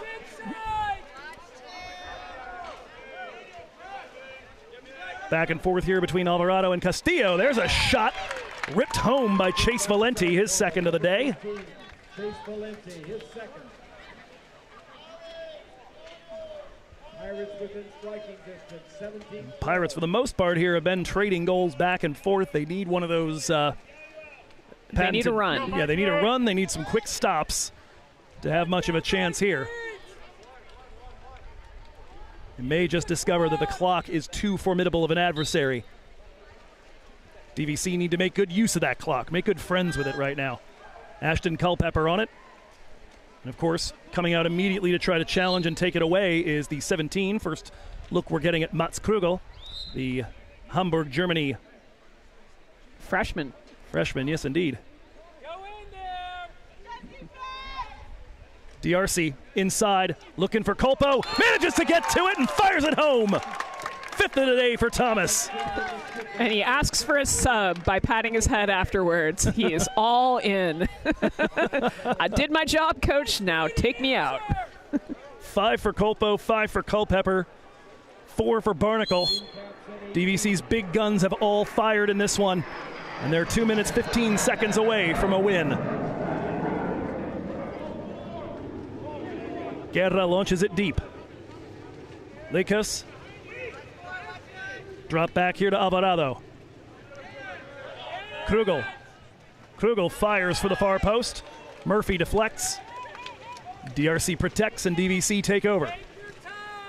This is the time of the game where you'll start to see Modesto really challenging every save and crashing, trying to take the ball away from the goalie. Yeah, you just need those extra possessions. Yeah, it often doesn't work, but, you know, when you're running out of time and you're down a few goals, what else are you going to do? Yeah, exactly. You're for sure not doing that is also not going to work. Yep. Barnacle rises and fires. Got to set the sights a little lower on that cannon.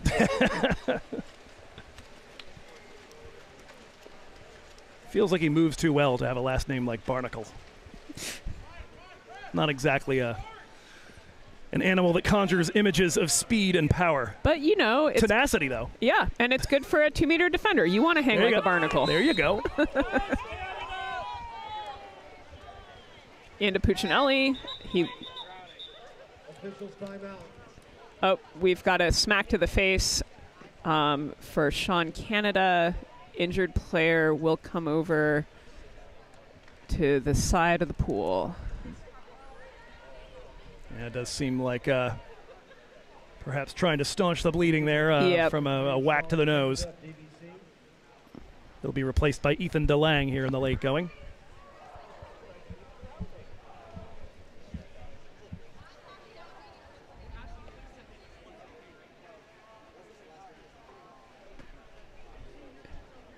I'm not sure if it's nose or eye. Oh, yeah. I mean, the way he's moving certainly. Yeah. Oh, heck.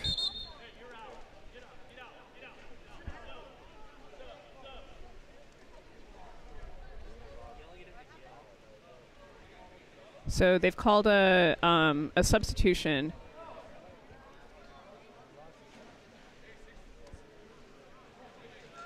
I'm not sure on who. But that's usually As Diego Perez sent out there quickly, it's going to be a shot at the shot clock buzzer and a timeout to be called here, and we'll try and sort a few things out. Looks like they called Keegan DRC out and requested a substitute player. To be honest, I'm not sure what's happening with that.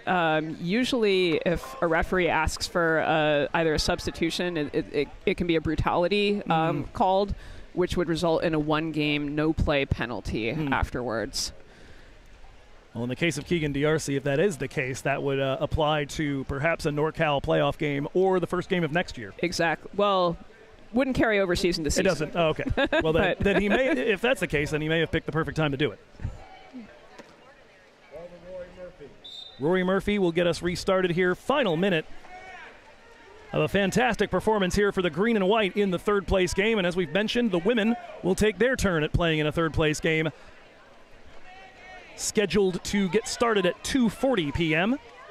Correction, actually, I think 2:20 was the scheduled time. We'll probably have a bit of a delay between this one and that one, as it's only 3 minutes until that point. I'm amazed that they're only 10 to 15 minutes off schedule.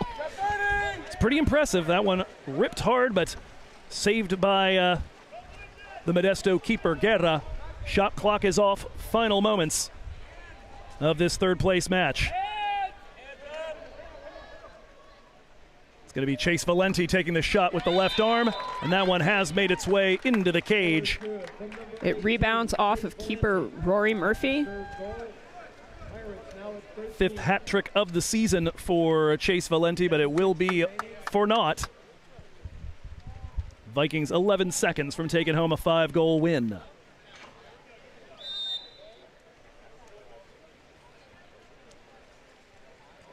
We'll get water polo legend Heather Moody out here in just a little bit, along with her ARC Beavers, responsible for one of the more shocking upsets of yesterday's action. But that's all she wrote in this one. DVC claimed third place in the Big 8 tournament on the men's side, relegating Modesto to fourth. Nice improvement from ostensibly having started as the number 5 seed. You love to outperform that number. Absolutely. So we'll take a little break here, and we'll be back on the other side of it with the third place game on the women's side. And then after that, it's all for the hardware. We hope you'll stick around here on DVC Vikings Live coverage of the 2024 Big 8 Tournament Championship Saturday.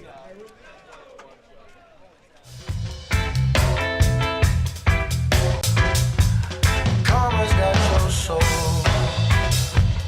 Karma's got your soul.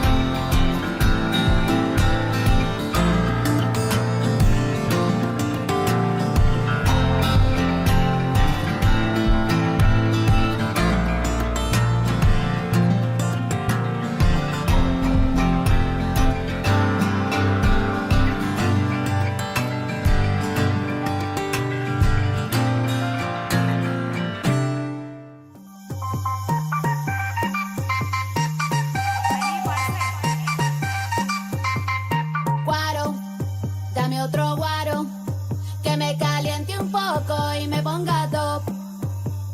Guaro, dame otro guaro que me caliente un poco y me ponga top, top, top, top. Que no te preocupes, las malas reputaciones, lo que piensan los demás, te lo comes con frijol, te lo comes con frijol, te lo comes con frijol, lo comes con plátano en bandeja porque te sabe mejor.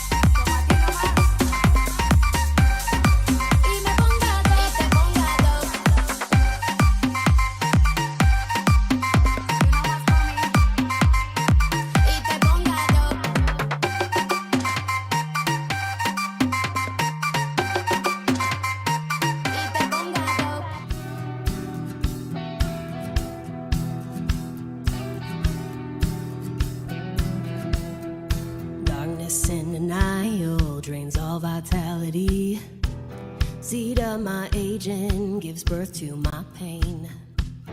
Youth ever fleeting, my heart still beating, my mind still raging for new dawn to reign. Sundown has taken my breath away. Sunrise restores my frayed soul. Night like a thief slings.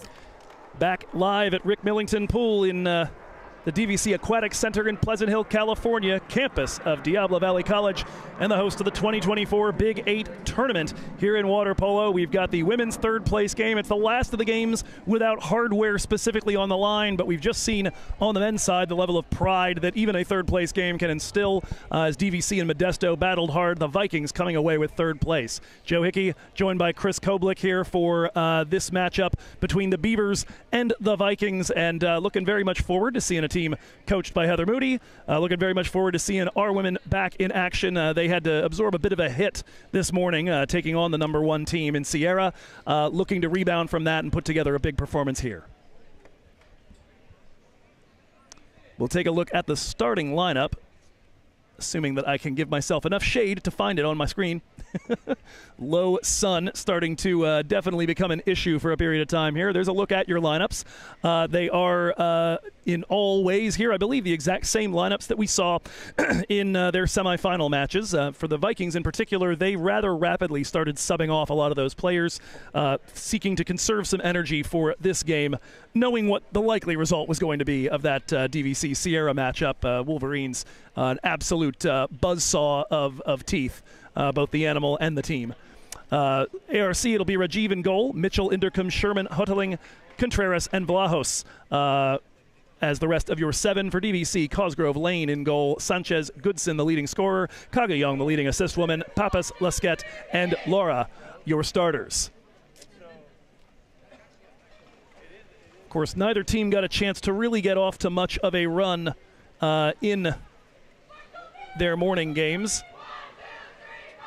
As we take a look at the women's bracket, you'll see here just 4 goals scored by ARC, just a pair for the green and white. And a lot of conceded goals here. When you come off of something like that in this sort of tournament play here, Chris, how do you get your head right for another game after absorbing that sort of hit? You know, you just put your head down and get on with it. I think you got to really be able to shake off defeat and look to the next opportunity. Some players have a little bit of a ritual or a mantra that they use. Sometimes they'll, my husband always, after getting scored on, would go underwater, splash the back of the goal, and then turn around and be right back at it. All right, well, both teams here looking to get right back at it indeed. And the opening swim-off is won by the visitors from American River. And a foul committed pretty much immediately here against Heidi Sherman. ARC in the light caps in this one, DVC in the home greens. And we'll start here with the Beavers in possession. It's worked over to Lydia Vlahos, and a shot wide of the cage. That had some good pace on it. Absolutely. DVC getting ready for their first time down the pool. It's going to be Lauren Kagayong isolated out in the right wing. Assist leader for this team, 13 of them. Also gotten 11 each from Loera and Pappas. It's Chloe Pappas dumping this into the center, and Lesquette pulled back, and it'll be an exclusion here for the number 14, Vlahos. Opportunity for DVC to build something with the man advantage. Chloe Pappas now out to Kagayong. They've got to put together some good passes here to challenge the defense and the keeper. Looking to get the defenders moving. Ooh, on the water, too low, and taken away. Lesquette unable to handle. Laura not quite precise enough with that one, and the first minute has gone by without a goal so far.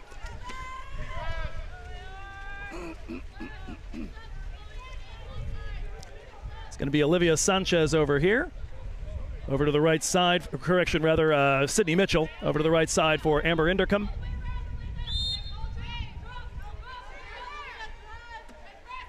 Sun setting behind us as that one is rung off the right post out of the hands of the 14, Vlahos. So far a starring player, 2 shots and the lone exclusion in the opening 90 seconds. She's been busy. Here's Kagayong taking the space in front of Oh, way Heidi to find Sherman. the player. Well, and she finishes it. Chloe Pappas. Well done there from Pappas, absolutely. Picks up goal number 19 on the season. DVC on top early. Pappas was one of the lone scorers in the previous game against Sierra.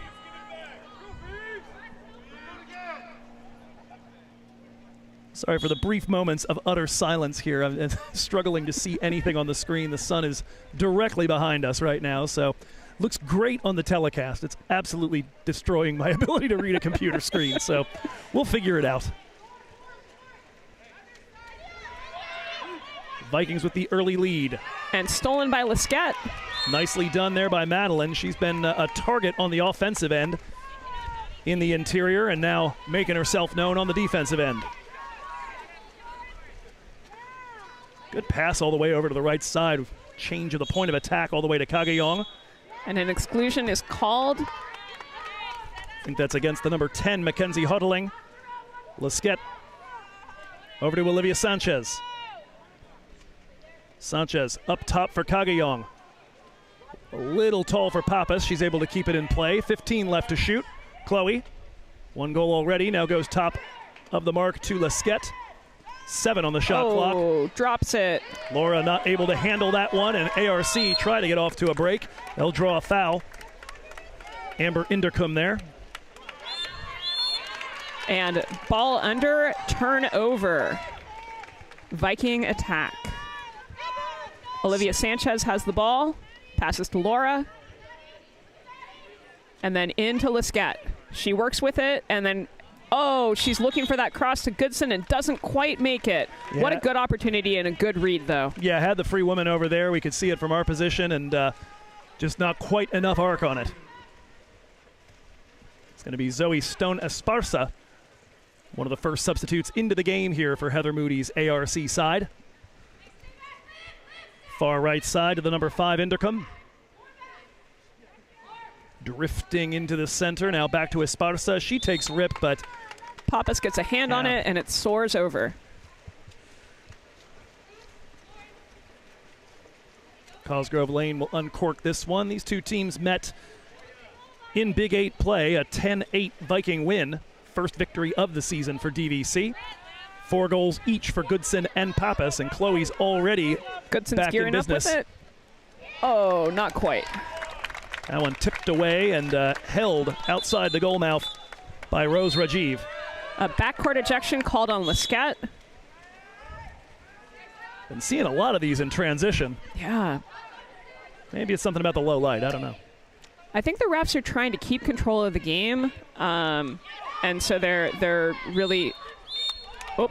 Oh, that's an interesting call. So Contreras with the ball over the top. It ends up being a battle of twos, Sanchez and Mitchell. And what did we see there? You know, I saw Sanchez get a good hand on it, lose control of it a little bit. My angle wasn't great, but I thought that maybe it was going to go back to American River, but we come up with a turnover, Viking attack. All right, Elena Laura on the ball right now. 24 goals on the season for her. It's Lescat trying from distance. Had the dip, didn't have the aim. Ends up wide right. Oh, gets kicked off of. You can see where they're mixing it up on the turnover opportunity there. So that may well be the sort of stuff the referees are trying to manage at this point as Stone Esparza gets us started. Villajos right now. Out to challenge is Laura, and she forces the early shot. That comes straight to Cosgrove Lane. Sequoia, as you would expect for someone with that name, standing tall. I didn't say nyuk that time. I'm smiling. You can't hear it, but I'm smiling. Sophia Goodson with the ball on the right side. And goes in to set with it. That's Elena Laura trying to get herself turned, and the ref says that she reaches over with her offhand and is hooking. That'll bring that attack to an end. A low-scoring affair so far here through 5.5 minutes. Just the 1 goal from Chloe Pappas. Olivia Sanchez denying ball side to number 2, Sydney Mitchell. That gives Pappas a chance to really lock in against the attacker there, the number 6, Heidi Sherman. Up ahead. DVC looking to open up a larger lead here. We're only up 1. Elena Laura, nice cross-court pass, finds Kagayong with a view of goal. Fires, batted down by the keeper. Near side low will not go. Yeah, that's the spot that you definitely want to avoid. That's the one place that she's absolutely ready to knock it down.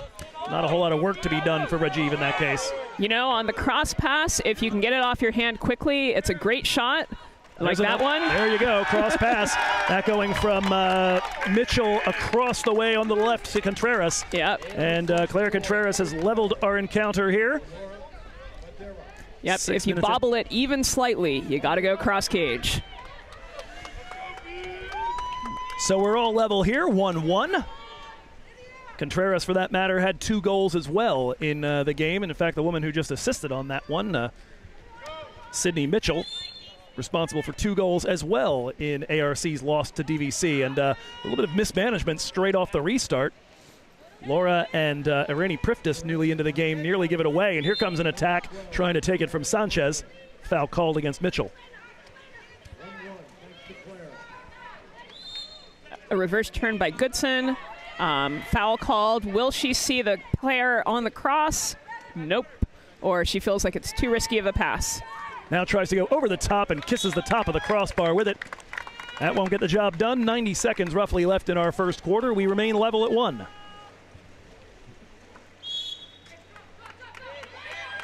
Foul immediately as the ball's launched forward. On the restart, it's Elora Zamora. Creeping in, Pappas finally does challenge, and Zamora fires it high and wide. So I believe that one's called a turnover rather than a ball out because she was inside the 5 and shot the ball off of the free throw. Oh, okay. So the old indirect free kick. Yeah. Say not allowed to take an actual rip on goal with that. Here's a ball inside for Sanchez. Locked in battle with the 12 Contreras. Foul called. Here's the restart, and you see, of course, there it is. Ball comes back out. Laura looks Goodson. across. Restart. Goodson takes the shot immediately. May have taken a deflection on the way through, but it's knocked down by Rajiv. Inside the final minute. 21-second difference between game and shot clock. Likely the last trip down the pool for the Beavers in the first quarter. It's the 10, Mackenzie Huttling on it. And we'll have to see if DVC can keep track of all of the Beaver players. A lot of motion on the inside. Laura, though, able to cut off the drive of Claire Contreras. Kagayong was in the way. Laura, the one who comes up with the ball. And here comes DVC, and they've got Pappas off to a run if Laura can get her head up and feed her. Pappas in great position. I think it's going to be Laura.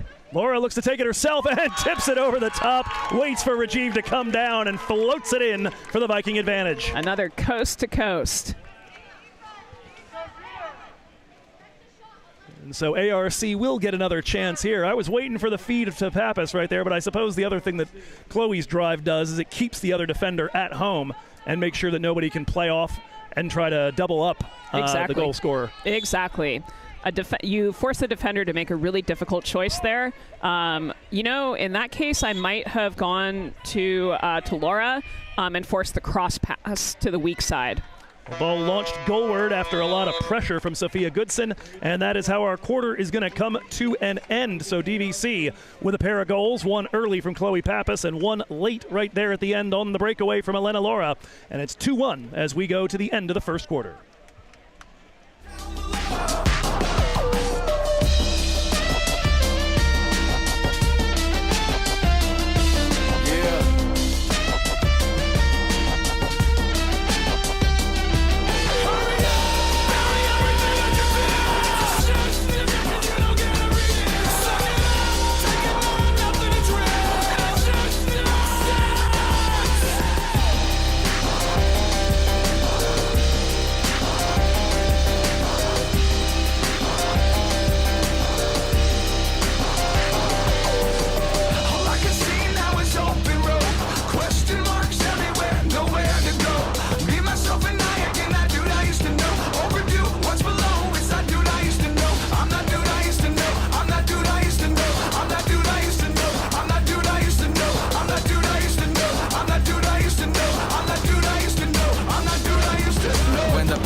It's rainbows, it's cloud 9 cause I say so. No good book, no halos, jungle gyms and no Play-Doh. Brass ones they hang low, I might be insane though. Everybody's shady and we've all got an angle.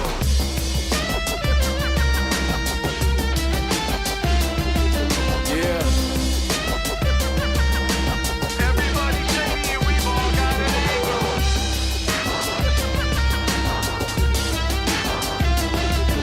Yeah.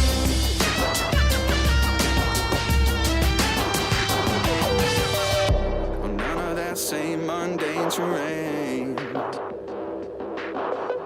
None of that same mundane terrain. None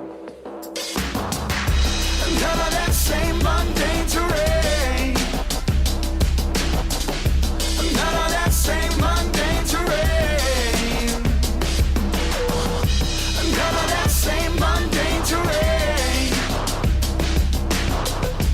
None of that same mundane terrain.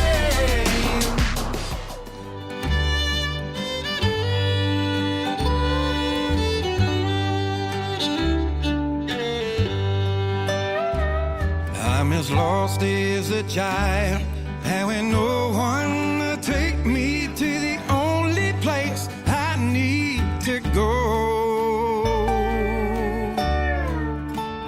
And it's California, and I'm almost home, but I can't seem to find my way. The Monterey. It's a pitcher's duel so far through 8 minutes. 1 quarter down. DVC lead 2-1, courtesy of a goal on a breakaway at the very, very tail end of the first quarter from Elena Laura.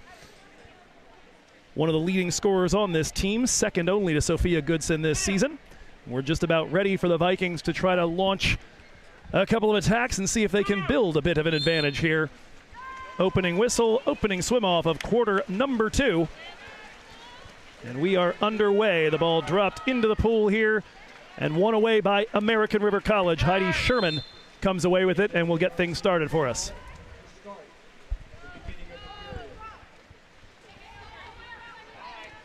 It's going to be Claire Contreras who scored AR's only goal. A little over halfway into that first quarter. Ball dumped down low in search of Stone Esparza and cut off by Kagayong. Turnover. Vikings with a stop on the opening trip. Oh, into danger by Cosgrove Lane, but Lesquette pulls it out. Retains control of the ball. And now Vlahos with the foul and continuing on the pressure back behind the center line. Lesquette forward, and it doesn't look like her DVC teammate, Irene Priftis, saw it. Oh, that is such a hard turnaround there. I don't think Priftis intended to physically impede the play, but puts her hands in the wrong place and gets ejected. All right, so the exclusion here, the ball out of play for a moment. And a timeout taken. We're going to take it alongside them and be right back on the other side of that break. Just the first 40 seconds gone. When we come back, ARC, a man up. And I'm almost home, but I can't seem to find my way.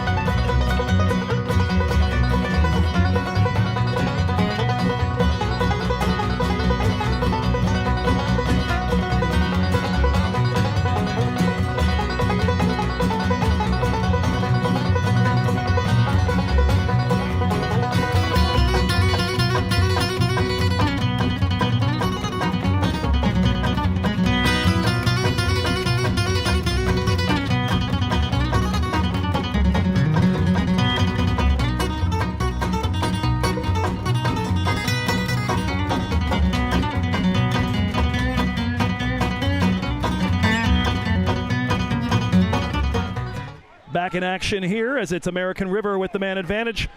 Cross-court pass in search of the 14, Lydia Vlahos.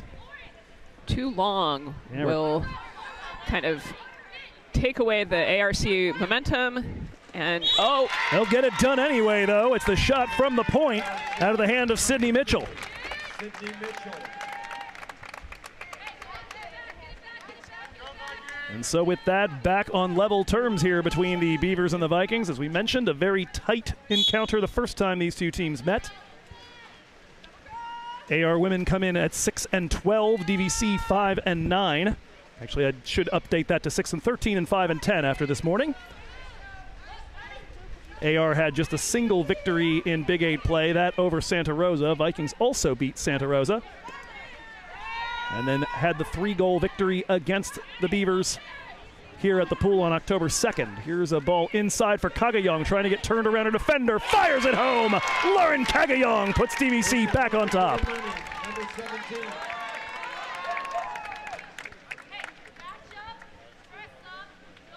Love seeing my students do well. Number 7, Lauren Kagayong.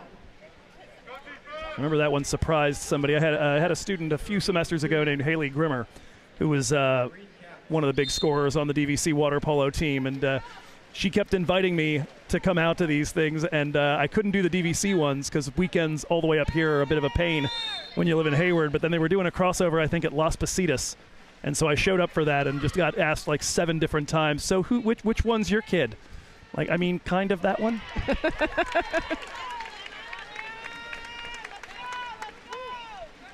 DVC takes the ball away and goes back on the attack. Cosgrove Lane looking for an outlet and finds one in Pappas. Well done to flag that one down by Chloe Pappas. Has Vlahos in pursuit. Swept under. We'll have the restart quickly. Dumped in low, and that's going to be just a little long for Goodson to latch onto. And out comes Rajiv to claim.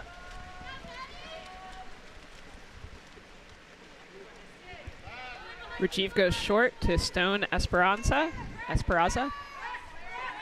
now going to be Sydney Mitchell on it here, over to the right side in search of Inderkum.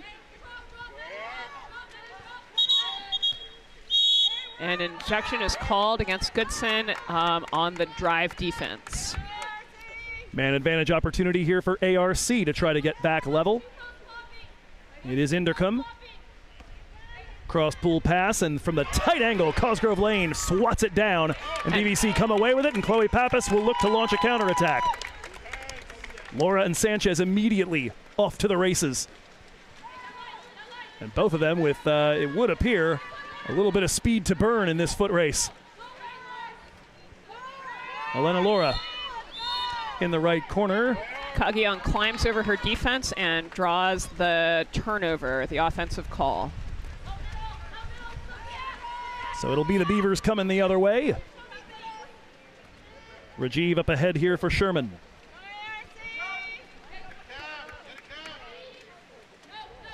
Out wide left, Sophia Goodson coming out to challenge. Good high hand, now tries to go into the center, and the defense collapses onto that ball. But it comes free, still alive, and now the whistle comes. So good defense initially there from Laura and Pappas.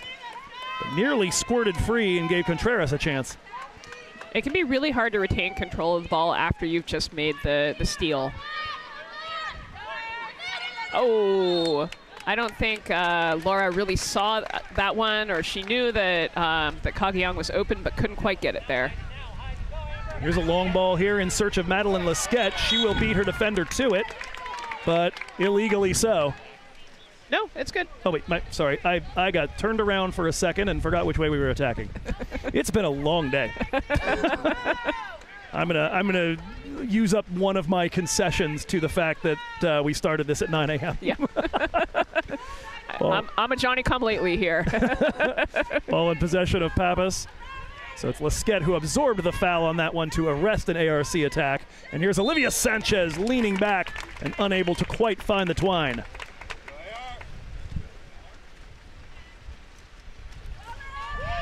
The long ball in search, my goodness. Kagyeong and Sherman. It. They both come up. Call. They both come up looking for a call. Nothing happens, and Kagyeong says, well, I'll just take this then. ARC is looking for the full court press. And that's going to give DVC a little space in behind. The ball forward for Sanchez from Sophia Goodson. We got to have the second line of offense come up, as it does. Here is Laura, back to Sanchez. Takes a rip-it goal, but Rajiv knocks it down, and we stay here at 3-2 with 3 minutes to go in this first half.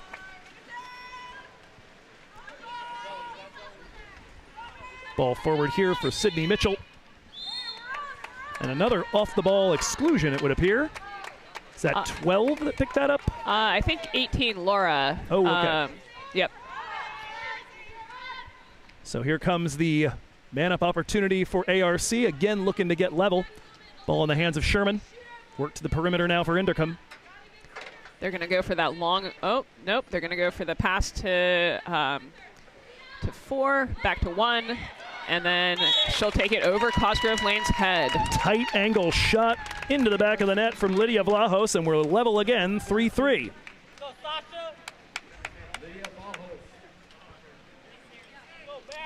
Back and forth. Nobody's led by more than a goal so far. DVC's been up 1-0. They've been up 2-1. They've been up 3-2. Every time AR's had the response. Maybe not immediate, but certainly before they let DVC get away. And Coach Tricia Kwan asking the refs to look for the grab and hold at the throat for the against ARC. Let's see if that influences the referee's attentions at all here, as Kageyong has that blocked by Inderkum. Does well to prevent her from finding anybody, though. And now Goodson crashes in. And gets a piece of that ball. Will Kageyong get there? Kageyong was in pursuit, so was Elena Laura. Either way, it's going to be a DVC turnover earned. I believe the call was impediment on Laura, so she drew that offensive turnover call, or the loose ball, I guess. DVC now in control, looking to retake the lead. Sanchez, Priftis, under all manner of assault from Sasha Taylor. Yep, there we go. So Sasha Taylor did not hear the foul and continued to press. So now excluded. DVC a man up. Worked over to the right side. And that one's going to split Laura and Goodson. They'll have a little chat about it. 15 left to shoot. Over to the right side, Priftis. Priftis is looking directly into the sun. I think the sun is more of an effect on these players than we know. Lesquette firing that one from the left wing. Stopped by Rajiv. We stay level, 3-3. Oh, Lesquette goes for it and doesn't quite make it. Inderkum looks to matriculate the ball down the pool. Forward for Vlahos. It's absolutely astonishing to me when somebody catches a water polo ball one-handed. Sanchez dropping in, but this is a tough angle with the sun for Cosgrove Lane. Won't even take the shot, instead dumps it into the corner. And kind of fails at that as well, because the ball goes out and the ball goes directly to Cosgrove Lane, allowing the attack to continue immediately. Priftis. It's the first time I've seen that done poorly since the first time you explained to me what it even was. Sophia Goodson trying to work her way around Huddling. Still in progress. Huddling commits the foul. It'll be a restart, though, and the Vikings will pull it back out. Kageyong, 30 seconds left in the period, 12 left on the shot clock. Inside to Elena Laura. Laura smacked outside the 2, though. Goodson fires, and Rajiv knocks it down. Shot clock is off, 20 seconds to go here in this first half. 3-3, AR a chance to potentially take their first lead into the break. Rajiv takes it all the way to the middle pool stripe. 8 seconds left. She's looking to shoot this. And here it comes, and Cosgrove Lane, ooh, that was dicey. Knocks it down, gets just enough of it, and holds it outside the goal. And that is how the half will end. That was a little bit scary. Out of the hand, I didn't think there was much of a chance, and then all of a sudden. You know, there is a long history of end of clock goalie shots, sometimes even with deflection. That's a way that Cal won a national championship in the aughts at some point in time. Well, goodness gracious, that's got to feel brutal. Yeah. Well, we will take a break. No harm, no foul on that one, even if it briefly put our hearts into our mouths. 3-3, level as we go to the break. We'll see you in about 4 minutes here with the second half of our third place game. It's over now, we said our goodbyes, and the flame has died, but I'm still feeling this fire. Old habits, yeah, die hard. You lose. Old habits lighting up that news. Old habits gonna bury you. Because old habits, yeah, die hard.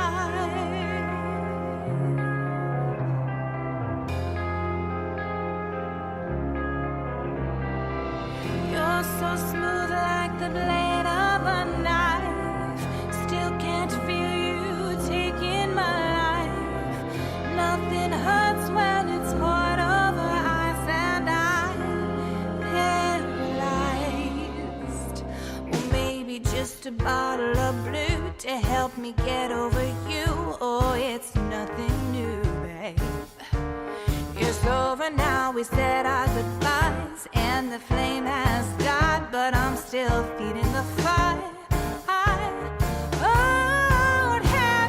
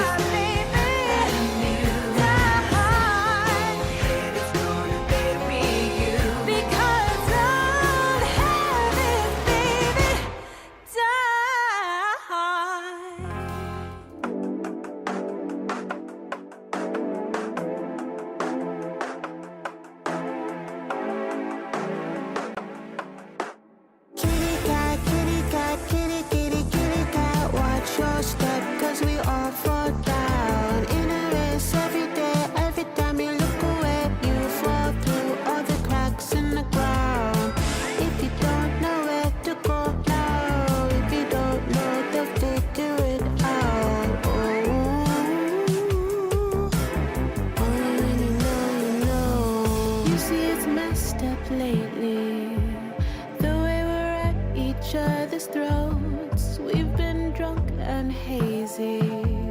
It's so hard to wake up. Your legs are weary. The way you're running through the storm, but you keep on running, searching for a way back home. Kitty cat, kitty cat, kitty, kitty, kitty cat, watch your step, 'cause we all fall down in a race every day. Every time you look away, you fall through all the cracks in the ground.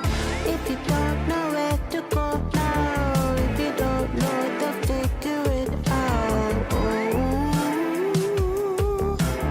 Oh, when you know, living so far underneath, can't be reached, you can't be seen, painted with your mysteries. The colors fade and turn cloudy. You fell in love with sinking. Upside down is comfortable, but then you hear those whispers telling you all you need to know. Kitty cat, kitty cat, kitty, kitty, kitty cat, watch your step, 'cause we all fall down in a race every day. Every time you look away, you fall through all the cracks in the ground. If you don't know where to go now, if you don't know, they'll figure it out. We are ready to start the second half here at the Rick Millington Pool at Diablo Valley College in Pleasant Hill, California. This is the third place game for the Big 8 tournament, and we've got American River and Diablo Valley College entirely even, held to 3 goals apiece in the first half. The sprint is called, and DVC knocks it out of ARC hands for the first sprint that they've won so far this game. Lauren Kagyeong takes possession at the point and will look for Goodson in at 2 meters. Goodson looks to turn and draws a regular foul out to Lesquette, back to Goodson, taken away.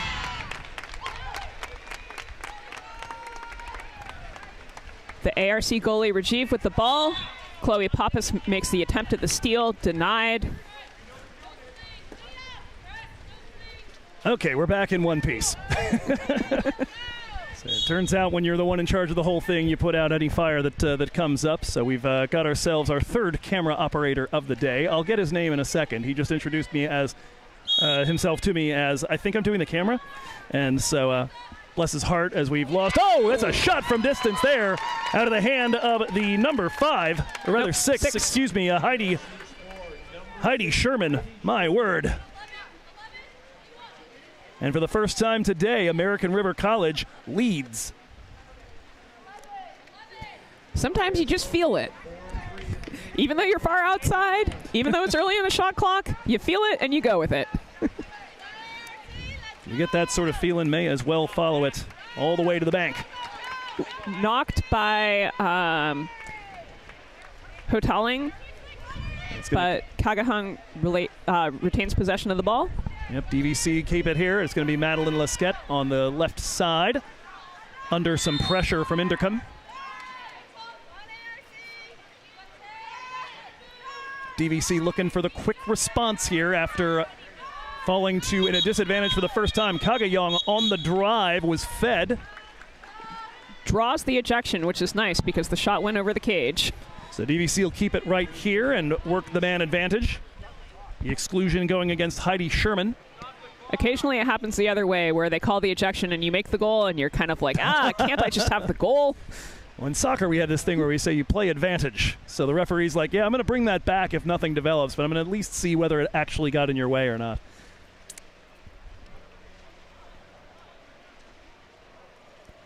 A little bit of a pause as they do some surgery on the clock, it would appear. Fresh 30 on the shot clock. 6:53 now on the game clock. Just a little over a minute into this second half. DVC trailing for the first time today in this third place game against the ARC Beavers. Laura, cross into the corner for Lesquette. Centers that to Laura, who fires it home from the point. her second of the game. Very nicely done, and DVC level the encounter right away on their next trip down. Vikings at the moment working with Goodson, Kagayong, Pappas, Priftis, Lesquette, and Laura. All of that, of course, in front of Cosgrove Lane. Laura Zamora, the one, she and Zoe Stone Esparza as well in the game. Players that were not starters. Otherwise, it looks to be Indercom, Sherman, Contreras, and Hoteling. Ball in the hand right now of Amber Indercom. Tries to put that into the center. Picked off there by the number 10, Irani Priftis. Immediate pressure on her. And then a foul is called, and she's able to look down pool or back to Cosgrove Lane, who then looks down pool. Launches this one in the direction of Elena Laura. Swept under. ARC still in a full court press, looks like. Which can be really good for getting momentum. But also risks exposing openings down line. DVC unable to convert on that trip down the pool.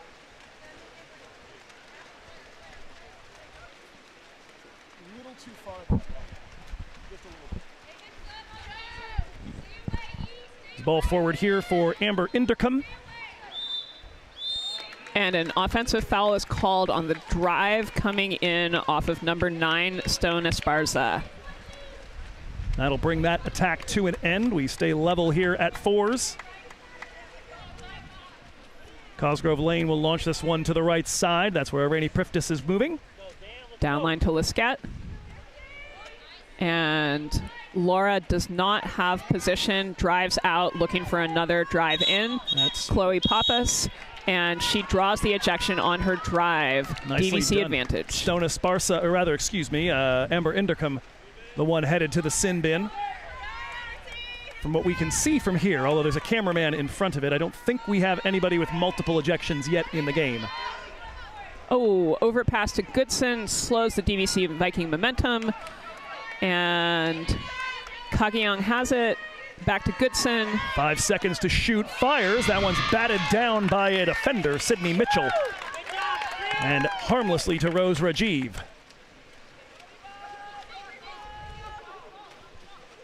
So far, the 3-3 score has become 4-4. AR have taken their first lead and then relinquished it for the first time. We've yet to have anybody lead by more than a goal in this contest. Working her way through, Heidi Sherman. Oh. Pure power on that one and manages to put ARC back on top. Sherman's second goal of the game. She was able to turn and then take advantage of that turn.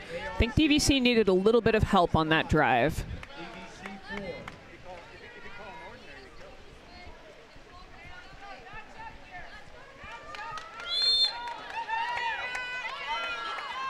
Vikings will start again, looking to battle back as Stone Esparza all over Elena Laura. She's got to let go of the ball if she wants that foul. Gonna move that over to the right side here for Priftis. A good example there. Yeah, case in point, I was about to say. Absorbs contact from Laura Zamora. Worked over to the right side here for Lesquette. She absorbs a foul off of the 2 Mitchell. Oh, stolen by Mitchell. No, stolen looks like by Contreras was the one Contreras. who got to that, and she absorbs a blow to the face and as well. looks like a bloody nose. Yep. Yeah, Heather Moody unhappy with how that didn't get sanctioned as anything other than a brief stoppage. You know, I didn't see any intentional contact there. I think it's a contact sport. Occasionally you get popped in the face. And it happens. And I believe the old saying is everybody has a plan until that moment. It's true.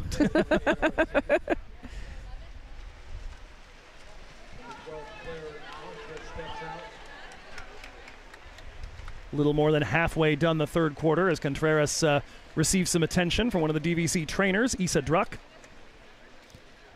And Indercom is back for her. and will go down into the front court with the ball back to Rajiv.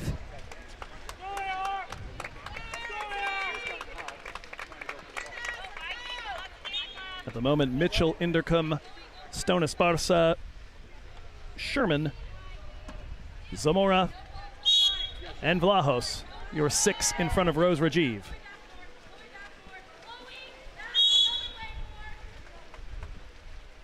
Another whistle here, 23 left on the shot clock.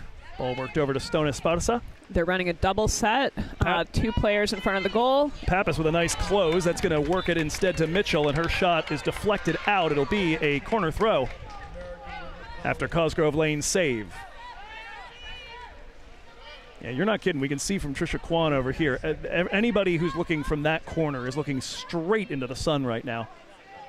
A little bit of cloud cover coming in, perhaps. But, yep, it's got to be difficult for the players on that side of the pool. Softens it just a bit. That shot stopped. The Vikings hold on to it here. 3:11 to go. That's a pretty hard foul from 14 Lydia Vlahos. A little surprised that was only an ordinary. And, move forward here. Goodson interfered with. She'll recover the ball. Yeah, come on. I am so surprised that that's not a call because Goodson never really had a chance to. Well, Elena Laura is going to take care of business herself right there after Goodson restarts. She seems to be okay with it. Yep. Our own Chris Koblik, a little incensed. We'll take it, but I'm just surprised because Goodson continued to be pressured. The defender never really gave her space to make the free pass there. Although I guess you could argue that she moved with it, and therefore that was her free pass. 3:01 to go. Yep. Sydney Mitchell with the ball, looking into set. Heidi Sherman waving it around, knocked down by Chloe Pappas. Sequoia Cosgrove Lane has the ball and is looking for the outlet pass. DVC on the attack. Down to Kagiyong, and the ball is stripped from her. Lydia Vlahos back in the game, and Kagiyong is going to have to be very careful on the defense here. She's able to get away without being ejected, and cross pass tipped away by Lesquette. Remains in Beaver possession with Inderkum.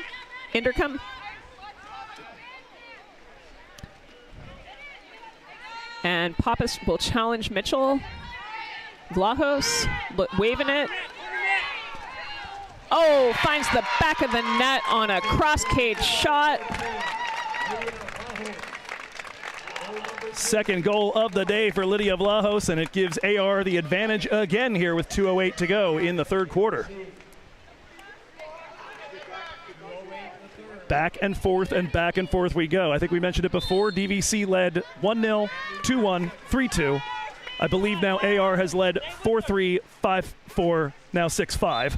Joe, this is exactly the game that you were asking for. Are you happy? Delighted. Pappas takes it inside. Will she turn? Nope, she turns outside, and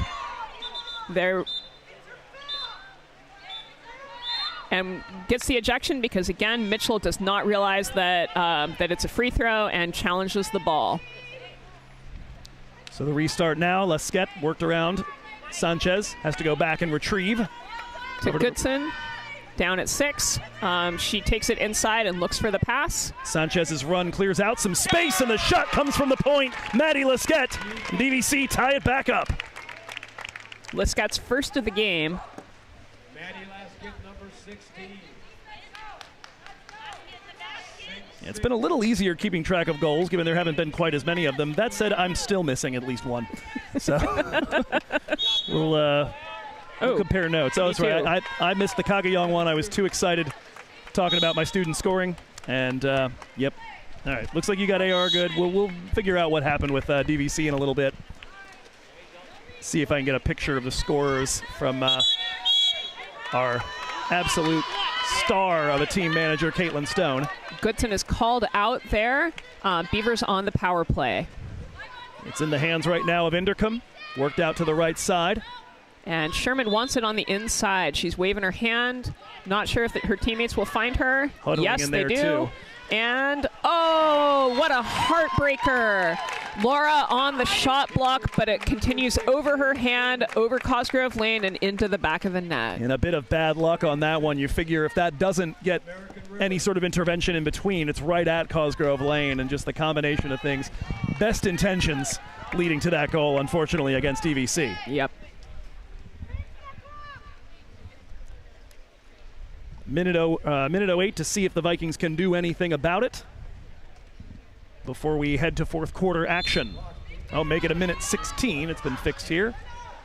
Oh, Laura is not looking, and the ball is taken from her by Inderkum. Yeah, Chloe Pappas throwing the ball, and Laura looking the other way. Here comes Inderkum. Nobody's led by multiple goals so far in this game. AR have a chance to do that here. Inderkum challenged by Laura, fires, and it's off the woodwork and out.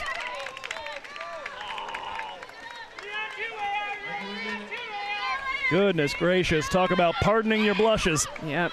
That was not looking good for a bit. Vikings coming back the other way. Long ball to Lesquette. Olivia Sanchez waiting for two teammates to come back and join the action. Pappas and Laura now in position. Sophia Goodson on it, dumps it into the interior for Kagayong. Right back out to Goodson, can't quite manage it. And a nice bit of attack there from Inderkum. Oh, I am surprised. Oh, they said that Goodson held her. Appears so.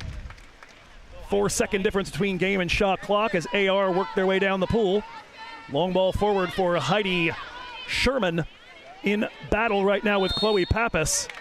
Pappas does well to avoid the ejection there. She was a little bit behind, and I was worried that that was going to create a positional ejection called. Another restart here. Inderkum huddling, fires, and Cosgrove Lane bats it away. Big support here from the home crowd. DVC Vikings working forward here. It's going to be Lauren Kagayong. A foul, and she's got to shoot this. Nope, goes to Goodson. Goodson will not get the ball off, and that'll be the end of the third quarter. So another back and forth quarter. It was 3-3 at the break. We've managed to surpass that scoring in just the last 8 minutes. ARC took the lead for the first time at 4-3. They've managed to maintain it after each time it's gotten leveled. And it is the Beavers on top as we go to the final quarter break. We'll be back with the fourth here on DVC Vikings Live.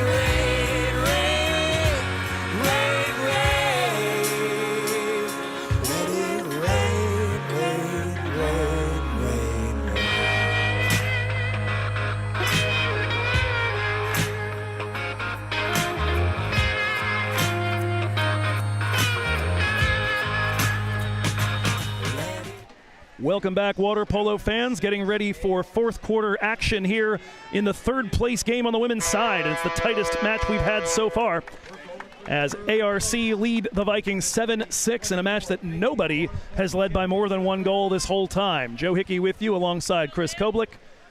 Been doing marathon duty here today. This is match 5 of 7. The remaining matches are all for the hardware.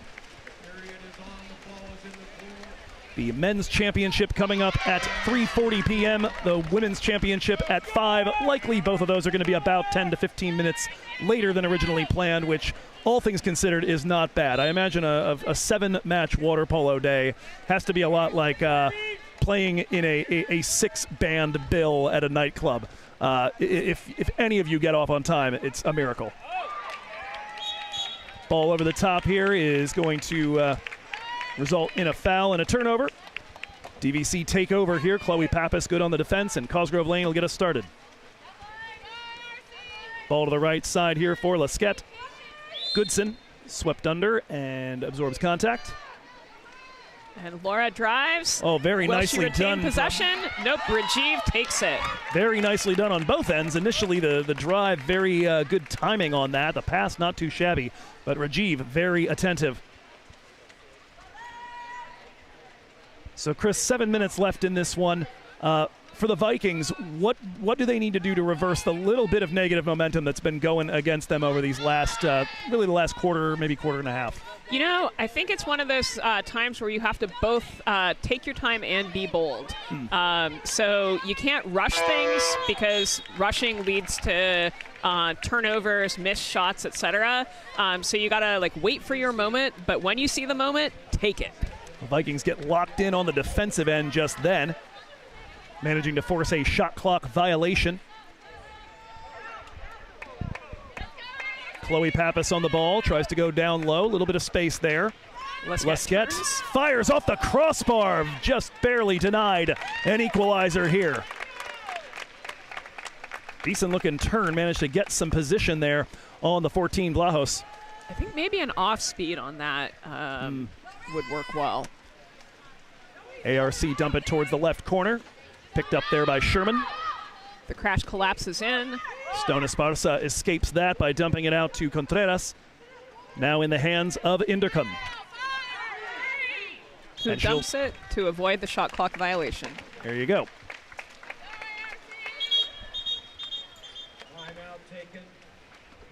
DVC takes a timeout. And all right, full timeout taken here. It appears that AR have their full as well as a half timeout. DVC, I believe, will now just have one half timeout remaining. And we'll go ahead and take the break alongside them to take a look. Well, actually, we'll keep it here, but during the break, we'll go ahead and remind ourselves of, well, how we got here. That's a look at your women's bracket. A lot of upsets on day one. San Joaquin Delta, the only squad that managed to survive their matchup with a lower seed. Fresno went down to American River, and we saw them fall to Modesto a little bit later in the 5th place game. So 6th place, probably an unexpected spot for a team that came in seeded 3rd. American River, for their part, springing the upset over Fresno as the 6th seed. They were, of course, beaten in the semifinal, which is why they're in this game in the first place, falling 15-4 to Delta.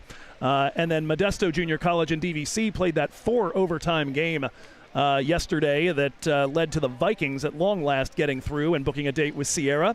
That date was a little forgettable, 22-2. Sierra College dominating that one to earn their trip to the championship game. But we've gotten a really good-looking matchup here between the Vikes and the Beavers, and we're excited, I think, about a competitive fixture, a pair of teams that have been to overtime against one another already once in Sierra and Delta for all the marbles. Should be a good time.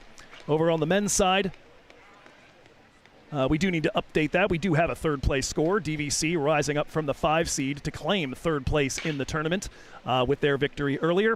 It's going to be AR and Sierra in the championship game. That's up next here on DVC Vikings Live and our coverage of the 2024 Big 8 tournament.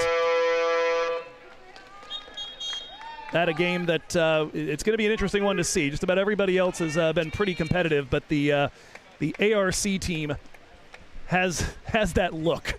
They just seem a little bit extra terrifying, and we'll see what Sierra can do to try to hang in that game and make it interesting. Sacramento men's water polo has been a powerhouse for a long time, that area, from the high schools on up. So, yeah, I'm excited to see it. Not too far from the championship rounds. We are back underway here after the timeout. Ball in possession of the DVC Vikings. Kagayong being hassled out there in the right corner. It is Lydia Blahos, who has been draped all over pretty much anybody that gets in her vicinity. There's the ball inside to Sophia Goodson.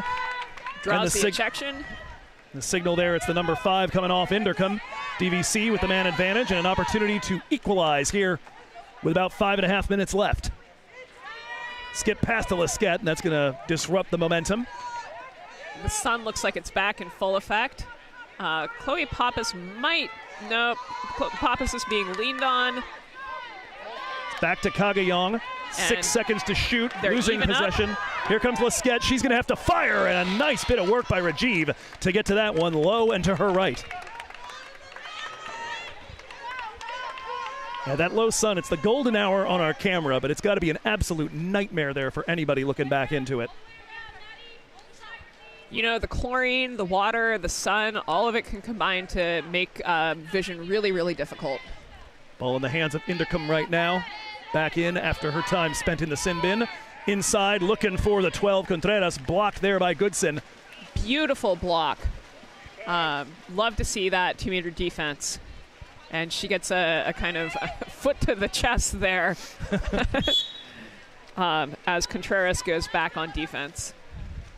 Kind of entertaining if you don't follow water polo. You hear something like that, you're like, well, clearly that's a red card, right? Like, how do you get a foot to the chest? But, oh, here's an open goal to fire at as Rajiv came out, and Kagayong equalizes. Good work there by Elena Laura in the middle. Had 2 players collapsing to her, found the open woman, and with Rajiv making a bit of a rash decision, Kagayong buries it. That's that ability to take advantage of the opportunities as they present themselves. You got to wait for them to develop and be there. You can't rush it, but then once you see it, you put it away. Nice work by the Vikes. Good to see Mr. Sham here in the DVC Vikings live comments. I'm guessing a relative of one of DVC's men's players. Welcome to the stream. Anybody else out there watching, if you subscribe, you're allowed to comment. It's a very low bar. It doesn't cost you anything. All worked out to the right side to Elora Zamora.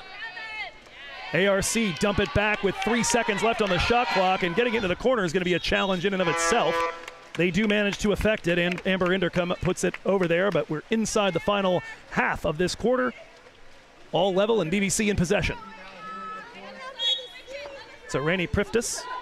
This is a big possession for DVC. If they can score here, they change the momentum of the game.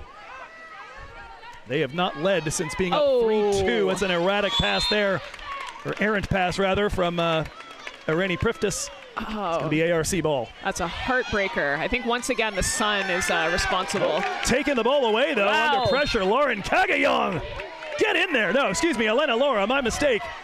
She receives it, now manages to find the cross-court pass. It's going to be Chloe Pappas. Oh, what a save by Rajiv. Comes back to Pappas. Over to the right side, a fresh 30 for the Vikes.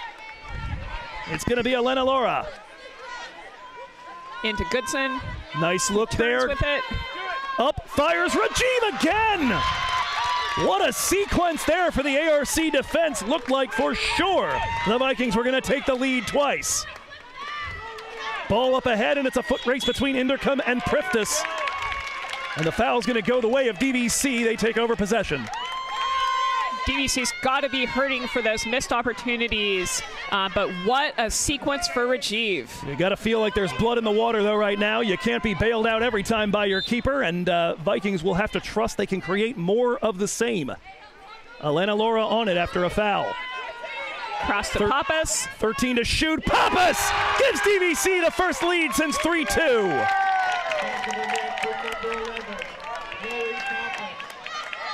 as the geese come in overhead. We've got a DVC lead. They will attempt to hold on to their lead. I mean, given the extent to which these geese occupy this campus, I'm surprised they're not our mascot, to be perfectly frank.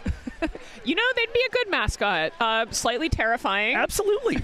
And I'm pretty sure you could, as we've got a timeout taken here in the aftermath, I'm pretty sure you could draw up a nice goose with some teeth on it. The Louisville Cardinals get away with putting teeth on a bird right there. I mean, I think they should be holding a knife in their little beaks. That absolutely sounds all right. I want to draw that up. If at some point we're given a cease and desist about the Vikings, I move the knife-wielding geese. I think that's an absolutely spectacular mascot. Somebody out there, mock up that logo. Don't use AI. Use your imagination. All right, we're going to take a quick break here for the timeout and gather our wits. But the Vikings lead by a goal here. No one's led by more. 2:38 to go in the fourth. We'll be right back.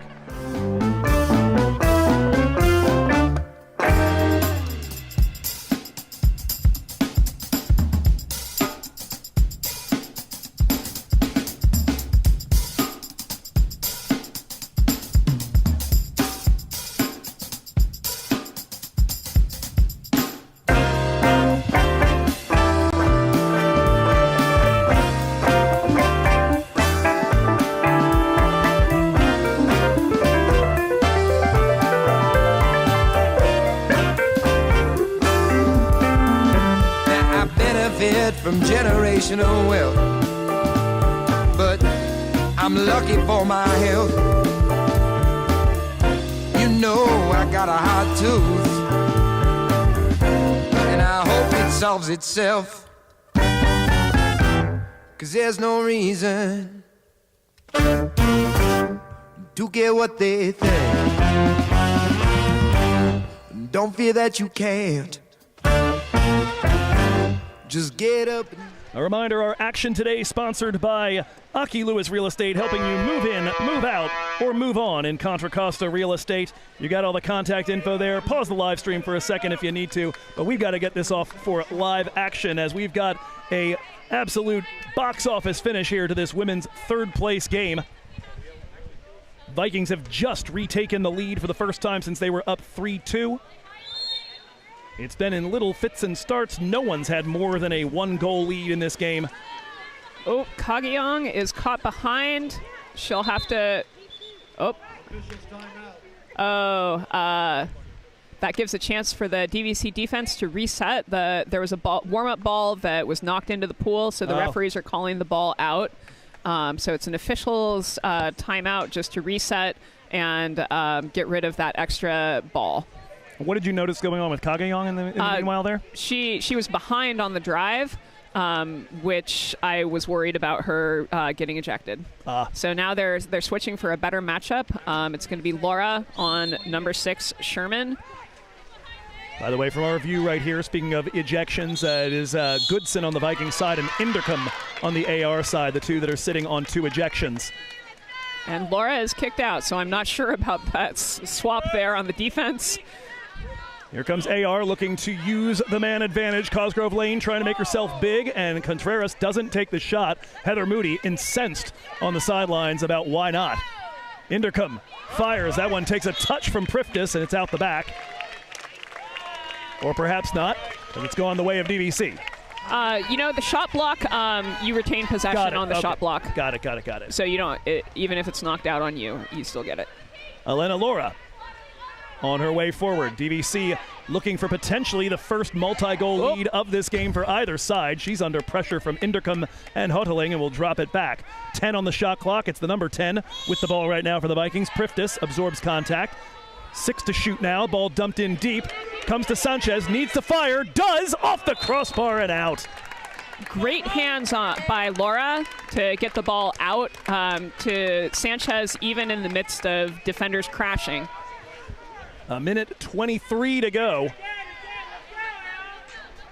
Time dwindling for the Beavers to get back level in this one. 7 Vikings on top. Ordinary foul. Now the ball back up well away from the 6-yard line. Worked out to the Sanchez left makes side. the choice to stay in, but it's not quick enough. Oh, my goodness. So didn't come out to challenge the original pass from Contreras, and it's the spin of Mackenzie Hoteling to work that one past Cosgrove Lane. We are back level.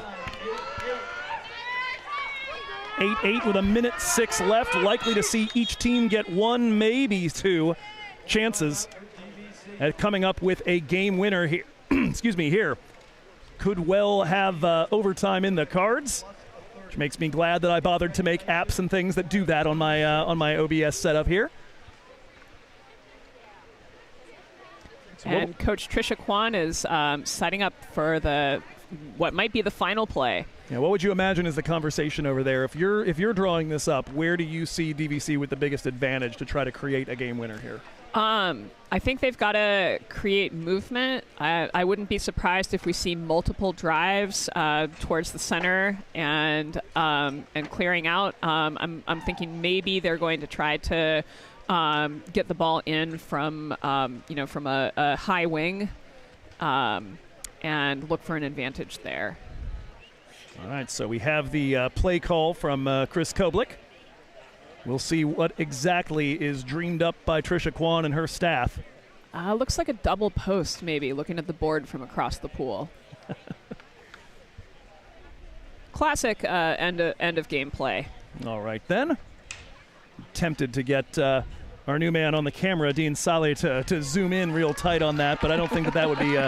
so we don't need somebody calling the ARC sideline and giving away the family secrets.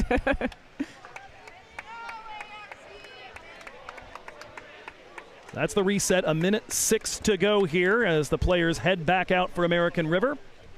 It is Vlahos Contreras, Mitchell, Indercombe, Sherman, and Hoteling, your starting lineup out there in crunch time for DVC. Sanchez and Papas, the first ones up.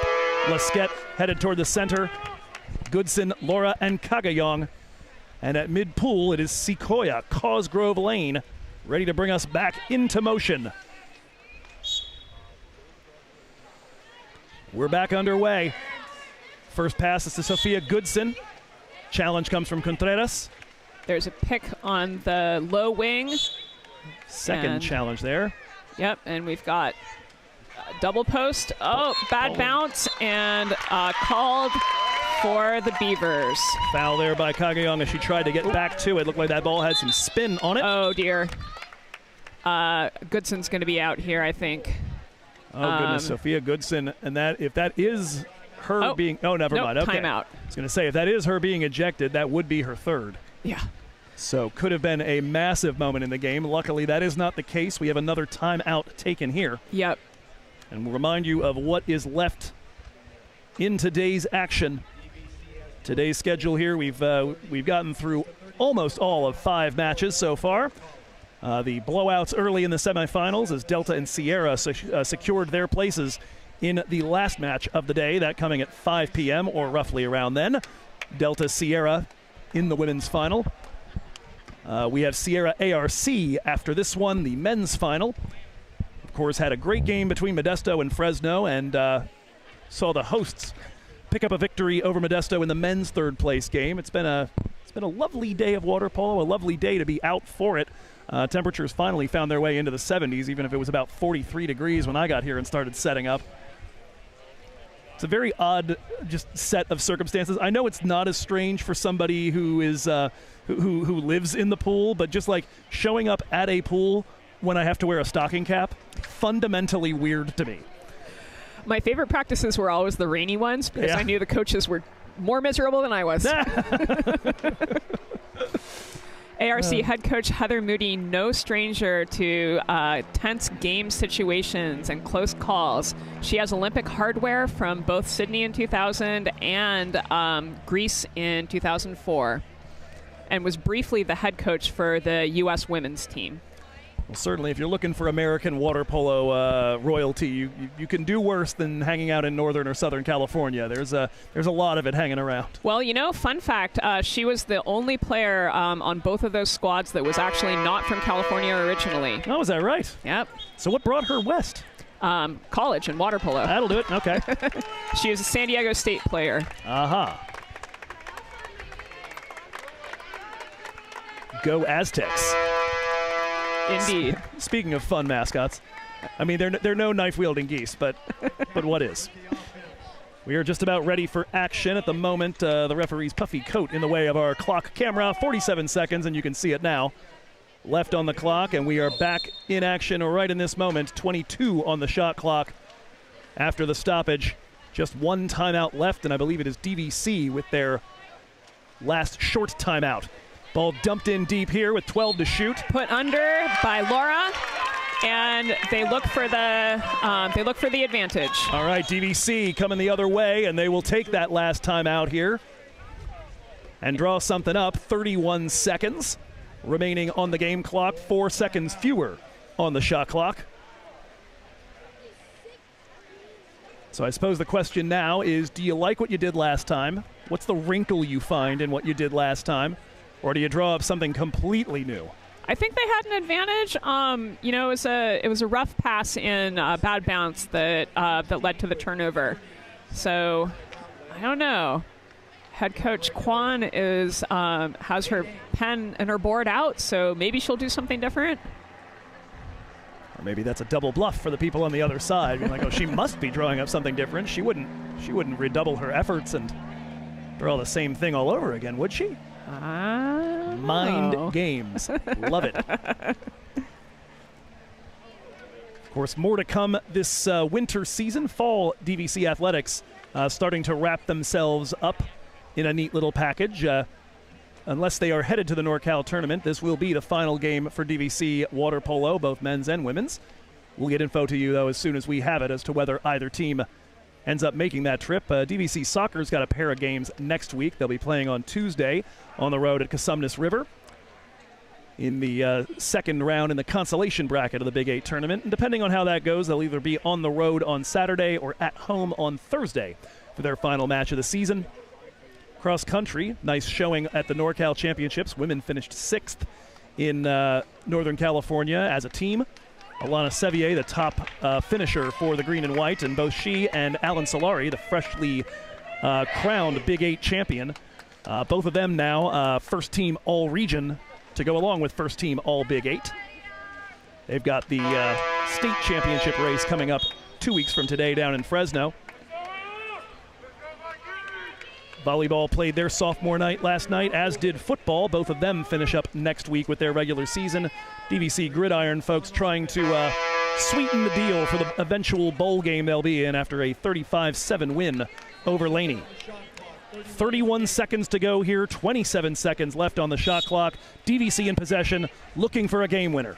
They set up with a double post, and then they look to change positions. It's going to be Goodson coming in. Elena Laura being pressured all the way to the right sideline. Oh, that's a tough dumps pass. this in. Kagayong trying to get there. Looked like she took a shove. It will be Goodson claiming it with 9 seconds left on the shot clock. For Lescat, who's got the ball. Fires off the crossbar. No. Oh, that's a tip. That should have been a tip.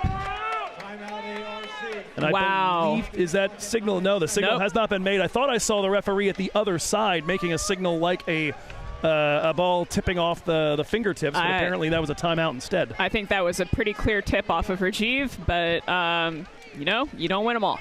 Well, 9 seconds left to see if AR can win this on a Thunderbolt. DVC needs to match up here. Looks like ARC is going to run something similar where whole sets are trading spots. Here it comes. Rajiv with the ball in her hands. 8 seconds. Dribbling forward with it. Now 5. Loads up the shot, fires, and it's off target wide right. And there's still time on the clock. 2 seconds left. Can Cosgrove Lane cut one loose? No, she'll dump it into the corner and make sure that we head to overtime, and that is exactly where we are headed. DVC seems to like them. They played 4 of them yesterday. And so we're going to have to wait just a little while longer before we get to any sort of hardware being handed out. We mentioned beforehand it being a miracle that we were almost on schedule. So much for that, Chris Koplik. And so we'll be playing another full quarter here of overtime action when we come back on the other side of a break. 8-8, 32 minutes, not enough to decide this one.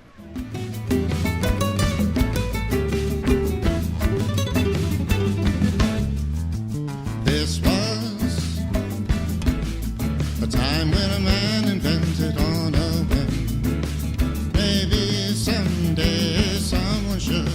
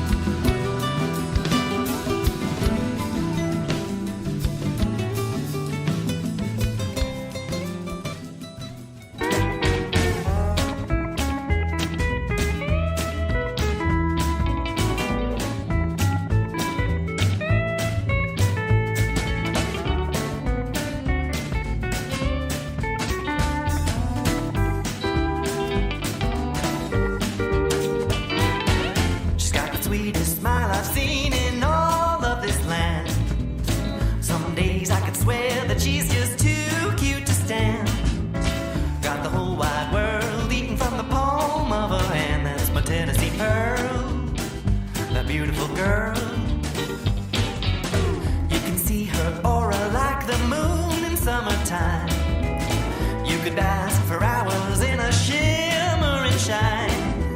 Beauty like that's quite an endeavor. You could search the seas forever, but you'd never find such a treasure. That's my Tennessee pearl.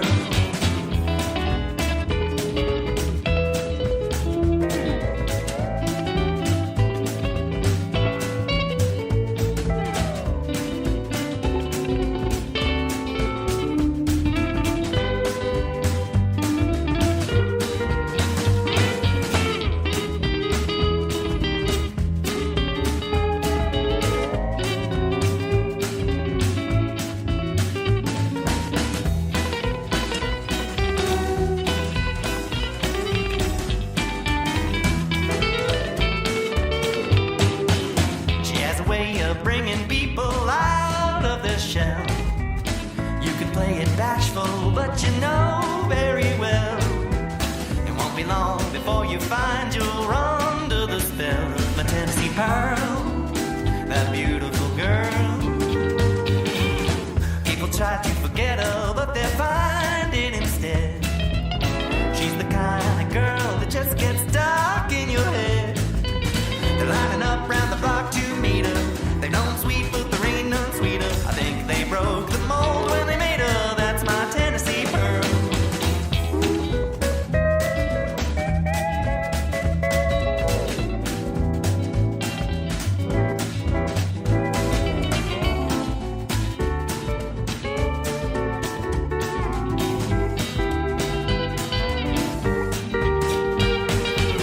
It's time for you to admit it, 'cause you just can't pretend. Become a stranger, but you're leaving as a friend. Stop acting like you got a choice here. She's got a heart that you just can't cloister. Can't deny the world's her oyster. That's my Tennessee girl. And welcome back, folks, to Rick Millington Pool at the DVC Aquatic Center. 32 minutes not enough. We're going to play at least 6 more, a pair of 3-minute periods, to see if we can decide the winner of this third-place game. If that doesn't work out, we'll head to sudden victory, overtime. And we are underway in this moment with the first of those 3-minute periods. And it's going to be Chloe Pappas getting to it first. DVC, I believe for the first time today, winning the swim-off to start off overtime. A little pep in their step after equalizing late in the encounter. Lescat with the ball up top, looking for Laura. Seen today, Laura, Pappas, and Kagayong all with 2 goals to their names. Sophia Goodson, surprisingly enough, held off the score sheet. You have to imagine that likely part of the plan for ARC, specifically marking her. Sanchez draws the ejection on the drive. Good pass by Kagayong. That's going to be Inderkum out for the next 30 seconds. Nope, I think she's out for good. I think that was her third. I believe so. I was about to go check the board once the referee moved out of the way, and I think you're exactly right there, Chris. Kagayong with the ball in the right corner. DVC with the man advantage early in the OT period. That one batted down. Here come the Whitecaps.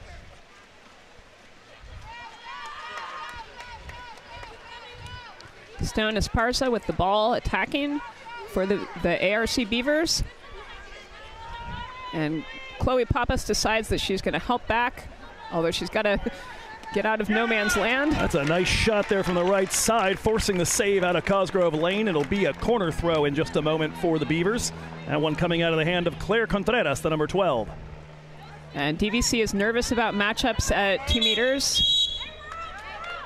But the ejection, when it comes outside Madeline Lescat. And now the man advantage for ARC over the top of Pappas. Ball in the hand right now of the 12 Contreras. Up top, Stone Esparza. Now Vlahos fires. Cosgrove Lane knocks it down and keeps it out of the cage.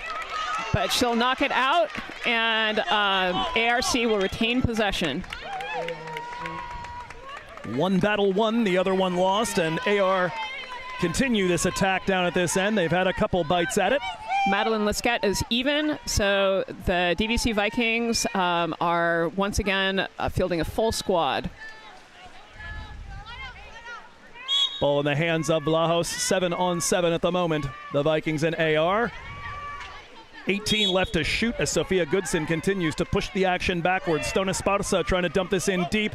Nice little outlet pass to the right side. One-on-one with Cosgrove Lane, and it's buried here by Claire Contreras, and AR have the first lead of overtime.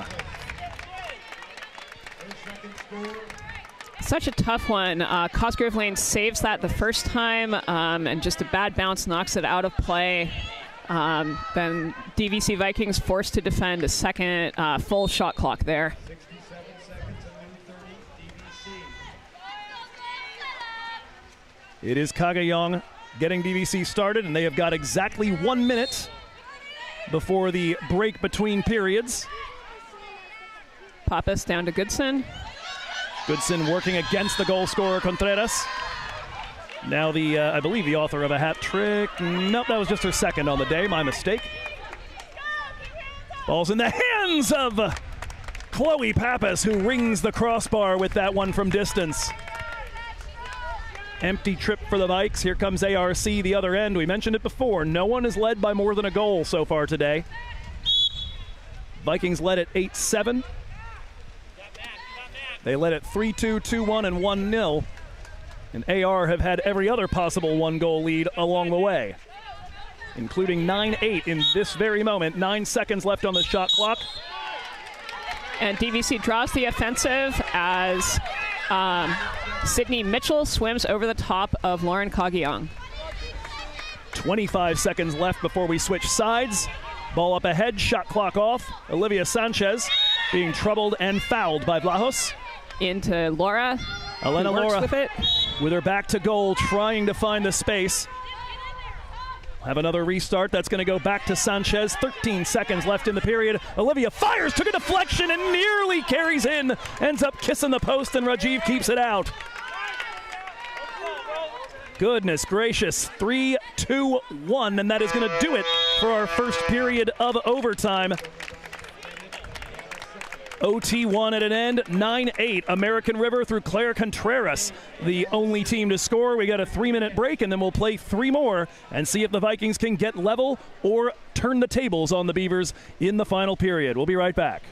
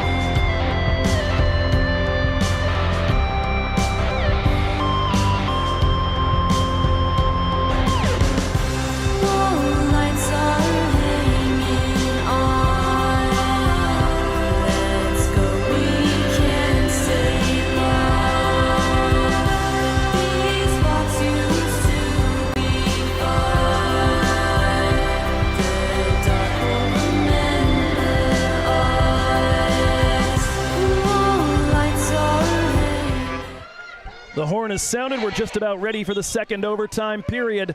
DVC trailing 9-8 with 3 minutes left to do something about it. A reminder that today's action here in the Big 8 tournament is brought to you by Aki Lewis Real Estate, helping you move in, move out, or move on in Contra Costa Real Estate. You got the information right there, the phone number, the Facebook profile, Akiko Lewis, the Instagram, Aki Lewis _RE. Hit her up if that's what you need at this point in your life.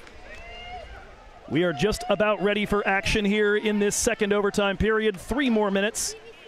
Does look fundamentally weird to see the 6th quarter up there on the screen, but it is what it is. And we're back underway. AR got the lone goal in the first overtime period through Claire Contreras, looking to claim 3rd place for themselves from a starting point of the 6th seed, which would be about as nice of a Cinderella as you can get in a conference where you've got as many dominant teams at the top as the Big 8 does. Both teams improving on their seeded standing coming into the tournament. No, absolutely. Yeah, Modesto ends up in 5th after starting as the 4 seed. Fresno in 6th after starting as the 3 seed. And AR at the moment, 2 minutes 42 seconds away from reversing that trend and have them start 6th, end up 3rd. DVC start 5th and end up 4th.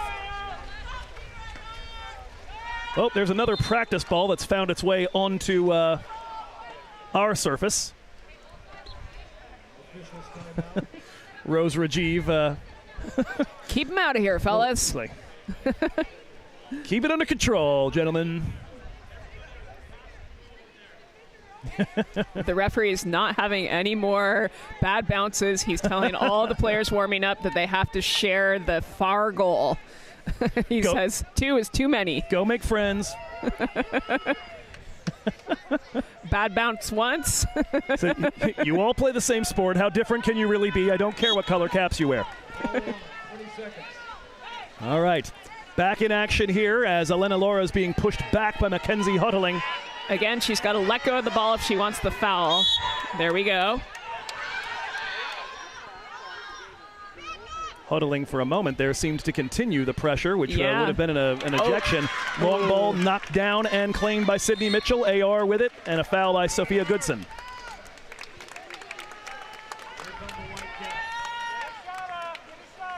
DVC's got to be a little bit more aggressive on offense there. They're getting pushed out. They can't let themselves get pushed around at this point in the game. They might still be tired from that massive amount of overtime that they played to get into this game. No doubt. And, of course, also with another game this morning in their legs and arms and core and all of that. Sydney Mitchell on it here. Worked around the perimeter to Stone Esparza. I am not liking the way that this 5-on-6 is setting up for DVC. I'm seeing too many openings down in the post players. And Chloe Pappas with the exclusion. 8 seconds left for AR to take advantage, and take advantage they do. Mackenzie Huddling has provided the first multi-goal advantage of today's game. 10-8 Beavers. I saw it, I didn't like it, and then I really didn't like it. Yeah, sometimes it is not fun to be precognitive, is it? Well, now the slope that much steeper for the green and white. Ball's out here, and DVC will take the timeout. They will need 2 nearly perfect possessions and perfect defense in order to bring this one back. Well, when you say it that way, it sounds easy. We'll have that in just a moment here. We'll take the break alongside the green and white. 1:29 to go.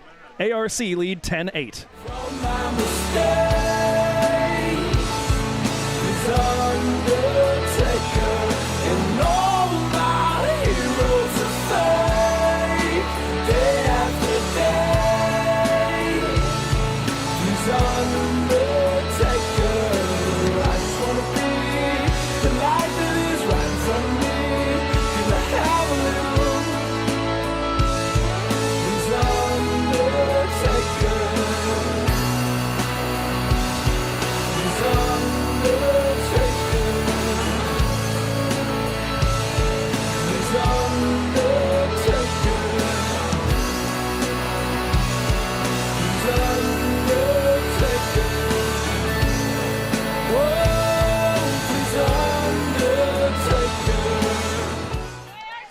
And we are back underway here. And again, it's Huddling, hassling Laura with the ball at the mid-pool stripe. Again, loses it. Again, the foul. This is a lovely ball over the top, though, to Sanchez, trying to get herself turned under pressure. It's out the back. But we have a foul first called against Contreras. Got to see some more action and intensity with the drives there. Everybody looks too stagnant. Come on, Vikings. Olivia Sanchez fires and score. No. Nope. It's her free throw. It's too close in. She can't. She's not live. She can't take it. DVC on defense. So 10-8 it remains. The goalie's really got to have some confidence in that to not go for the block, because sometimes when you go for the block, you make it look like it was a legit shot. So we've got a foul in here, a restart for ARC. Taken away by Pappas. Beautifully done. Vikings need to get it quickly down the other end just to give themselves the time to get those 2 goals. It's Cosgrove Lane on it as the cavalry floods forward. Kagayong quickly ahead now to Lesquette. Take it in. Looks to Madeline, get turned. take it in. Oh, Goodson draws the ejection, but they need the quick. Here's Lesquette. 35 seconds left. They don't have time to set up. They've got to move the ball immediately. You're looking for that goal. Here's Kagayong, Lesquette with the man advantage, but DVC continuing to see time tick away. Chloe Pappas still not taking it. It's killing me. 10 seconds to go. Kagayong fires, and it's blocked by Huddling. And that is probably all she wrote right there. 10 seconds left. Ball to American River. Goodson will hassle. Timeout called. All right, 7 seconds remain here. They've got to be more urgent on that power play opportunity. They can't just pass. Because your only real option then is you've got to force a turnover before anything even develops at the other end. I was kind of surprised not to see a more animated Trisha Kwan in that situation. You know, I think you're far enough away from your players. They're going to do what they're going to do, and you just got to ride it out as a coach, and then talk about different choices after the play. Just about ready to get back underway here. 7 seconds, and it'll be in the books. And American River, what a rise up, winning the quarterfinal over the 3-seed Fresno. Obviously falling in the semifinal to Delta earlier this morning, but taking a very tight 1 victory. We mentioned it was 10-8 DVC back in October, early October. Looks like it's going to be 10-8 ARC in the rematch, and I feel like we need to play another one then. You know, I agree. It's a tie on aggregate. Penalty shots. Let's go. They've pulled Sequoia Cosgrove Lane out of the goal. They're going a man-to-man press or woman-to-woman press. Kagayong getting spun there. And ARC will take it. That is going to do it. So our third place game at an end. American River College, the 10-8 victory, a hard-won thing. Claire Contreras with the goal in the first half of the overtime. They pick up a second one in the second half and deny DVC anything past regulation. Well, Chris, that's the sort of appetizer I think we needed to get ourselves ready for the big money matches that are coming up on the other side of our break. Championships, first the men, then the women. Absolutely. So in the men's one, we'll take a quick peek here. ARC Sierra, who you got? You know, I'm not sure. Who's fielding the much smaller squad? Sierra? That would be Sierra. That's a very small squad, but a very prolific set of goal scorers. You know, I haven't seen either of them at play before this. I'm feeling good about ARC just from looking at the rosters. All right. Well, we'll see how that one turns out, and we have had a chance to get a good look at Delta and at Sierra. Earlier today, well, I did at least. I think you were able to get here for the second of the semifinals. How do you like Sierra's chances after what we saw of them against DVC? Sierra looked so dominant. They made that game look extremely easy. I'll be surprised surprised and pleased to see a strong matchup against them. All right, well, we have those 2 matches coming up. The originally scheduled time was 3:40. We'll see what it ends up being here for the men's final, but we're going to change over some graphics and get ready to bring that one to you on the other side of this break. It's going to be, as we said, ARC Sierra for the men's title here in the Big 8. We'll see you soon. Tips another day, we're gone, just passing us by.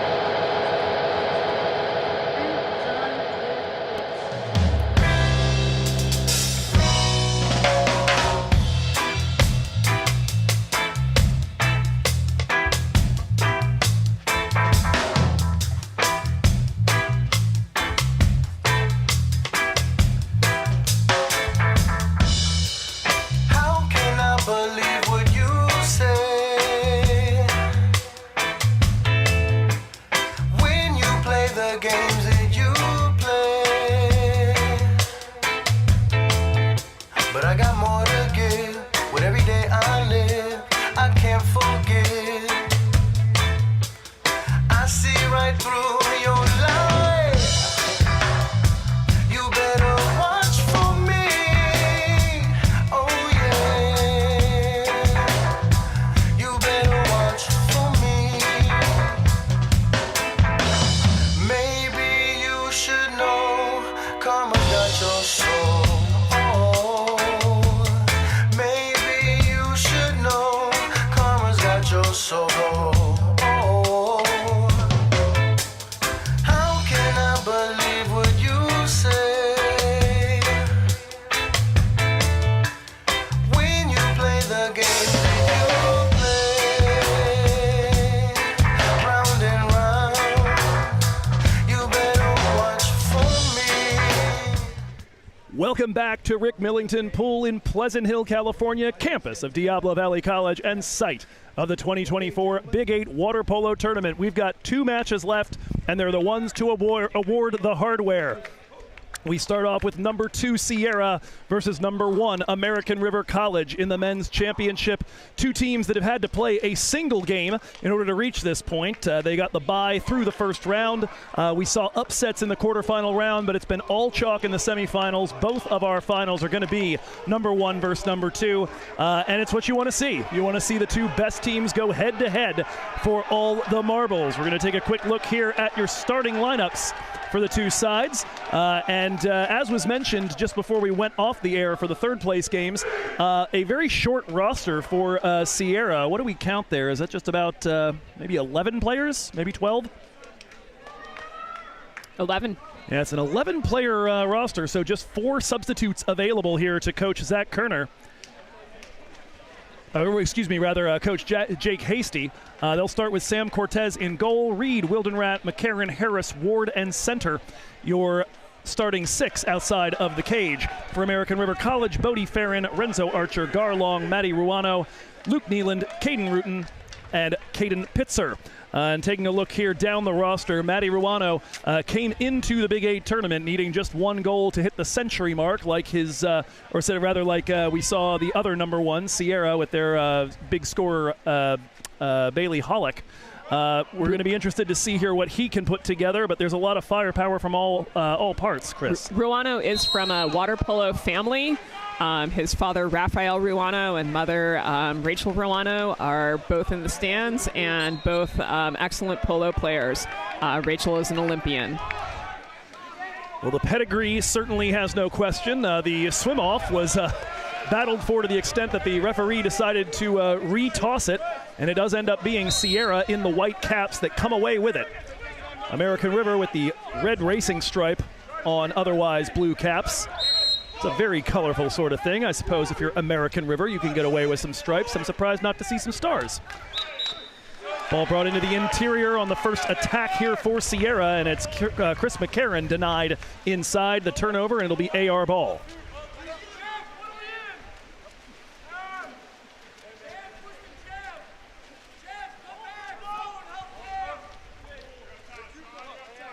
Very deliberate start here for American River, coming up the right side. It's the 11, Rutan. Back and forth with the 5, Long. 1 second to shoot, fires the skip shot off the the right post, and out. Not a whole lot of motion in that first possession. Really looked like the water polo equivalent of iso ball.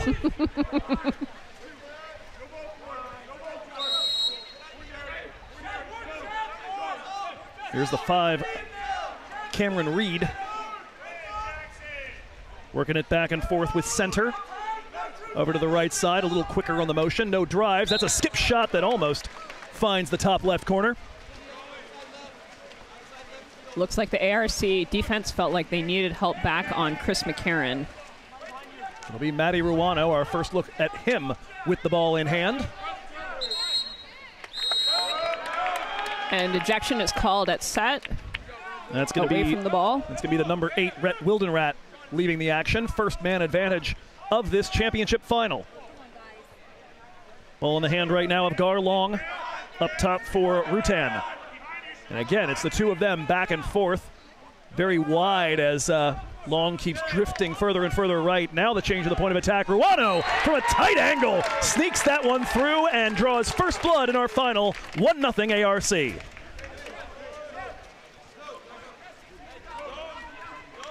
That's a classic 6-on-5 play where the ball goes back and forth on one side and then crosses over, hoping to catch the keeper off balance.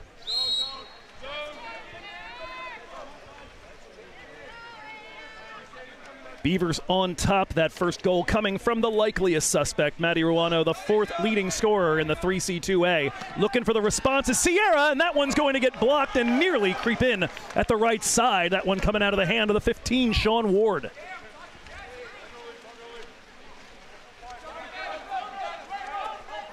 Up ahead here, Rutan. Now into the wing. Again, Rutan and Long. Stop me if you've heard this one before. Back to the point. Again, back to Long. Rutan. That's a shot, and that takes a deflection that favors the keeper. Sam Cortez able to make the stop.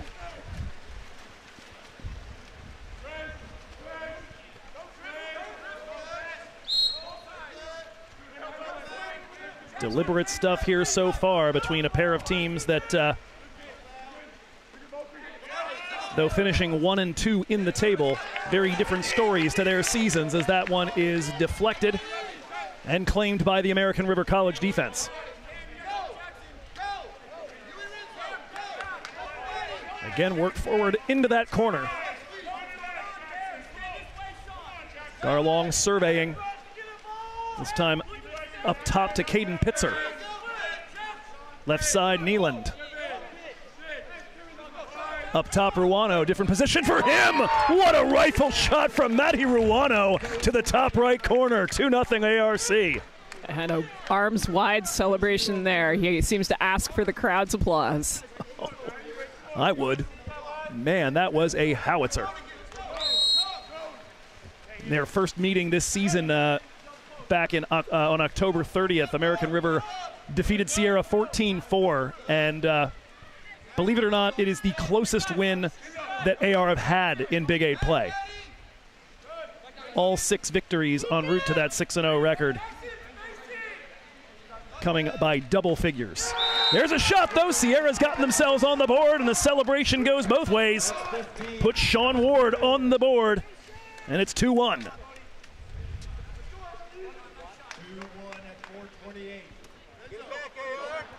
So far, Matty Ruano 2, Sean Ward 1.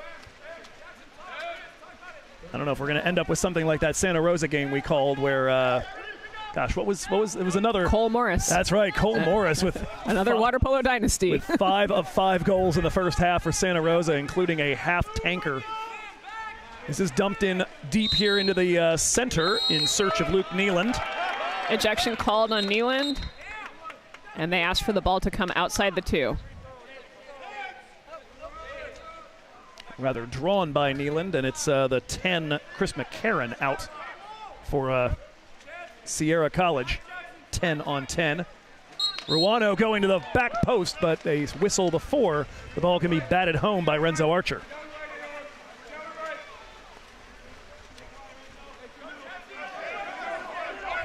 Here is Chris McCarron coming up the pool. Back into the action, of course, and that's batted away. Active defense from the ARC wings. That was Garlong getting in the passing lane. Long ball to the left side. Ruano takes it down like it's nothing. Nobody's covering Ruano. He's going to go one-on-one with the keeper, and that time around tries to go near post and strikes that post. Goodness gracious, Jeffrey Center just kind of, he went to center and left Ruano all on his own. Yeah, Ruano and Neeland really forced the defender to make a difficult decision there. I got to wonder about the decision to leave the guy with 100 goals. But it's a worse angle. Your keeper is set up on him. It's not going to be an overpass or from center cage. I don't disagree with it. All right. That's why I get the coach here with me. Meanwhile, at the other end, it is Chris McCarron leveling the encounter. shoves it to the goal. You have to imagine at least the early going of this, knowing what ARC's been capable of this season. If you're Sierra and Jake Hasty, you have to just be basically thinking, survive this first potential onslaught, keep yourself in this game, and then anything can happen. But you know this is a team that could absolutely dust you if you're not careful.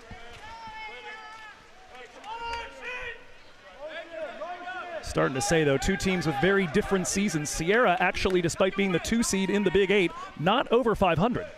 10-12 on the season. Long left arm waving from that right wing. Worked around the perimeter to Jake McGoldrick.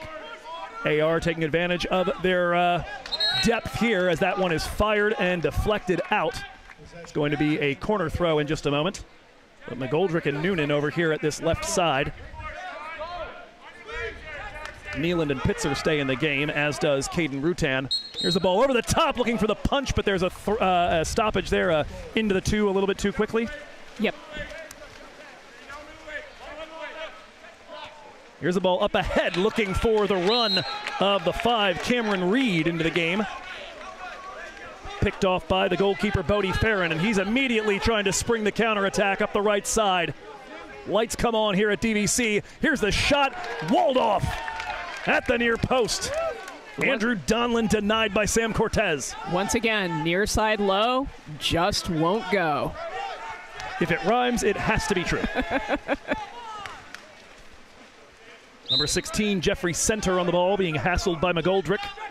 Ball worked back. A little bit of space for Jackson Harris. He decides not to do anything with it, pushes it out wide.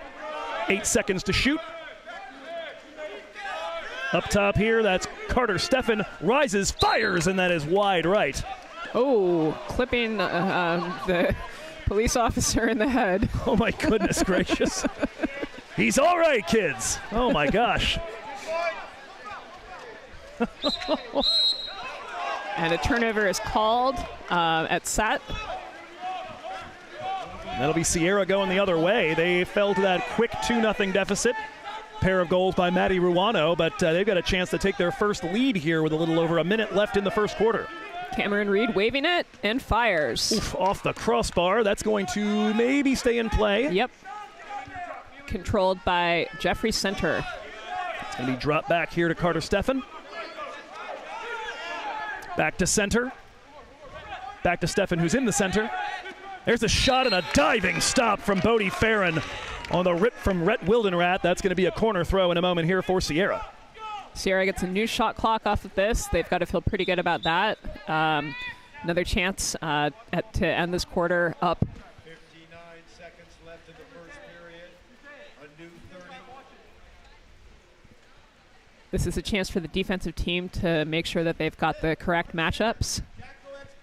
It appears we've got a quick delay here as one of the AR players had thrown his cap.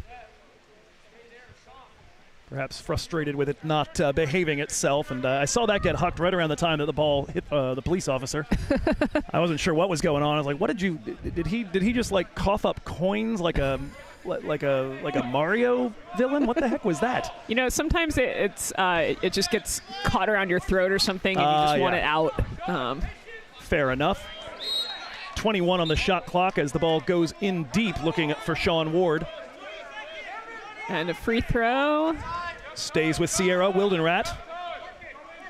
Over to the left side here for Reed. Reed with the sidearm shot. That's going to go high. Empty trip despite the man advantage. And whoa, that's got to be the sort of thing that plays in your nightmares right there from Bodie Farron. But sure. No harm, no foul. I don't know if the camera was on him at that moment, but briefly lost it as he tried to toss it and saw it go back behind him. Long left arm of Andrew Donlin holding the ball, now dumped in deep. 3 Sierra players battling for it on the inside. It's Wildenrath, Center, and Reed. They managed to take it away. Likely the last possession of the quarter here. 10 seconds to go. Coming forward with it is Rhett Wildenrath, the freshman out of Rockland. Teammates counting it down, trying to dump it down low. Here comes the shot and the goal with 2 seconds to go. And it's Cameron Reed giving Sierra their first lead. Turnaround. American River number 5, Cameron Reed. Well, I'm going to go out on a limb and say I think we got a game here, Chris. I think so too. Watch out for the half tanker here. 2 seconds to go. We've seen it before. And the rip knocked down as Caden Pitzer went for it. Sam Cortez with the stop, and that brings an absolutely pulsating first quarter to an end. Sierra College take their first lead on 3-2 just 2 seconds before the break. We head to that break, and we'll see you on the other side of it here on DVC Vikings Live.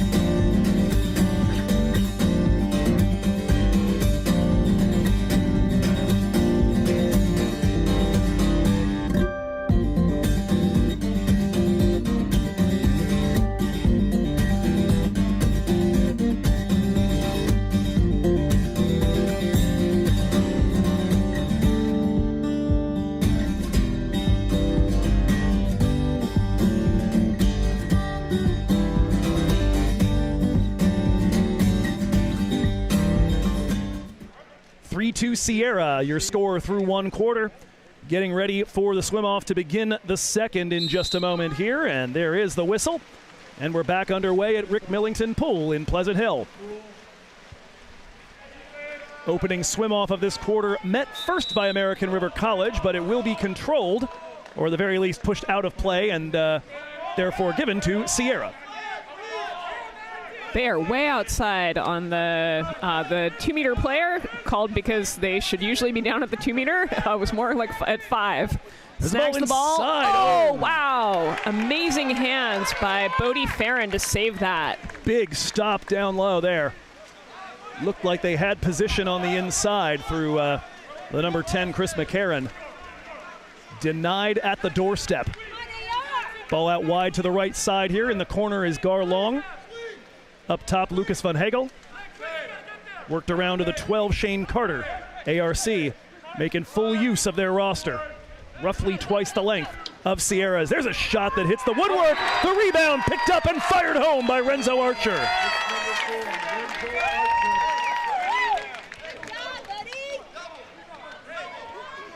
American River College level it here at 3-3. Back and forth we go.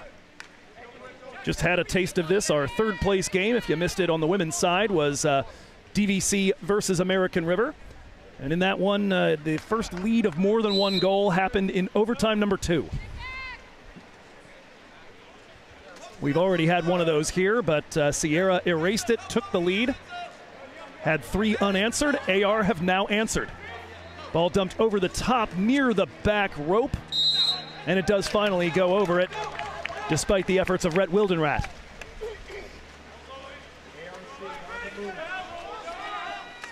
Glad to have you aboard, those of you watching along on the DVC Vikings Athletics YouTube page here on our live stream. If you're out there and you care to subscribe, let us know you're out there. Love to know how long the reach is. Ball up the left wing here for the number 8, Wildenrath. Oof, wow. Defensive work being done by the 12, Shane Carter. Takes that ball away clean as a whistle from center. When you get your bicep or tricep knocked like that when you're in the middle of throwing, you saw what happens. Oh, my goodness. Ball in the hands of the 13. Van Hagel loses possession, and Sierra will take over. It looks like a physical game out there. I mean, it always is, but just the expressions on some of the players' faces makes me think that a lot's going on underwater. Nice pass, down line and inside. Oh! Crawling its way over the line. And given. That's going to be Jackson Harris, and that one had to seem like it was in slow motion right there at the end, but Sierra back on top. Absolutely. It's a tough angle for us. Didn't necessarily look like it went all the way in, but I trust the referees that are closer to the line to call it correctly. That's their job. That's why they stand where they do and sometimes block your view. Sorry, viewers at home. Many thanks again to DVC's theater department, actually, for loaning us the platform to get some elevation and give you a little bit more of an unfettered view of the action today. ARC looking for the response as Sierra have taken their second lead of the day. Up top, Karsten Tagatz. Matty Ruano inside looking for the ball. Some rough play on the interior, nothing given, and that's a shot from Renzo Archer. One goal already today. That one, though, stopped by Cortez. Ooh. It's a dust-up between Ruano and McCarron in the backcourt there. It's getting a little bit testy out here. Certainly saw a good bit of shoving and white water in the inside on that last possession. 11 to shoot as the ball's in the hand of Wildenrat. Worked over to the left side. Now up top for the 5, Cameron Reed. One goal already today. He elects to dump it to Jeffrey Center. Unable to work it through a crowd of American River College Beavers. And here comes the outlet going the other way. It's going to be Shane Carter on it, spinning to his left toward the center. 2 defenders converge. Foul given, but it'll be a restart for ARC. Good work there by Reed and Wildenrat to track back and get coverage on that. Can afford to give away that foul. Here's a ball into the interior. He reaches over the shoulder and gets the ejection. That's going to be Wildenrat coming out. That is, I believe, his second ejection already here in about the halfway point of the second quarter, waiting to see the magnet put on the board, and indeed that is the case. 3 ejections so far for Sierra. AR yet to concede the man advantage to the Wolverines. Tough to have a person in foul trouble in the second period when you've got a lineup of 11 folks.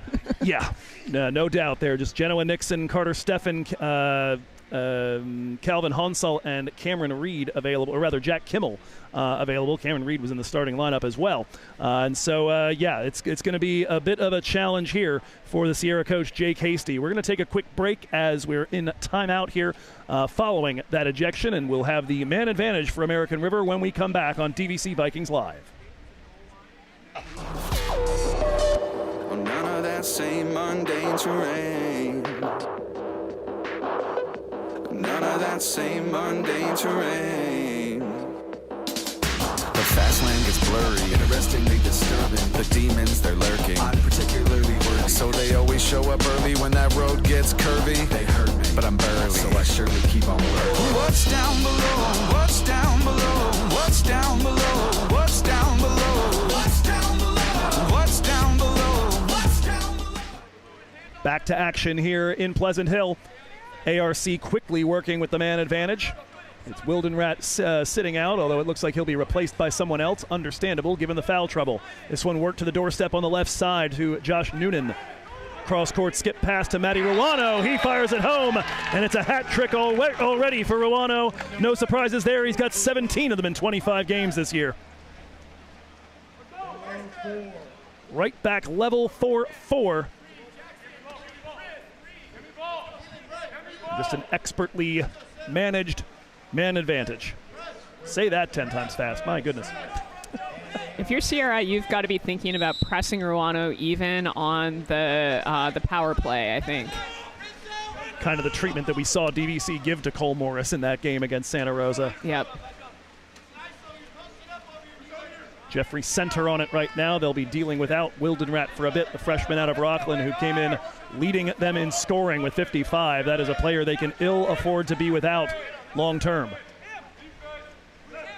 Ball to the right side. Carter Steffen gets it under control. Oh. And he's going to toss that into the corner as the shot clock expires.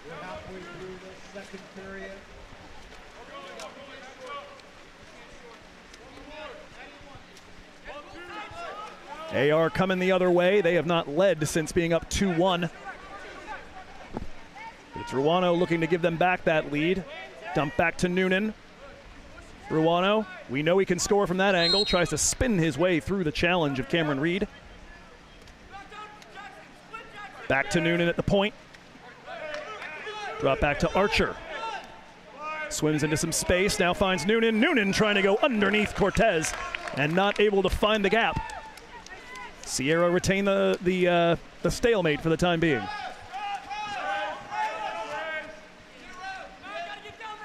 Ball up ahead here for Sean Ward, doing battle with the 10, Luke Nealand. ARC coach calling for the full court press.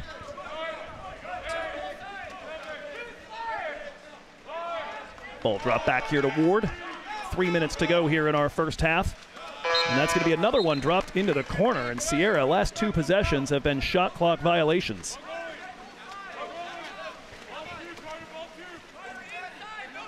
Here come the Beavers. Ball work to the left side, Ruano.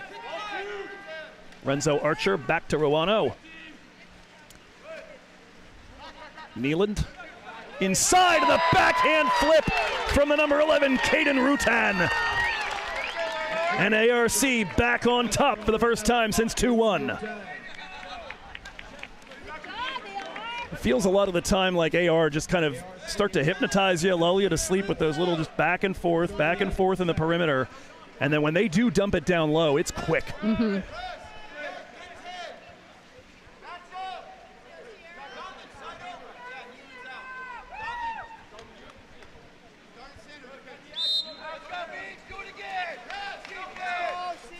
So we had Sierra recording 3 unanswered after going down 2-0. It's now 2 quick ones for American River after going down 4-3.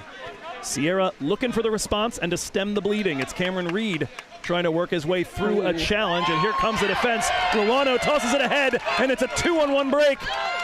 Defenders trying to track back, but it's Josh Noonan with a chance to go in on goal. Oh, he takes it. What a recovery run there from Cameron Reed to take it away.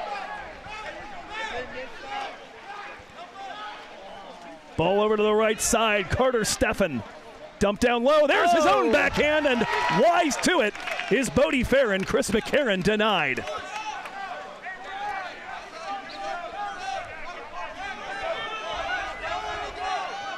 Calvin Honsall in right now for Sierra for some of his first action. Gar Long, the original starter, back in here as we are in the last 90-odd seconds of first half action. Noonan on the left side. Has friendly caps nearby. 6 seconds left on the shot clock. Ball back to Ruano. 3 seconds to go. Ruano fires and nearly hits from out there. Cortez gets a hand to it. Holy heck. That was moving. Yep. He reminds me of a lot of USC players who are well renowned for their pinpoint ability from anywhere in the pool. Generally speaking, I imagine you feel pretty good if the shot clock is at 2 and the ball is 8 meters away. Yeah. And yet. Good gravy. Gar Long over here to Caden Pitzer on the left side, now all the way around to Noonan in the corner. Back up top, Pitzer. Noonan. 2 ARC Beavers in the interior, but it's going to be Noonan going solo and hitting the woodwork. Sierra ball, 45 seconds left in the half. Likely their last trip down the pool. Timeout called for the Wolverines. While we've got a moment here, we'll give you a reminder of how we got here, a look at the men's bracket. I thought I updated that thing. What's going on there? Well, at any rate, A reminder here, AR and Sierra College both with the byes into the semifinal round. Both of them able to get through those matches without too much difficulty. Sierra, a little bit more competition coming from Modesto. ARC, no trouble whatsoever with 5th-ranked DVC in their match. The Vikings, though, rebounded from that to take out Modesto Junior College. I know it doesn't say so there, but we'll fix that later. And, of course, we've got the women's game coming up after this, the final game of our septuple header. Scheduled for 5 p.m. Of course, it's presently 4:43. That overtime game, plus a few other delays earlier, certainly putting a hitch in our plans, but nothing wrong with that. Honestly, I'd be fine with today lasting just about forever. This has been a phenomenal time. Absolutely. So I think if you're Sierra, you have to worry a little bit about your roster, both in terms of ejections, but also just in terms of conserving energy and being able to last throughout the 3rd and 4th quarters. Right. Certainly, if you're playing Rhett Wildenrat a bit less in order to conserve his the likelihood of him picking up that 3rd ejection, now you're playing somebody else that probably doesn't typically play larger minutes and may wear down over the course of the match.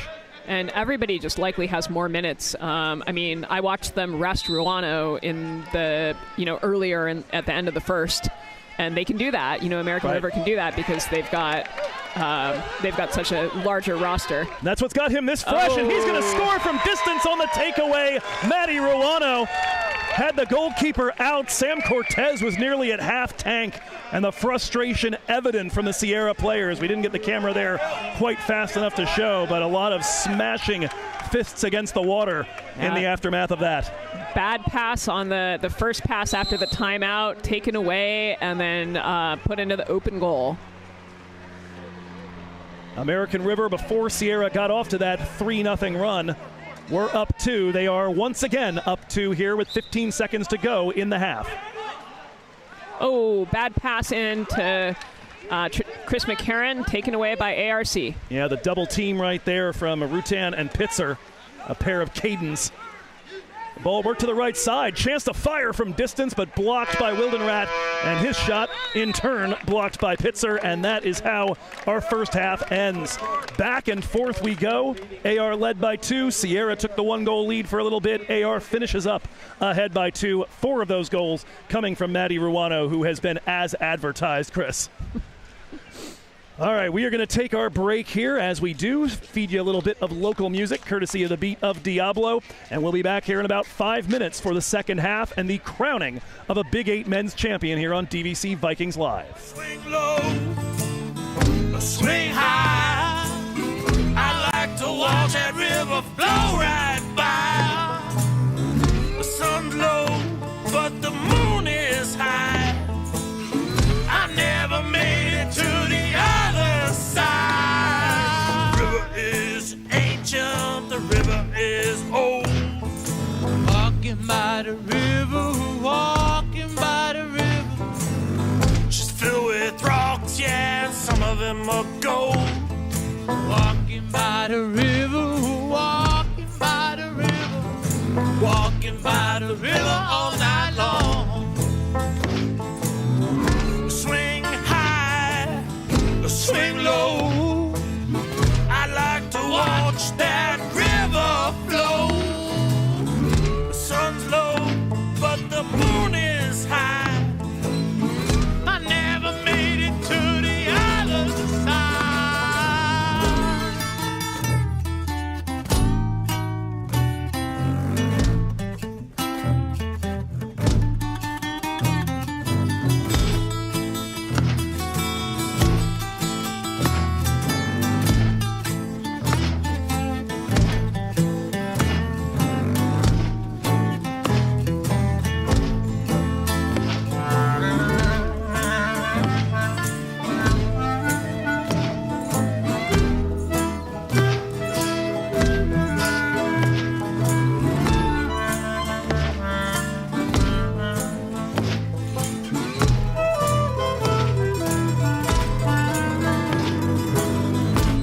She's dangerous, she'll invite you to play.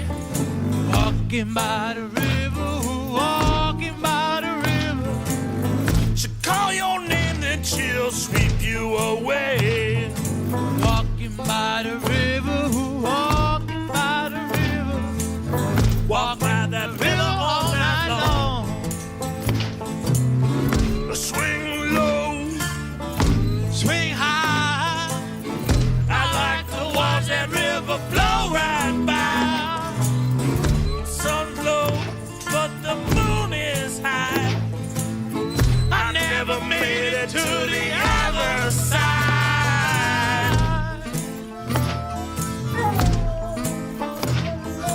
Walking by the river, walking by the river.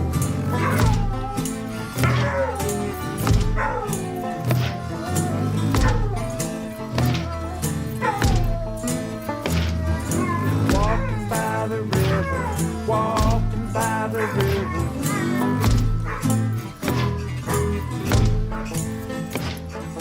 Walking by the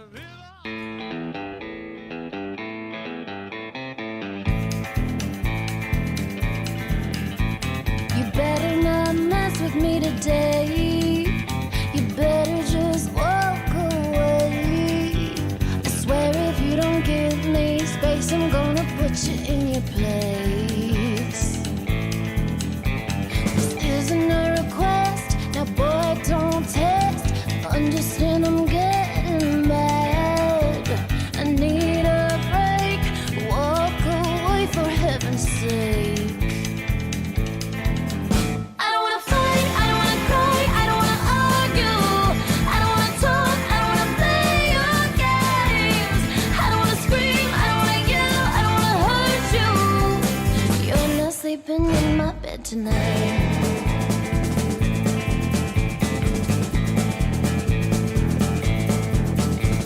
You better stop running your mouth.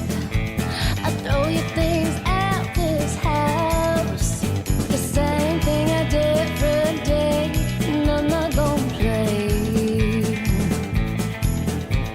I'll show you what crazy's about. I'm not gonna scream or shout. I'll throw your stuff on the lawn and turn the f***ing sprinklers on. I don't wanna fight, I don't wanna cry, I don't wanna argue.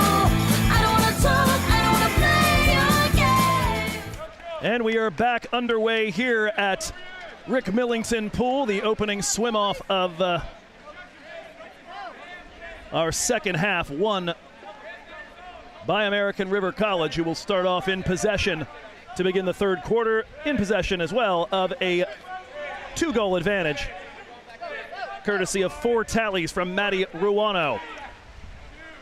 Shot clock ticking down here as the shot is taken, batted away, and right back to the number 11, Caden Rutan.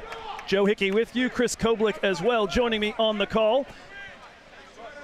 And Chris, we talked a little bit about just the player management and energy management issues that are likely to be presented to Sierra here as ARC pick up goal number 7, biggest lead of the day. And that one's out of the hand of Gar Long. I would not be surprised to see ARC run away with it a little bit this half. Yeah, just a short roster here. Sierra, we talked about weathering the initial storm. But they just keep throwing new bodies at you, and just about everybody's got some quality to offer in this lineup. We talk about the 99 goals from Ruano, but Rutan's got 34. Pitzer and Archer have 28. Got Luke Raby, who we haven't even seen in today's action. Bummer. Chris McCarron getting open, but the referee said that he created distance with a kick, and therefore the ball will turn over. And it's going to be Matty Ruano leading the break. 4 goals already. Puts this to the right side for Rutan. Rutan taking space, fires, batted away by Sam Cortez. I thought that one was going to come straight to us. Yep. Off of Cortez's hand, I was like, oh man, that has got some pace on it. Dumped into the interior just a moment as that one is flicked over the top under pressure by the 15, Caden Pitzer. I think that was off his bicep. I think he might have a bruise. That thing leaves a mark, or at the very least it sounds like it does. Yeah, I think that one would. Nice pass to Chris McCarron. Sierra looking for the response. They led at 4-3. It's now a 4-0 run for American River College. It has been a game of runs so far. Sierra's 3-0 gave them a lead early. This one dumped into the center just as the shot clock expires. Some complaints from the crowd about that. We have an exclusion, yes, here with it was the number 5, Gar Long. I think that is his first. In fact, there's a chair in the way. That might be the first exclusion period against American River College. I think it might. It's McCarron now up top. The shot from the point coming out of the hand of Sean Ward, who scored the first goal of this encounter for Sierra. Denied that time by Farron. Up ahead here for Rowano. Important challenge by Ward. Rowano will restart. Back and forth. Touch from Pitzer. Rowano fakes another shot. Takes a slap here from Ward. Gets the ordinary foul. Somebody without a hat. Going over to Matty Rowano, firing, and that one absolutely zips its way over the top of the crossbar. I can't do process of elimination fast enough when the cap comes off. I think it might be Gar Long. You are a lot quicker at process of elimination. I believe you're correct. Taken away here by Caden Pitzer. AR coming the other way. Leaves it out wide for Rowano. He'll have to chase that and keep it in play. Does so from a tight angle, and that's stopped again by Cortez. The pickup on the rebound, batted away again, and we've got a penalty throw awarded here. And the crowd and Chris Koblich not happy about it. That's a tough call on the, off the rebound like that. Nobody's controlling it. Limbs are flying. I just think it's chaos, and you got to let it play out a little bit more. A chance for AR to extend their lead to 8-4 here. And Rowano gears up to take the shot. Why would you choose anybody else? The way he's playing so far here.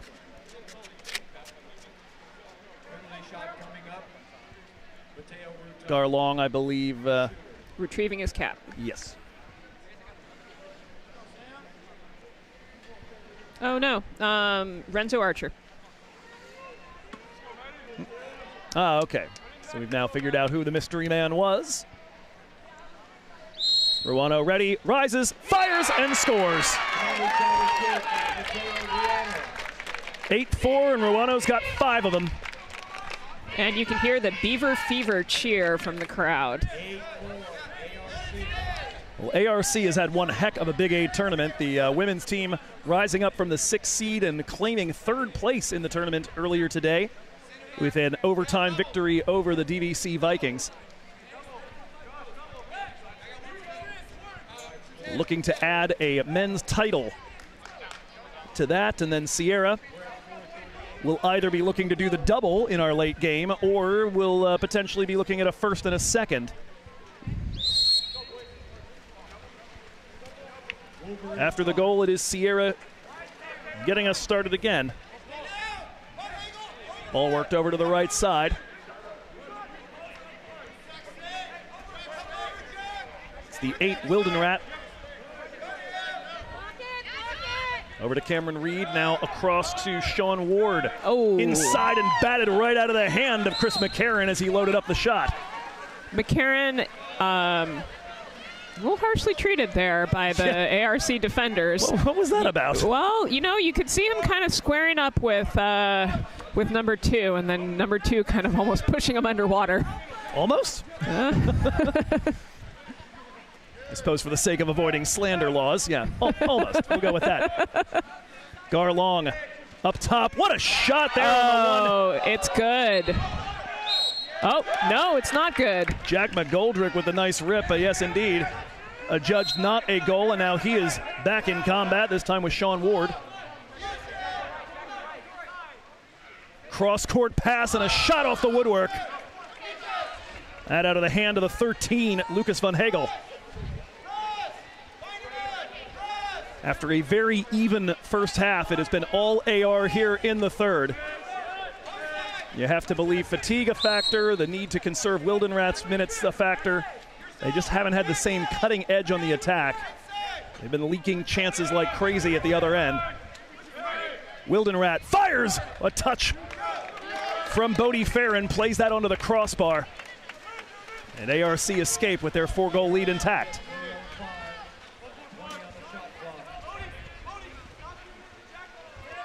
Jack McGoldrick. Patience here from American River College. 10 left on the shot clock. Inside 3 minutes to go in our third quarter. Had a decent looking lane there to fire at, did Garlong for a moment. He finally does shoot. And that's batted down by Sam Cortez. Cortez is having quite a game of stops, despite the score. Yeah, a long outlet here to Sean Ward in the right corner. Good run here by Wildenrat, but he's going to cut that, rather by Cameron Reed. Cuts that out towards his teammate at the wing. Now they set up in their half court. 8 seconds to get something away here. The number 10, Chris McCarron, fires. That hits the wrong net, and we're going to have a timeout here. We'll take an opportunity here with that timeout to remind you that today's action is sponsored by Aki Lewis Real Estate, helping you move in, move out, or move on in Contra Costa Real Estate. Give her a call, 925-786-5468, or look her up on Facebook or Instagram. Thank you for your support of water polo and of the Big 8 tournament, Aki Lewis Real Estate. Looks like a short timeout here to get a few substitutions in. 2:14 to go here in third quarter action.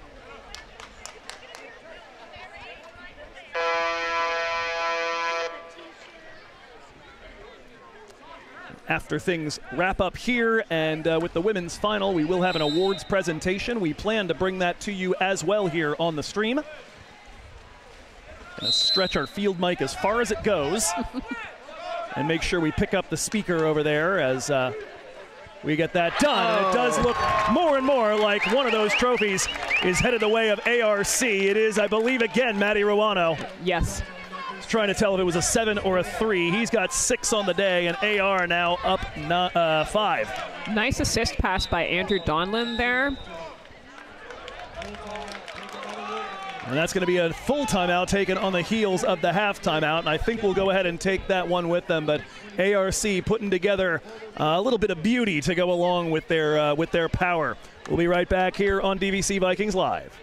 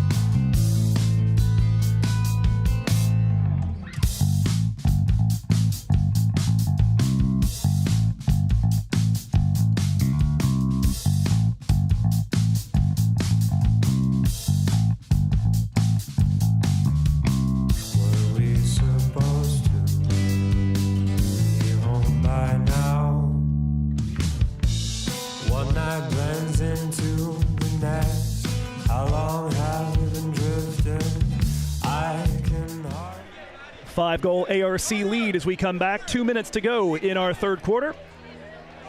Men's final here of the Big 8 tournament in 2024, brought to you on DVC Vikings Live. Joe Hickey with Chris Koblich, live from Pleasant Hill. I like the show of the ARC player to be like, here are my hands. I did absolutely nothing. We've now got, I believe, an exclusion. Yep. And so man advantage time here for Sierra College. It was the 12, I believe, Shane Carter told to head over to the sin bin. 15 seconds left on the shot. Ball in the hands right now of the 10, McCarron. Worked over to the left to Wilden Rat. He absorbs contact from Caden Pitzer. There's a shot that rings off the woodwork. And they're calling it out inside the 5, so therefore not valid as a shot. It's got to go back to the keeper. Right.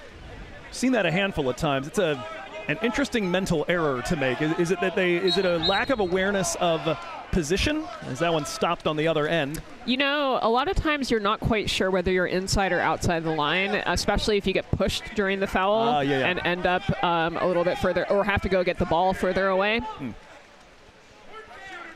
So if you're outside the 5, you're welcome to just take a rip right away. Speaking of taking a rip right away, very early in the shot clock this time around, and it's Cameron Reed with his second. Sierra break what had been a lengthy scoreless drought. Nice diagonal pass there from the top left over to the right side down low. The assist is my favorite stat. I'd rather pass a great assist pass than score a goal most times, I have to say. And we've got a Dolly Parton scoreline here, 9-5. A minute to go in the third quarter. Sierra looking for a stop and maybe one more to pick up a bit of momentum, as they'll have 8 minutes to try to chase down this Beavers team and claim that hardware for themselves. Ball down low on the right side. Ejection called at set. It's going to be looking to try and find the number. Cameron Reed, I believe. Actually, I think Jackson Harris, Jackson 13, Harris. Sent packing to the bin. 37 seconds left, 24 on the shot clock. And we've got a penalty called. Shoot, missed that. So we were trying to chase down a cap number. So Matty Ruano has already made one of these. He's got 6 goals on the day. Looking to make it 7 and put his team into double figures. And double up Sierra at 10-5 in one fell swoop.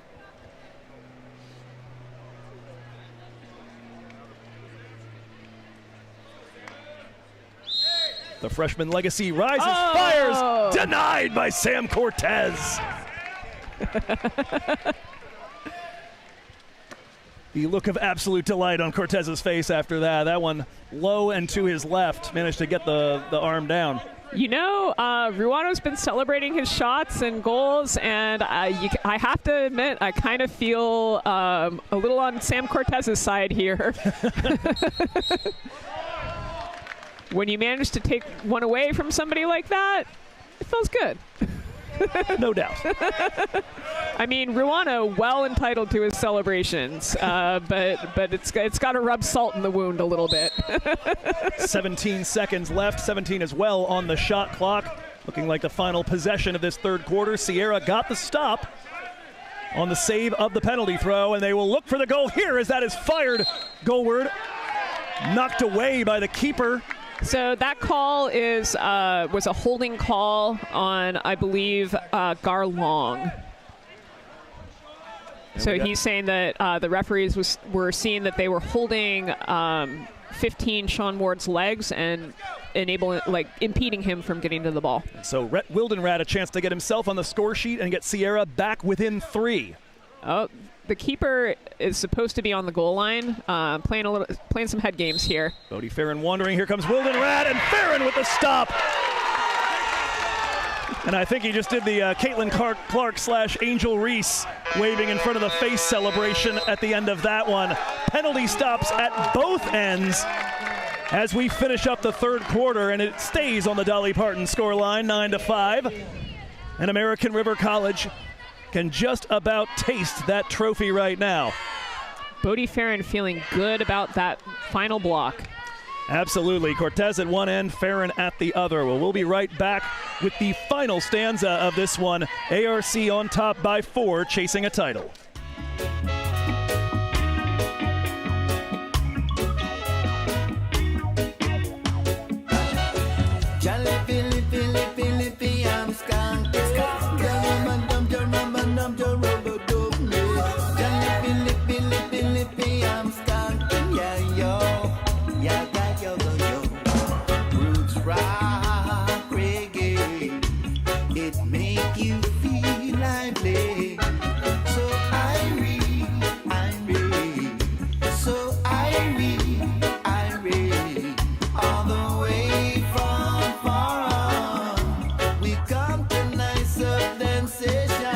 All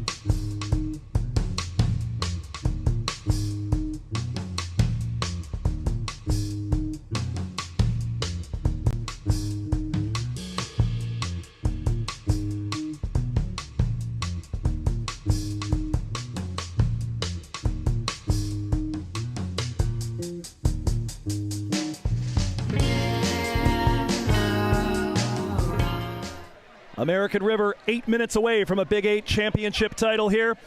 Sierra College 8 minutes to do something about that. They trail by 4 as we start the fourth quarter. Joe Hickey with you, Chris Koblik as well on the call, and we are underway with the opening swim-off of this fourth quarter. And for the first time I can recall, Sierra coming away with it.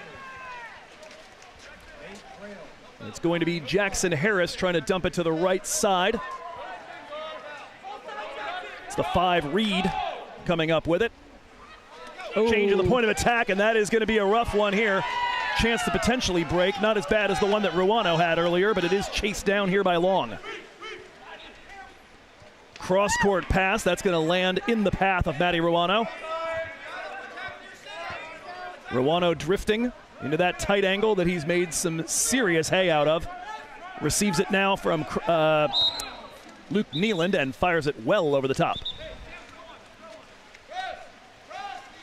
He has been the story today. Ruano so far 6 of American River's 9 tallies.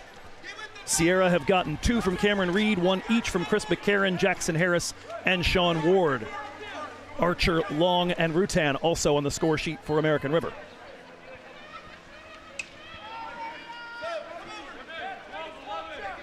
Ball work to the right side. McCarron backing up, firing, and a nice save there, and ball returned to Bodie Farron after that stop. Nice hands by McCarron.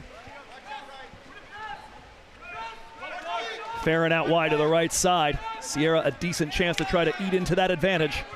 It goes wanting.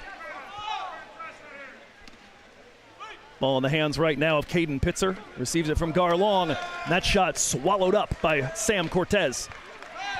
Despite the 9 goals, I'd say he's had a pretty solid game back there in the cage. I think so too. He's had some huge stops. Can't think of too many goals where you'd say like, oh, he should have done better.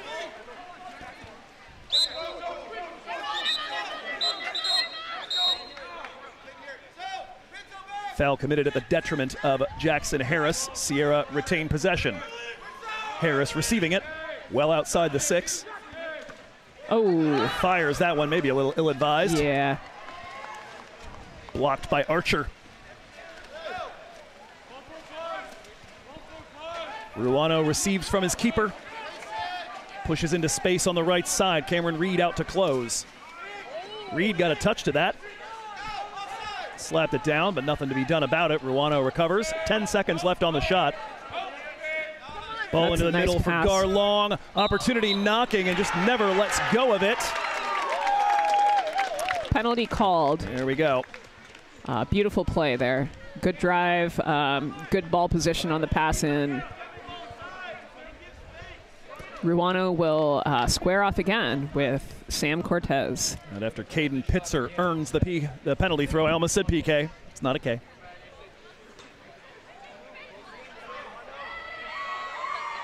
Ruano 6 already today.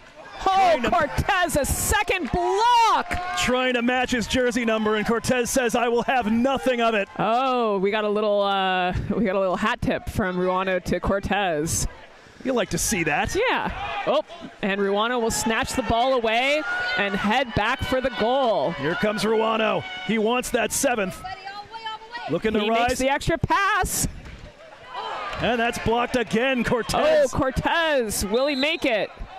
Oh, Cortez makes it and gets the ball. Renzo Archer, the one denied in that opportunity. Ball worked over here by Sierra. They've gotten some great defensive stops here. They need to take advantage of it. Oh, and ball into no man's land, taken away by ARC. Gar Long comes away with it there. Up ahead, AR have been knocking on the door of a goal that would just about break any hope of resistance. The clock might do that all on its own, but Sierra have managed to hang tough here. As you mentioned in the break, Chris, a very low-scoring third quarter, just 2-1. Ball inside. Foul called. It's a regular one. Back and forth, Renzo Archer. Now the shot off the crossbar from Gar Long. That comes all the way back out to the left edge of the pool. These men are throwing the ball so hard. Seeing rebounds back out to the 5 or 6. We saw that one Cortez save off the bicep that I thought was going to hit our cameras. Yep. Yeah, you got to know that Cortez is going to be feeling it. We got an exclusion here against Sierra and a man advantage opportunity and a bit of a dust-up on the interior between Ruano and the 15, Sean Ward.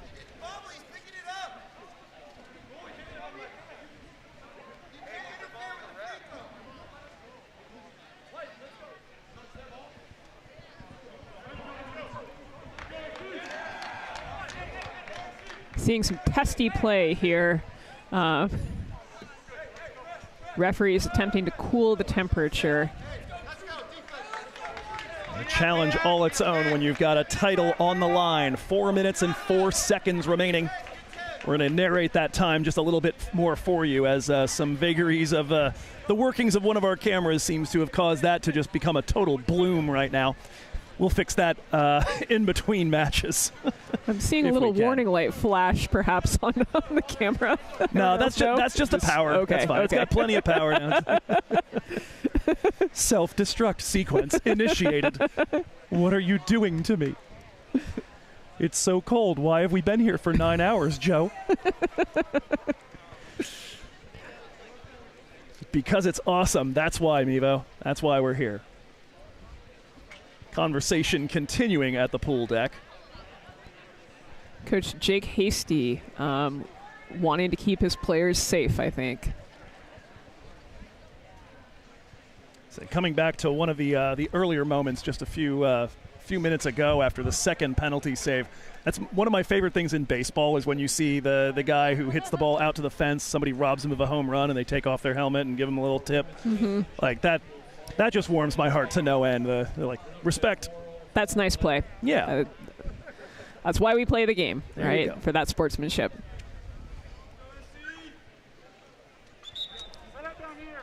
Looks like we might well be done. A quick little chat with Zach Kerner as well on the AR end. And now we're back underway here. And ARC will have the ball. So never mind, not quite underway yet. Will be in a moment. Yep. Sierra coach Jake Hasty, also Sacramento Water Polo Dynasty. I think he's likely to be the son of Bruce Hasty, who had a dynasty at Jesuit High School in Sacramento. He's led his program here after a rough start, falling in 6 of their first 7 matches, picking up their only win to Las Positas. They've been 9-6 since then. 3-2 inside the Big 8 with wins over Modesto, DVC, and Santa Rosa. Very tight defeat to Delta.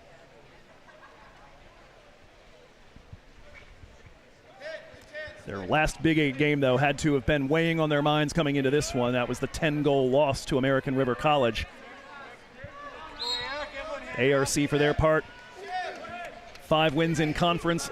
The 10-goal win, the closest of them. Nobody in the conference stayed within 10, and now it's 10 on the board for American River College. A bummer for Sam Cortez, off of the defender's arm and right over his head. Nothing you can do about a deflection like that. Timeout called for Jake Hasty and the Sierra College Wolverines. We'll go ahead and take it alongside them as we are crawling our way through the last 4 minutes. The last 9 seconds have taken roughly 10 minutes, and if I keep going with that, it's going to turn into a scene from The Jerk. Anyhow, we'll be right back here. 4 minutes. Oh, never mind. Nope, they're about ready to go again. Short timeout.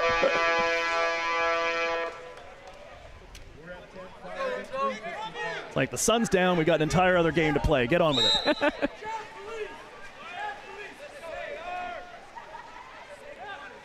Bunch of white water down at the end here as Sierra look to build an attack and hit back at this AR team. They've scored just 1 goal in this second half. Oh.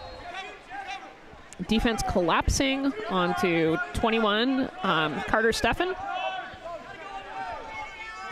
We get the restart here, 10 seconds to go. McCarron trying to dump that into space. A little errant. Wildenrat comes up with it. Ruano applying pressure. He's got to shoot this, I think.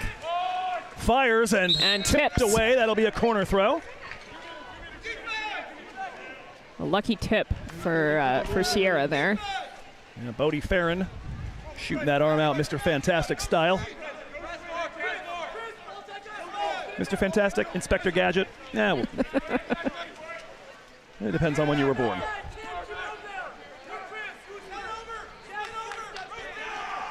Coming forward here, Wildenrat receives from Reed. Reed rises, fires, knocked away by Bodie Farron.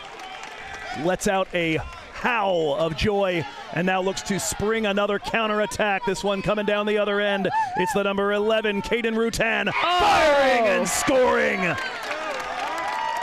Right past Sam Cortez's face. 11 on the cap, 11 on the board. ARC have just about done the job. 3 minutes left. 11-5 at 2:58. A reminder here, of course, we'll have a short pause after this one, followed by the women's Big 8 title match. That one will also involve Sierra. No AR in that one, though. It'll be Sierra against San Joaquin Delta. Wolverines looking for a little something to hang their hat on. McCarran defended, and the ball pops loose to Farron.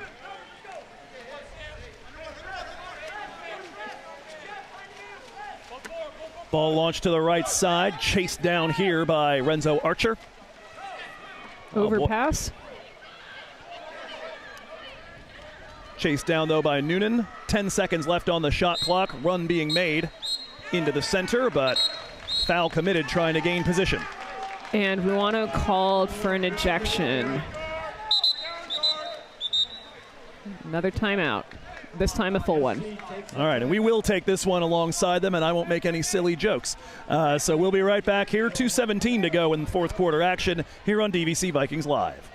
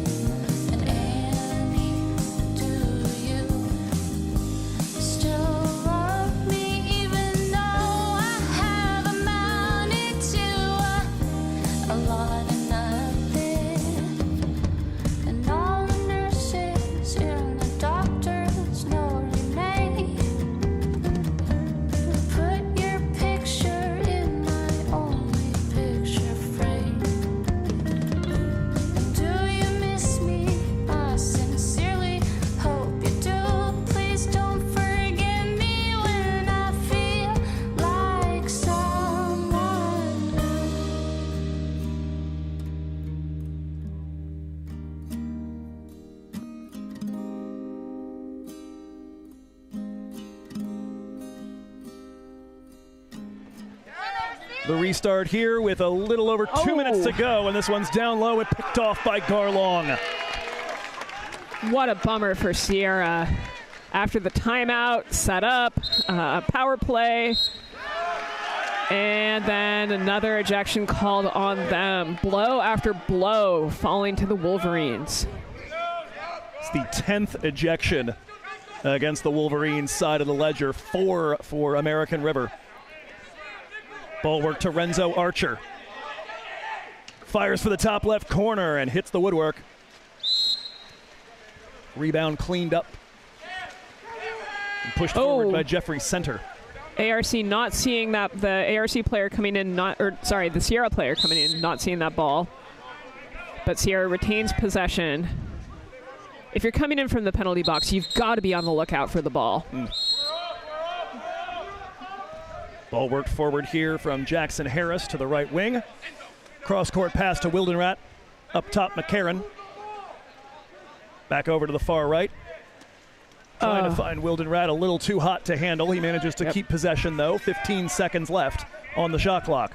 McCarron fires again off the woodwork. My goodness, that thing's going to rattle for the next 2 minutes. Stays here with Sierra with a fresh 30 to shoot. And a turnover called. They'll only get to use 5 seconds of it. I think if you're Sierra and you catch that first cross pass, you got to fire it in this particular game situation. You're looking for opportunities to make up goals, not to make pretty passes on the outside. Well, this point just about done here as it's dumped down low for Noonan. Got an exclusion called here against, I think, McCarron. No, Reed. Either way, though, it will be American River with the man advantage. And a chance, my goodness, that one against the crossbar.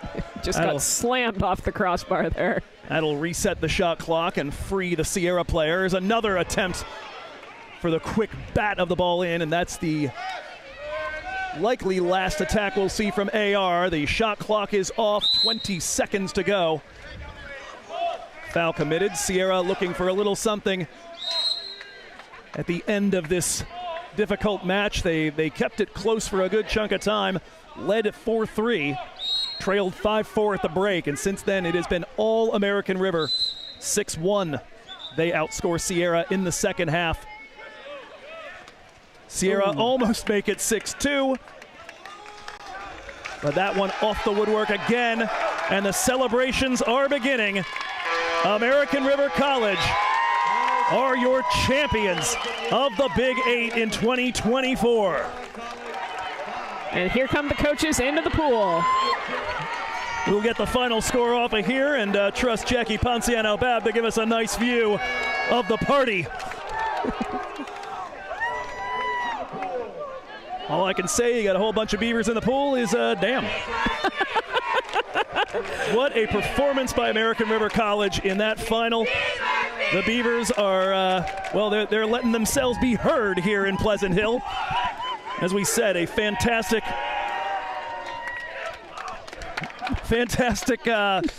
run for the American River College women in the tournament as they picked up third place, coming all the way from the 6th seed. ARC men, on the other hand, they did basically what they came here to do.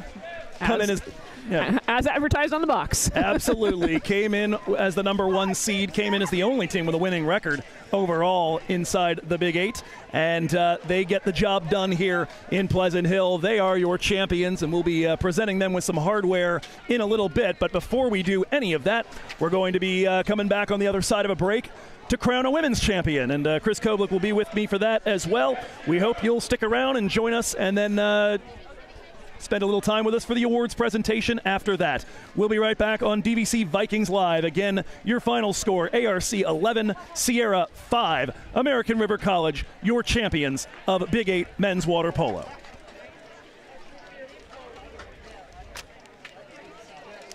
I'm lucky for my health. You know I got a hot tooth, and I hope it solves itself. 'Cause there's no reason to care what they think. Don't fear that you can't. Just get up and dance. Get up and get up and get up and get up and get up and get up and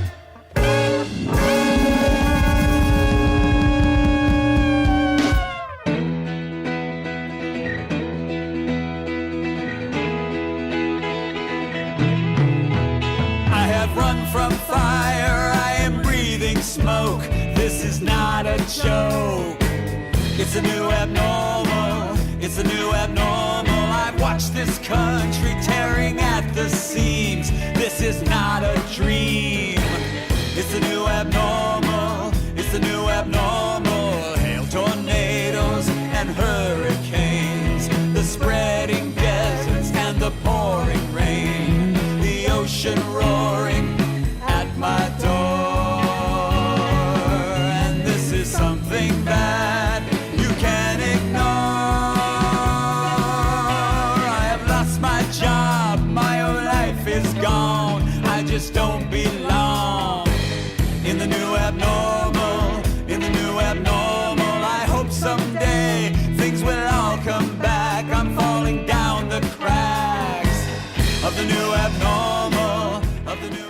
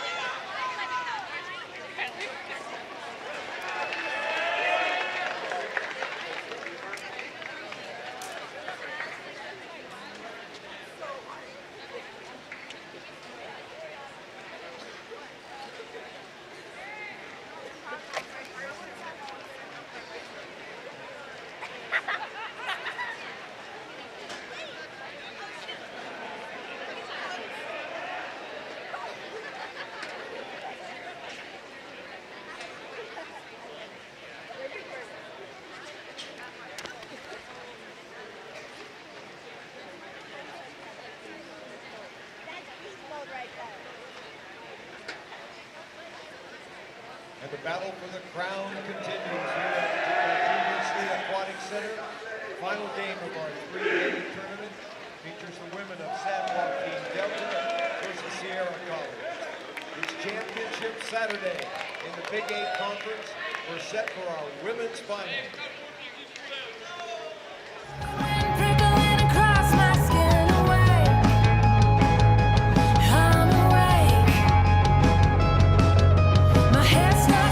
Keep my heart on track.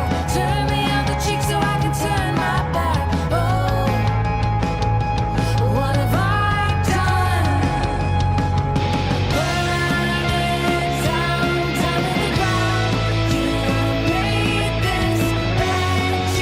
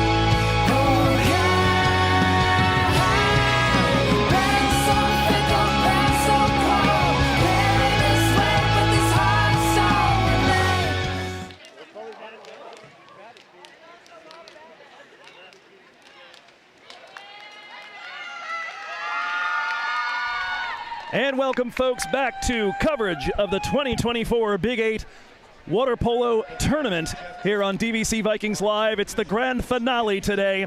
San Joaquin Delta, Sierra battling it out for the women's championship, the last of 7 games we've had here. A look at the starters. We're going to have to edit this ever so slightly. There is Sarah Selagi, number 7, who was announced late in the Sierra starting lineup. We did not catch who was not in the lineup as a result of that, but we'll let you know as soon as we have that. Delta's is as expected: Richardson, Bigelow, Lucero, Ratto, other Richardson, Delatorre, and Woodard. And keep an eye out particularly for the goalkeeper for San Joaquin Delta. 66 assists, ranks her 3rd in the state of California. And we got a good taste of what she does in the first game. Somebody who starts just about every Delta attack and has that pinpoint accuracy when it comes to putting those feeds into the front court. Joe Hickey with you. Chris Koblick has weathered this entire day with me. It's starting to get cold again. It was cold when we started. I somehow got sunburned in November. It's been an experience. Chris, thanks for spending it with me. It's been a journey. From winter to summer to winter again. No doubt. So we are just about ready for action here. We take a look at the caps here. It's going to be San Joaquin Delta in the black, Sierra College in the white caps. The swim-off begins. Sierra coming from your left, Delta from your right. And the first sprint is won by San Joaquin Delta. Ball in the hands right now of the correction. They've flipped the cap colors. That's not what I was told we were going to have. All right. I was wondering. Okay. Well, the nice thing was we got an immediate sense of that as that one is knocked down. First shot taken by Sierra. It's out of the hands of Lane Woodard. Stopped by Tui Arama for Sierra College. She's got the cannon as well. Correction, rather. Stopped by, my goodness, I'm all over the place. It was McKenna Perez on the shot from Sierra. And it was Kylie Richardson on the stop. Sierra force an empty trip out of Delta as well. Gonna write black in big letters on here, and we're gonna fix the scoreboard in between quarters, maybe. Here's the ball forward for McKenna Perez. Interfered with from behind, and we've got our first ejection. It's going to be Lauren Lucero, who heads to the sin bin. Man advantage for the first time here for the Wolverines. Ball work the other way here. It's the 18 Perez. Back up top for Green. Now back to Perez down low on the left. Oh, she drops it. Cross quarter mishandled. 4 seconds to shoot. We'll see if she's able to get one away. She does, Haley Hensley. But a nice stop again, and here comes that distribution from Kylie Richardson. All the way down the other end, Lauren Lucero, leading scorer on the team with 75 goals coming into the Big 8 tournament, absorbs contact. Ball dropped back here for Bigelow. Sophomore out of Lodi moves it to Delatorre. Swept under as she does battle with Perez. And again. Now fires from distance, and that one took touches from 2 Sierra Wolverines on the way through, most decisively Ali Boudreau.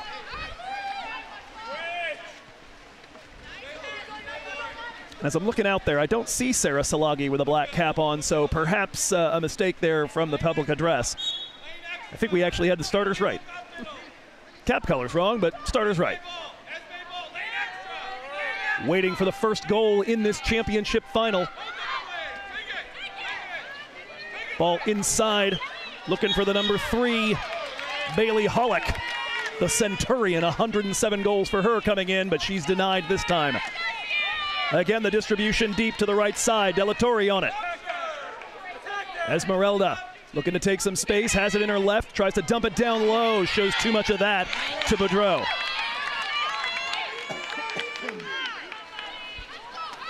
Long ball over the top, claimed here by Heidi Green. Quick foul and a backhand shot saved off of McKenna Perez. The no-look snapshot and no problems there for Kylie Richardson.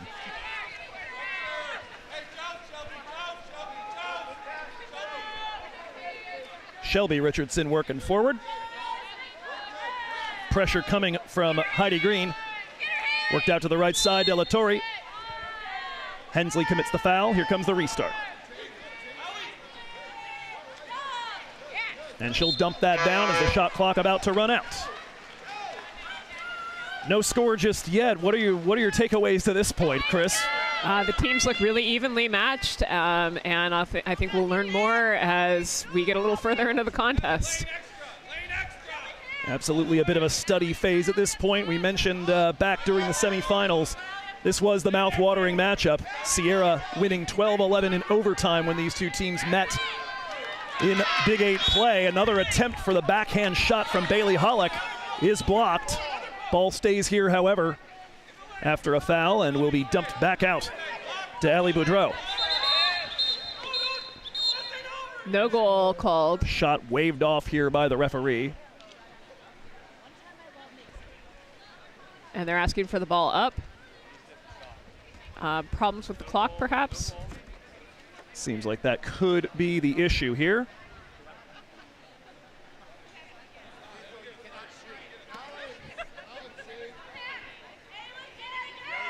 At 4:10, we have a reset.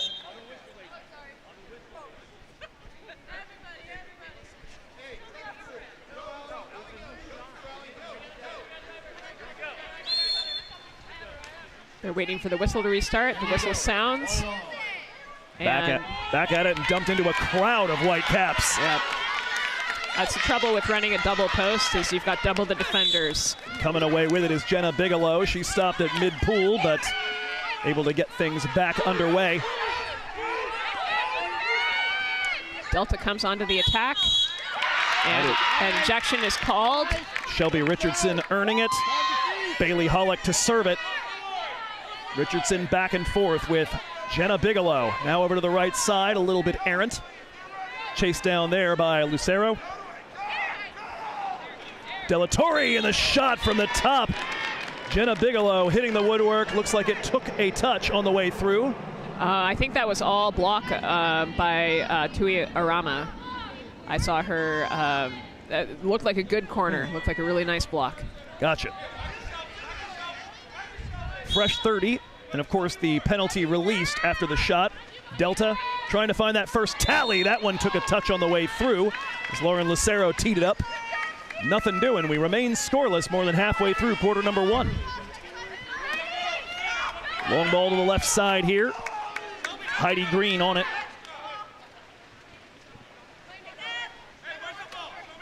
Has Boudreau up at the point. Potentially feed, but for the time being, just doing battle with Lucero. Now to Boudreau. She takes a rip, skip shot, and a save from Kylie Richardson. This might shape up to be a keeper's battle here. Through 5 minutes, it's certainly looking that way. An injection called on the counterattack. Sierra are going to lose a player for a few moments here. It is Haley Hensley headed back behind. Another whistle. And a timeout taken here. San Joaquin Delta will take it alongside them and see if we can repair our scoreboard and our fractured brains from the very, very beginning of this and seeing the wrong cap colors. We'll get everything straight. We'll be right back. Still scoreless here through just a little over 5 minutes.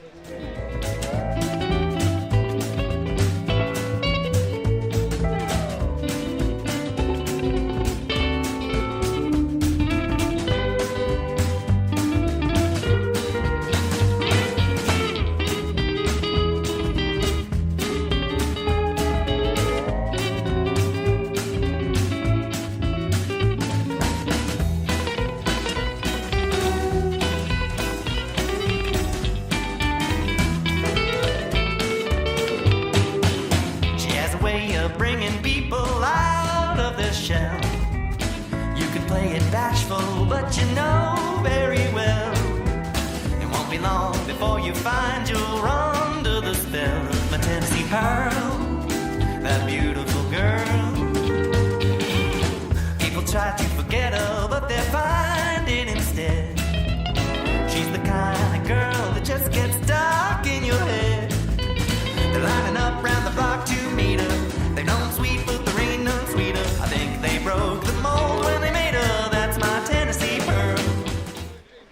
most of the way there. 0-0, 2:52 left in the first quarter. It has been, as Chris said, a goalkeeper's delight so far. Some excellent stops on a few rather challenging shots. There is an excluded player at the moment for Sierra as Delta look to take advantage of the man advantage, and it's Esmeralda De La Torre striking first blood. 48 goals in the regular season, and she's got the first one in the final. Great patience on that power play, looking for the open person on the inside and finding her.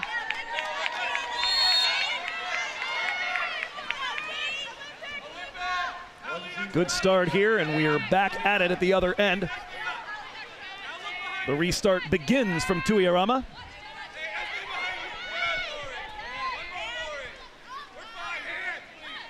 Ball in the hand right now of Boudreau. Now back to Hensley. Boudreau, skip shot, carries wide of the frame.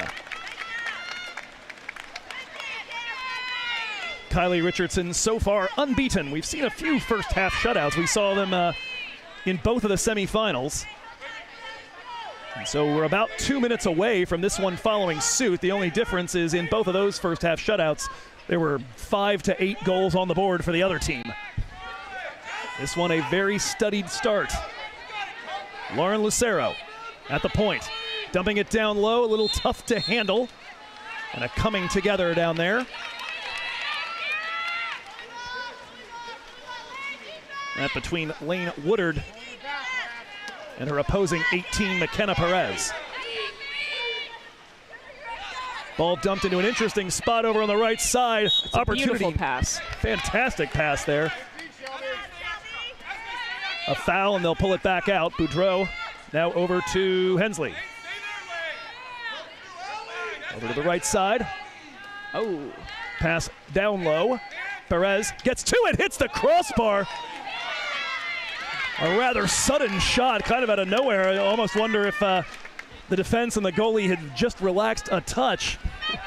And then bang, right behind you and above you. Lane Woodard working on her opposing 15, Heidi Green at the moment. Tries to dump one in down low. Good defensive work by Boudreau, and bounce. Sierra take it away. Yep.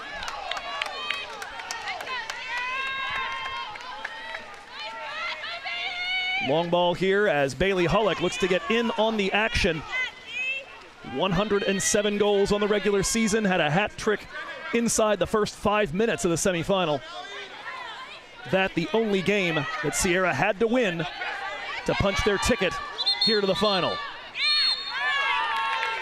An exclusion here and a fresh 30 as there were 8 seconds left on the shot clock, and an errant pass drifting to the rope and does not touch it.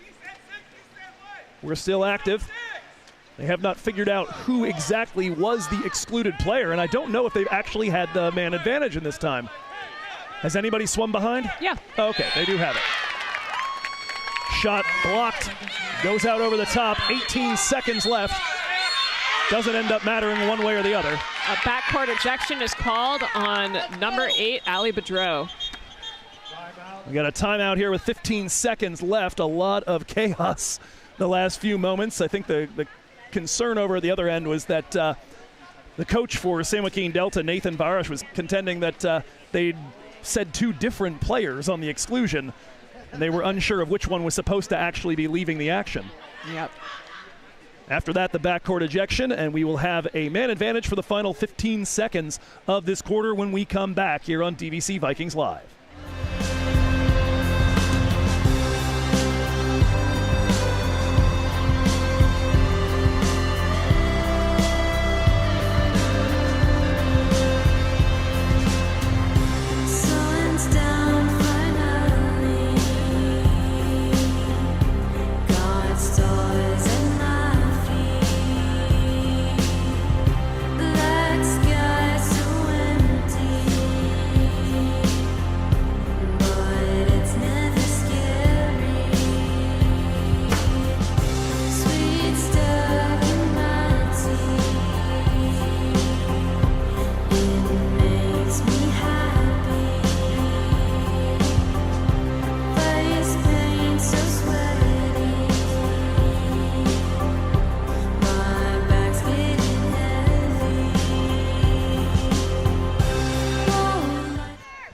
15 seconds to go in this first quarter, and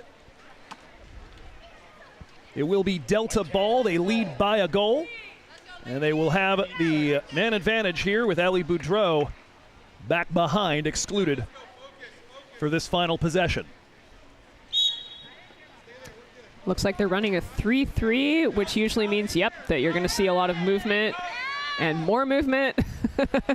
And an overpass, which kills the momentum. So chasing it down is going to be the 18 Woodard. Somebody needs to fire! And a buzzer beater out of the hand of Lauren Lucero. Delta make it 2-0 at the very last moment of the first quarter. That hurts for Sierra.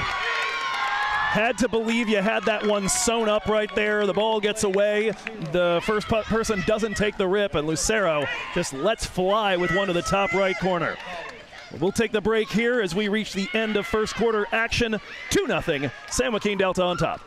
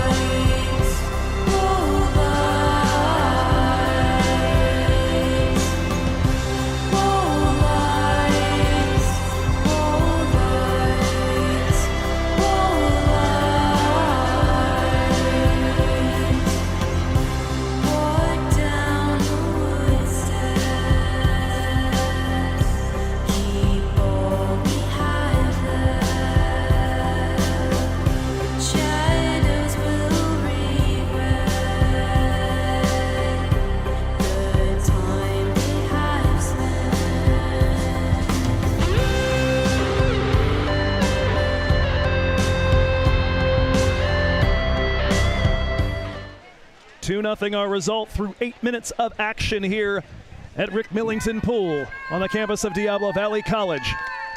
San Joaquin Delta in command. Sierra's men's team already on the losing end of one Big 8 final. That earlier today as American River College claimed a championship. Interesting right now, there's 1:07 minutes left on the quarter break. Everybody's ready to go, though. They look ready. They're cold, too. Referee doesn't seem to be ready, so they're going to come on out here. Well, we'll take the pause in the action as a quick opportunity to remind you of why it is you can see any of this. Today's action and the coverage of that action sponsored in part by Aki Lewis Real Estate, helping you move in, move out, or move on in Contra Costa Real Estate. Check her out on Facebook at Akiko Lewis, at Instagram at Aki Lewis _RE, or give her a call, 925-786-5468. Somebody make a jingle out of that. Let's get some auto-tune going. We're back underway here in second quarter action from the pool. And the opening swim-off is won here by the women in black, Sierra College. Ball in the hands here of Heidi Green. Wolverines looking to initiate the attack for the second game running. Delta have pitched a first quarter shutout. Ali Boudreau says it will last all of 17 seconds longer. And Sierra College at long last on the board, 2-1.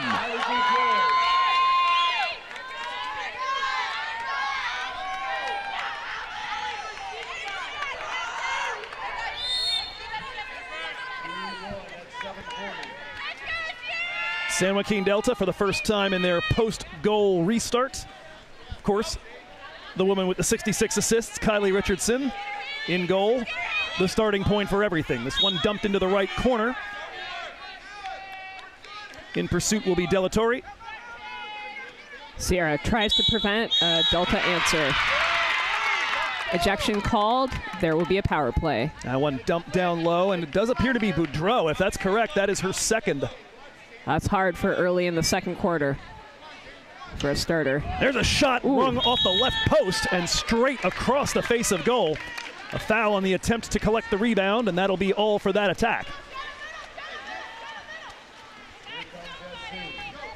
We have confirmation on the board as that is the 4th ejection against Sierra College and the 2nd against Boudreaux.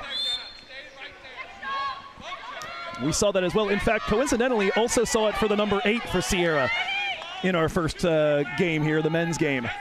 And Coach Scott Decker will have to think about personnel management with that. Shot from distance does not find the twine out of the hand of Caitlin Morse.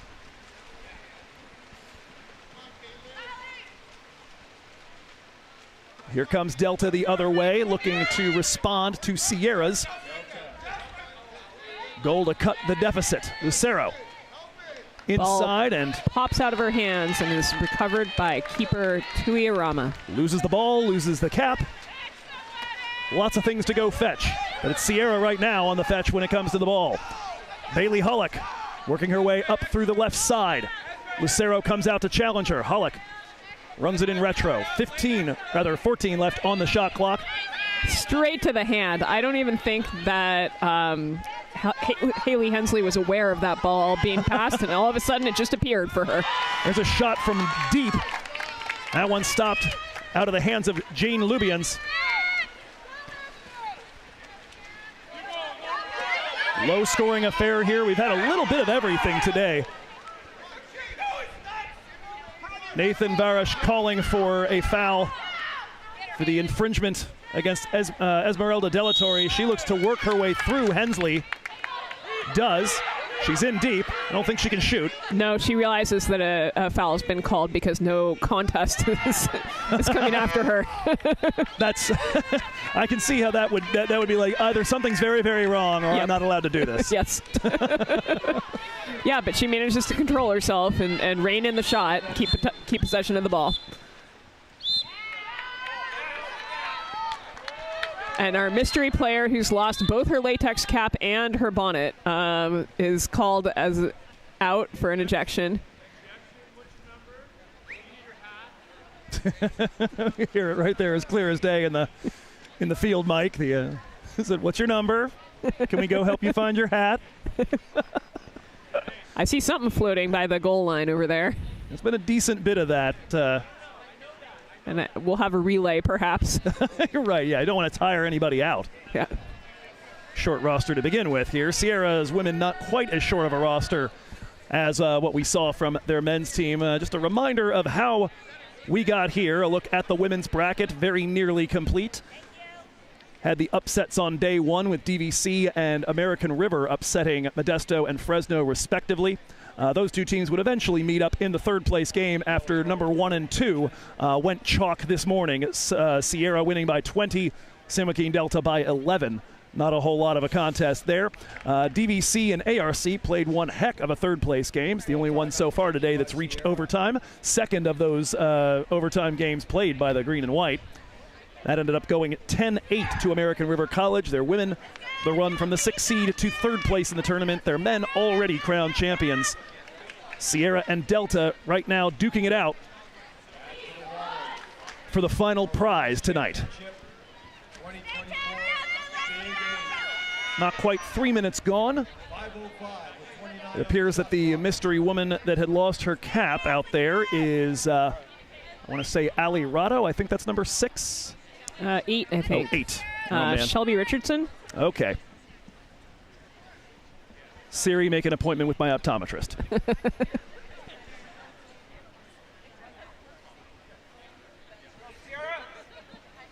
So we have the player out as the ball is put back into the pool. Man advantage opportunity as Sierra look to equalize here around the midpoint of this second quarter. That was a heck of a grab to keep that one in play. Thrown a bit behind her. Yep. By Hensley. Contested down low. And not a lot of space down there to play with. Hensley's going to come in. So the penalty over. Here comes the shot later on. I think that kissed the woodwork as well on the way through, out of the hands of Heidi Green.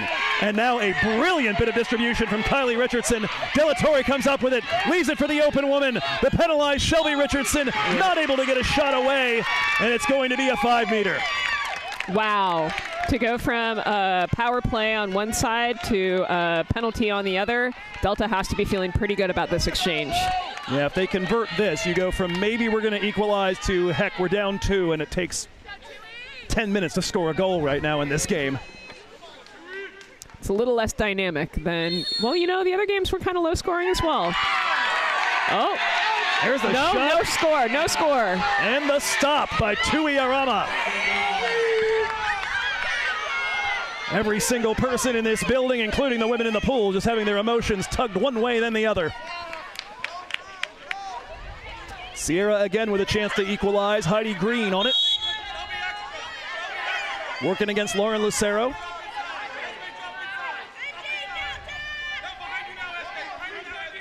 Now Morris. And that is fired just underneath the keeper. And it's a goal for Jane Lubians. That is a keeper error right there. Kylie Richardson reaches with her left hand across her body for a ball that's going to her right. You've elected to spend your life with a goalkeeper. I'm gonna trust you on this one. Boy, oh boy. With that, we are back level. San Joaquin Delta struck first blood about halfway through the first quarter. They picked up a 2-goal lead with a strike with 2 seconds left on the clock. No, less than that, actually. I'm thinking of a different game. There have been 7 of them. A buzzer beater. That's right. That one went in with zeros on the clock just before the horn sounded.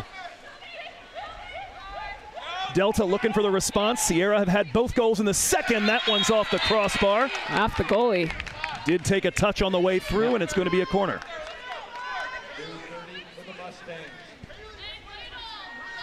We'll have to watch Delta transitioning early to offense. That's something that I've noticed on their defense and their power play, that they leave and go, what we call cherry picking. There's a shot and a goal here out of the hands of Dylan De Leon. She scored in the semifinal off the bench and repeats the act here. Delta back on top.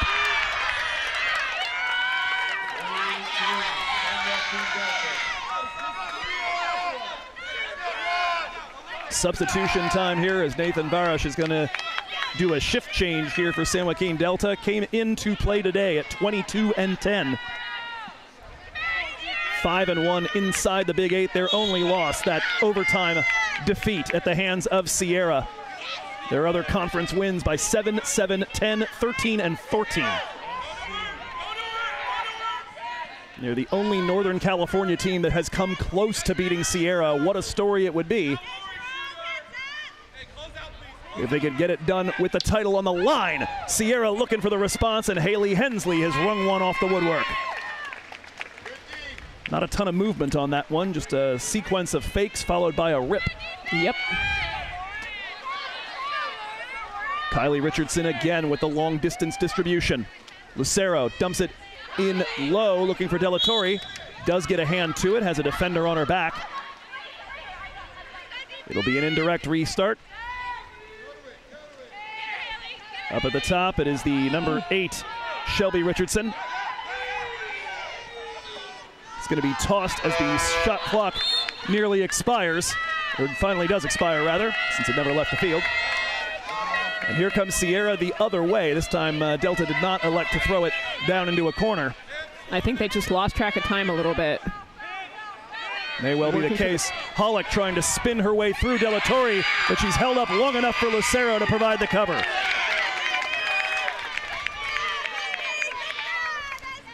Unhappy with that no call there, I think.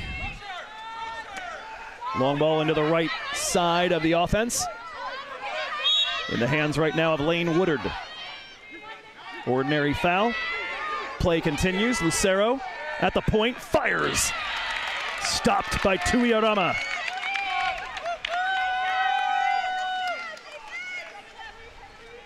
The sophomore keeper, Arama, 59.5% on that save percentage, one of the elite numbers in Northern California. Ball inside, nice snag, but couldn't quite get a grip on it as McKenna Perez spun it goalward. Yeah, slipping out of her hands a little bit. Delta continue to lead here 3-2. Had the first 2 goals, had the most recent goal, Sierra, with those 2 in the middle to briefly draw level. Looks like we've got a barn burner on our hands here in Pleasant Hill to finish off the night. This one down low, looking for De La Torre. Good defense from the 6, Jane Lubians. And now a toss up the other end, Bailey Hollick on the left side. Shelby Richardson backcourt ejection. Timeout, Sierra, 30 seconds. Timeout. We'll have to take a look there. If that is that 3 on Shelby Richardson? She may be done already. I think so. Goodness. Both 8s having trouble getting into foul trouble. Indeed, the 8 on the other side, Ali Boudreau, has picked up 2. That is 3, and that's the end of the night for Shelby Richardson, just about a minute before halftime. Sierra looking to profit from the man advantage. Hensley. Gonna leave that for the 15. A shot knocked down out of the hands of Heidi Green into the hands of Kylie Richardson. And she looks to go deep again. De La Torre on the run. Here comes Esmeralda. Picks it up with her left. She'll be forced to drop it back. Good work as 3 Sierra Wolverines get back in defense. Now in the hands of Lane Woodard. 10-second difference between game and shot clock. Comes back to Woodard from Lucero. Woodard taking aim at the left side of the goal and misses wide.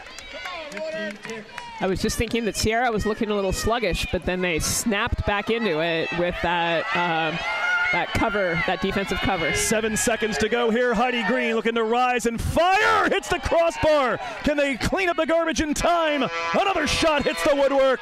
2 opportunities and an equalizer late, but we are going to end with Delta still on top by a 3-2 scoreline. Had ourselves a little bit of a goalies duel here in the final match of the night. Indeed. It's fun to see. Well, we'll go ahead and regroup. We'll make sure we have the right goal scorers and all that sort of stuff. There haven't been a ton of them, but we've been so wrapped in the action that we might still have things to correct. And we'll be back on the other side of a 5-minute break. After that, we will crown ourselves a women's champion here of the Big 8, and we hope you'll stick around and join us for that. 3-2 your score at the break.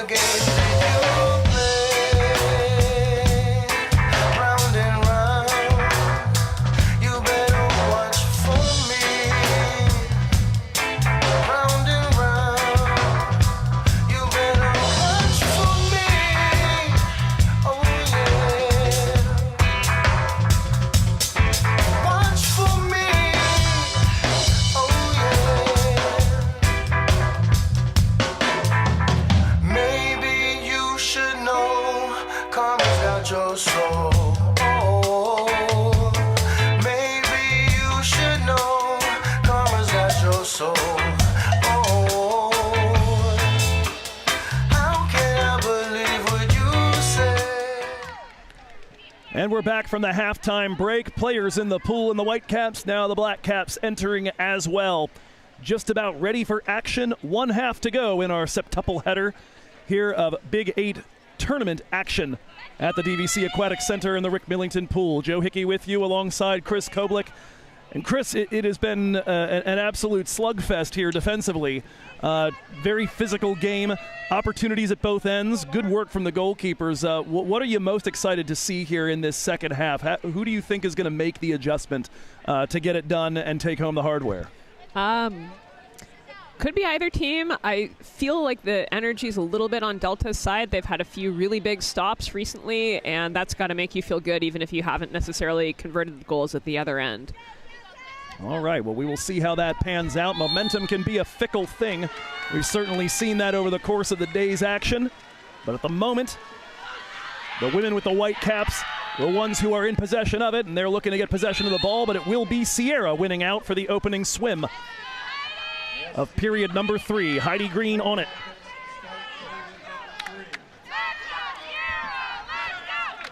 One of the Delta starters has fouled out. Shelby Richardson will no longer be part of the contest. That is right. We've got a defensive stop here for Delta, although a near giveaway on the ball back to their goalkeeper, Kylie Richardson. Although you're going to see yet again here why you like to get it in her hands as quickly as possible. Indeed, Shelby Richardson out of commission.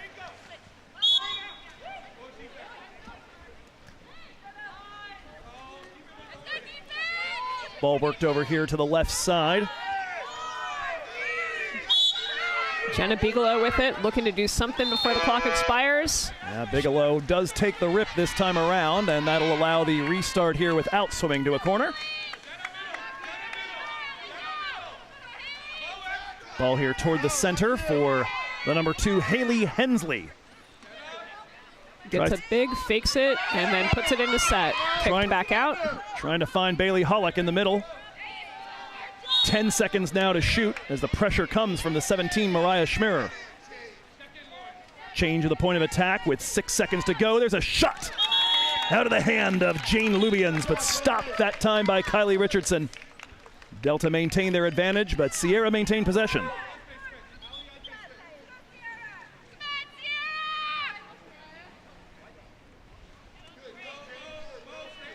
Restart will be in the hands of Hensley.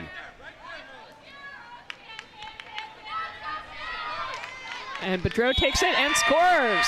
Allie Bedreau with her second of the day. And with that, we are level yet again.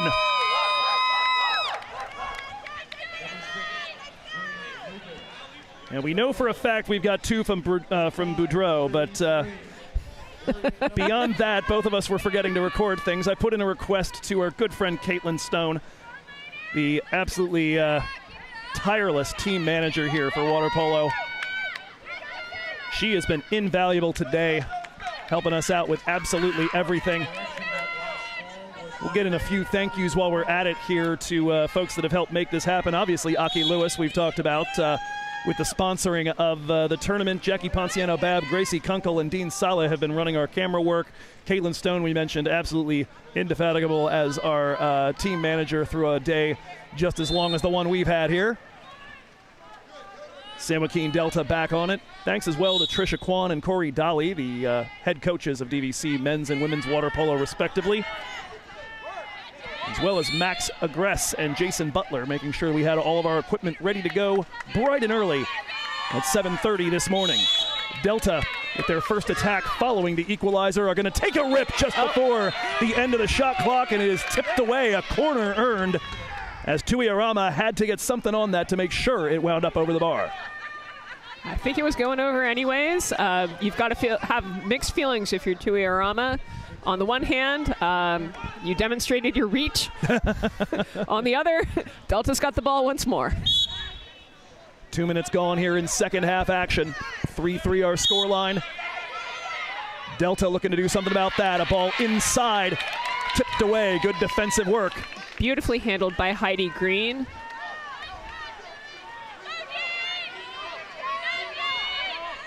And reverse turn and going to the, nope, not going to the goal. Cross passing. That's gonna nice be cross snagged. pass. Oh, Bailey. one more pass to number 18. McKenna Perez would have put that away. Instead, Hollick decides to go solo and finds only the woodwork. Stamps it right on the center of the crossbar. Stays 3-3. Ball over the top here from Richardson. Might be the first one that hasn't looked like it was laser guided. Ava Sepulveda, the number 4 into the game here for Delta. Now given up to the 11, Emma York. Back and forth with Lucero. Lucero, the left-footed drive. That took a tip on the way through. The attempted block. It ends up wide of the cage. Arama, long ball looking for Hollick across the midfield stripe. Mid-tank stripe. It's not a field, Joe. Hollick. Ejection is called, and they'll be looking to take a quick advantage. Yeah, Sierra trying to take rapid advantage of the power play. Back to Hensley, another whistle. And another player ejected, perhaps? Certainly looked that way in terms of the signal. I don't know. For sure, Sepulveda's out. I don't see the other one who's left. And a 5-meter is called. Just an awful lot of bruising down low here, and Nathan Barash, frustrated by it, thinks that the pulling was going the other way. Yellow card. Well, and he's certainly getting his money's worth on it.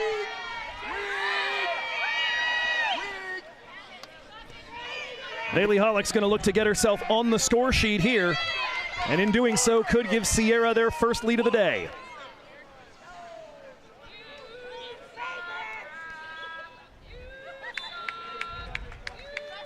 Referee asking the players to spread out.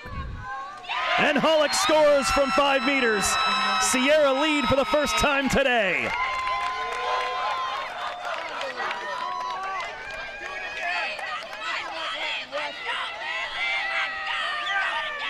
Bailey Hollick has gotten onto the score sheet here in the final. The 4th top scorer and the 3rd top point getter, goals and assists, in the state of California. She was in full effect in the semifinal before she was subbed off in order to conserve her for this moment. With that shot from 5 meters,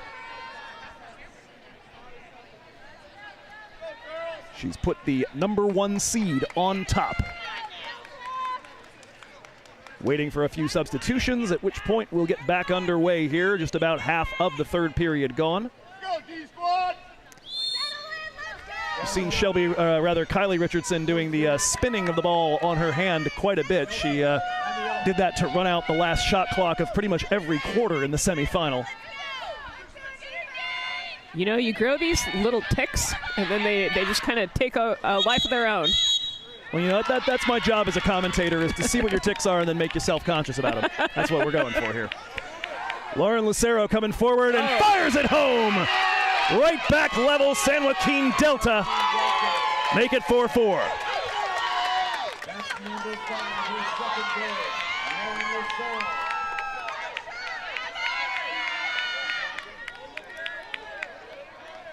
I believe if we heard correctly from John Brown, that's goal number 2 for Lucero. I've got 2 recorded for her. Okay. I had nothing for Delta. I didn't pick up on them as they were happening. I was too obsessed with cap color. I'm missing a couple of others, but hers I've got.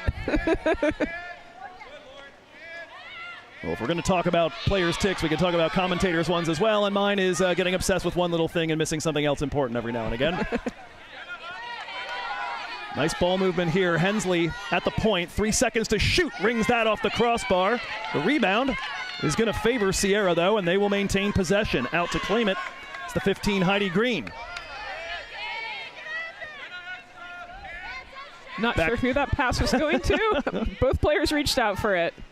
So as long as somebody's got it, you can imagine here that Mr. Decker's happy. There's a shot from the left side, and another goal here. No goal. No goal. No goal. Oh. Spins along the goal line. Oh, wow. I got fooled by the crowd reaction. Got to look for the referee signal, Joe. Lucero up the other way. Delta looking to retake the lead. That's a cross tank pass and a shot from Mariah Schmierer, unable to drive it home.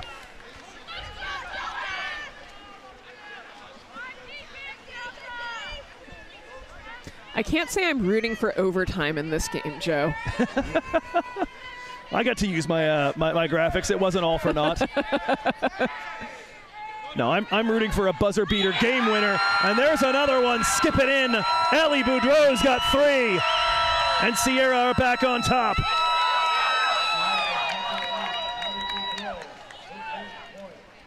I say tie game. Give me a game winner with 2 seconds left on the clock, and we all go crazy. Worked for me. Yeah, and then we all find somewhere warm. Players in the pool included, I'm sure, will be excited about that. You know, when you're playing, the pool's around 78 to 80 degrees, and never mind. And you stay warm. All right, I'll stay in there all day then. Yep. Heck, I might go for a swim then. 2.5 to go here in the third quarter. San Joaquin Delta in possession, looking for that equalizer. Sierra's running a pretty substantial drop defense. Perhaps they're afraid of exactly what happened right there. Their 2-meter defender kicked out, playing against Lane Woodard. And so we will have a man advantage here as the excluded player heads out. It is Jane Lubians. That one up top, contested by Sierra, but it stays with Delta. There's a shot, not a ton of power on that one, and that'll be easily stopped by Arama. She looks down court to Haley Hensley, who pauses in the attack to check out her options and set up the play. Cross pass. That's a good looking one there to Jane Lubians. Pressure coming here from Woodard.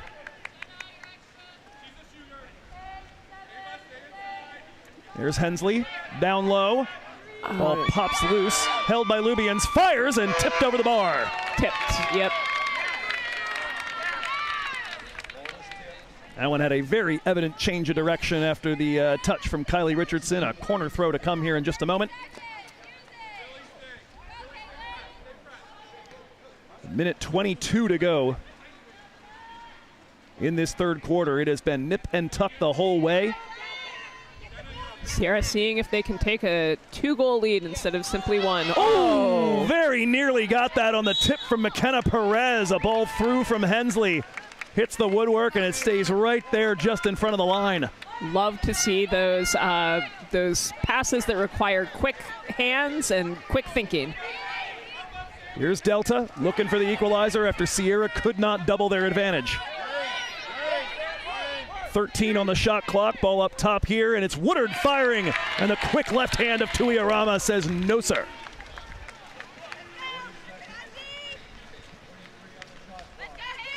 "15-second difference between game and shot clocks as we get going here in likely Sierra's last trip down the pool of the third quarter. Hensley. Lucero on her. Leaves that for the number 7, Sarah Salagi. Oh. Converged upon by 2 defenders, and Lucero takes it away. The ball's still loose. Oh, nope, Delta controls it. 14 seconds to go here. A foul at the back. Worked over to the left side. Delta have had one buzzer beater already tonight. Can they get one to draw level here at the end of the third? 5 seconds to go and a foul. Oh, the foul is too aggressive, and 18 will come out of the play. And the shot is taken by the number 4, Ava Sepulveda, rather. We'll see if that was taken too early. We're going to see a shot here instead on the restart. Easy stop for Kylie Richardson, and that brings our quarter to an end. 5-4. It has been a really tight one, Chris. The teams will be at even strength, so that shot at the end meant that Sierra will be even, no longer a person down. Lauren Lucero's got 2, Ali Boudreau's got 3, and that's the difference right now between the two teams as they sit separated by a goal. Sierra on top, 5-4, looking to claim some hardware here on DVC Vikings Live. It looks to me like Boudreau is out as well. I'm seeing 3 ejections for both number 8s. You are absolutely right. So the hat trick hero no longer available here to coach Scott Decker. So we will see how that affects things going forward. We're going to take the quarter break here, gear up our voices for 8 more minutes, and bring this one on home. We'll be right back.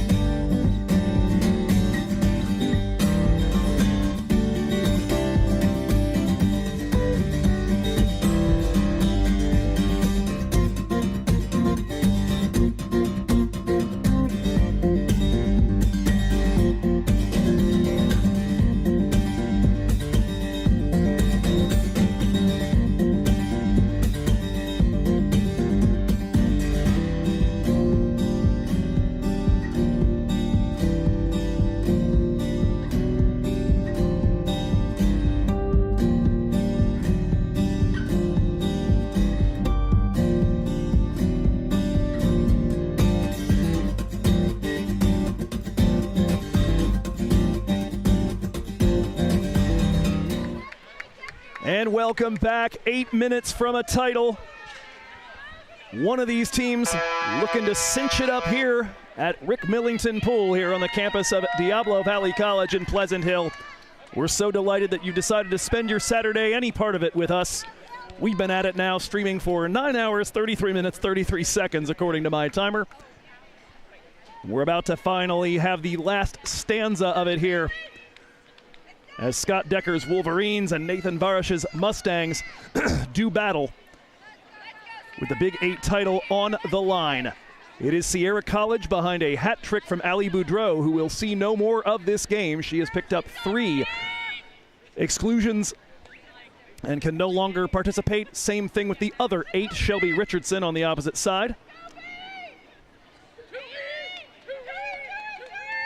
Waiting for the first swim of this fourth quarter. Over on the other side, Lauren Lucero with 2 goals, Dylan De Leon and Esmeralda I'm going to try that name again. Esmeralda Delatorre with a goal apiece. Haven't been a ton to keep track of here. We are having a small delay here. And yet we still managed to fail at it.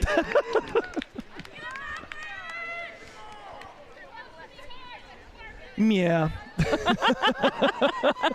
It's been a long day. It has been a long one here. Getting a little chilly down near the end of it. But here they come. Fourth quarter action. Big 8 championship on the line. And it's Sierra with the lead and with the ball to start things off. Heidi Green with the ball at the point, looking to set up a play. And, oh, that's not the read I would have made. I think I would have gone down lower to number 17, Caitlin Morse. Morse is still open. Instead, it's going to be a shot partially blocked and now fired from in close.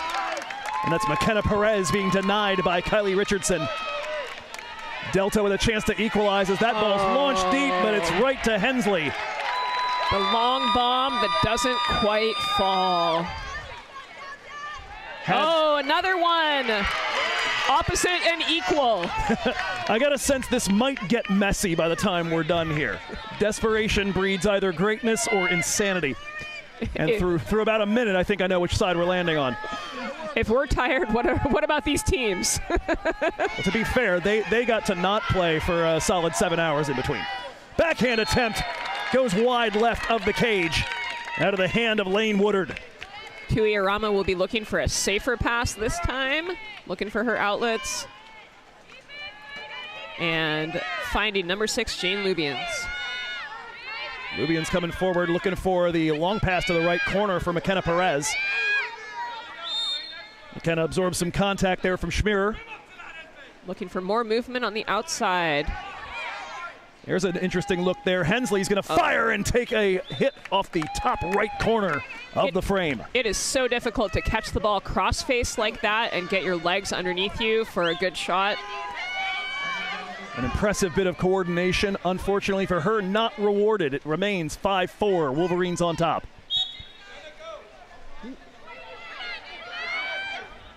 Delatorre trying to put it inside, looking for the run of Jenna Bigelow, but she is denied at close range. Arama keeps it in play. And Wolverines on the counterattack once more. There's a launch to the right side here for McKenna Perez. She gets by the arrival of Schmier. Up top for Hensley at the point.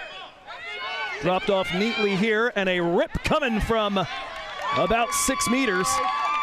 That one taken by the 15 green. Denied yet again. Kylie Richardson says no, and Delta go off in search of an equalizer. That long ball towards Delatorre, and I don't think Esmeralda knew it was coming. The battle won by Haley Hensley. Busy at both ends, the number 2 in black.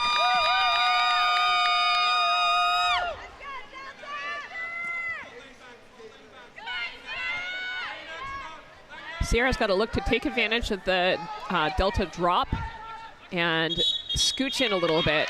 Trying to get turned was Bailey Hollick, and we're going to see an exclusion here. Decker takes a timeout to set up a play. The exclusion, I believe, at the ended up being Ali Ratto, yeah, I think that's the number 6 over there, but we'll get clarity on that when we come back from a quick break. 5 minutes and 5 seconds to go here in our fourth quarter, and it remains just as the quarter began, 5-4 Sierra. Oh, none of that same mundane terrain. None of that same mundane terrain. The fast lane gets blurry, interestingly disturbing. The demons, they're lurking. I'm particularly worried. So they always show up early when that road gets curvy. They hurt me, but I'm burly, so I surely keep on working. What's down below? What's down below? What's down below? What's down below? What's down below? What's down below? What's down below?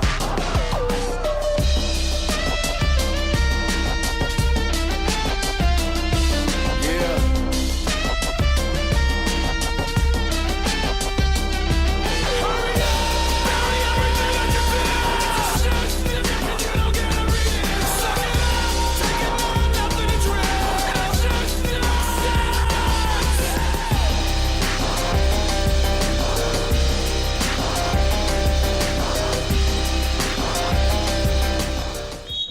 5 minutes to go here in the fourth quarter.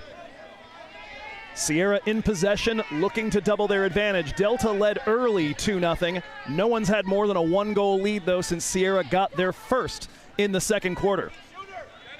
Bailey Hollick, cross-court pass, and what a stop by Richardson. And the referee is calling it Delta ball. My goodness, I think McKenna Perez, we've mostly seen her operating on the right side. This time switched over to the left, was found brilliantly by Hollick. Equally brilliant stop from Kylie Richardson. It keeps us right here at 5-4.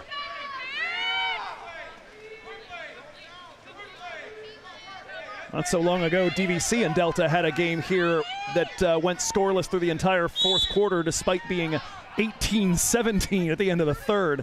I wondered at the time what that level of tension would feel like. I think I'm learning it. I'm about halfway there right now. 4 minutes and 16 seconds to go. Shot clock runs out. The shot taken. And now immediately on the distribution is Tui Arama finding Hollick down the other end of the pool.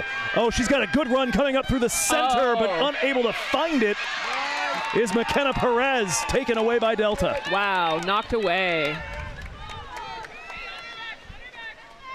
Delta seems like they're overplaying their seed a little bit here.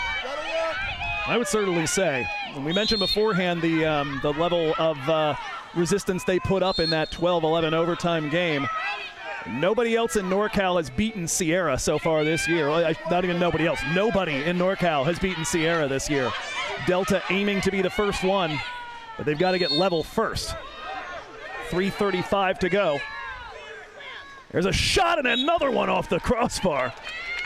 Della Torre unable to find the target.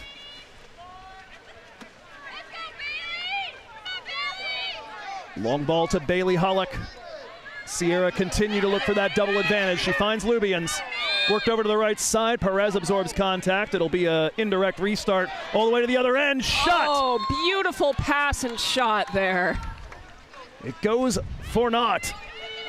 But we've been seeing some lovely water polo here in the last, particularly this last game. There's the deep ball forward for Lane Woodard. She's going to take the space, forces Hensley to come to her, fires, stopped, and off the crossbar by Arama.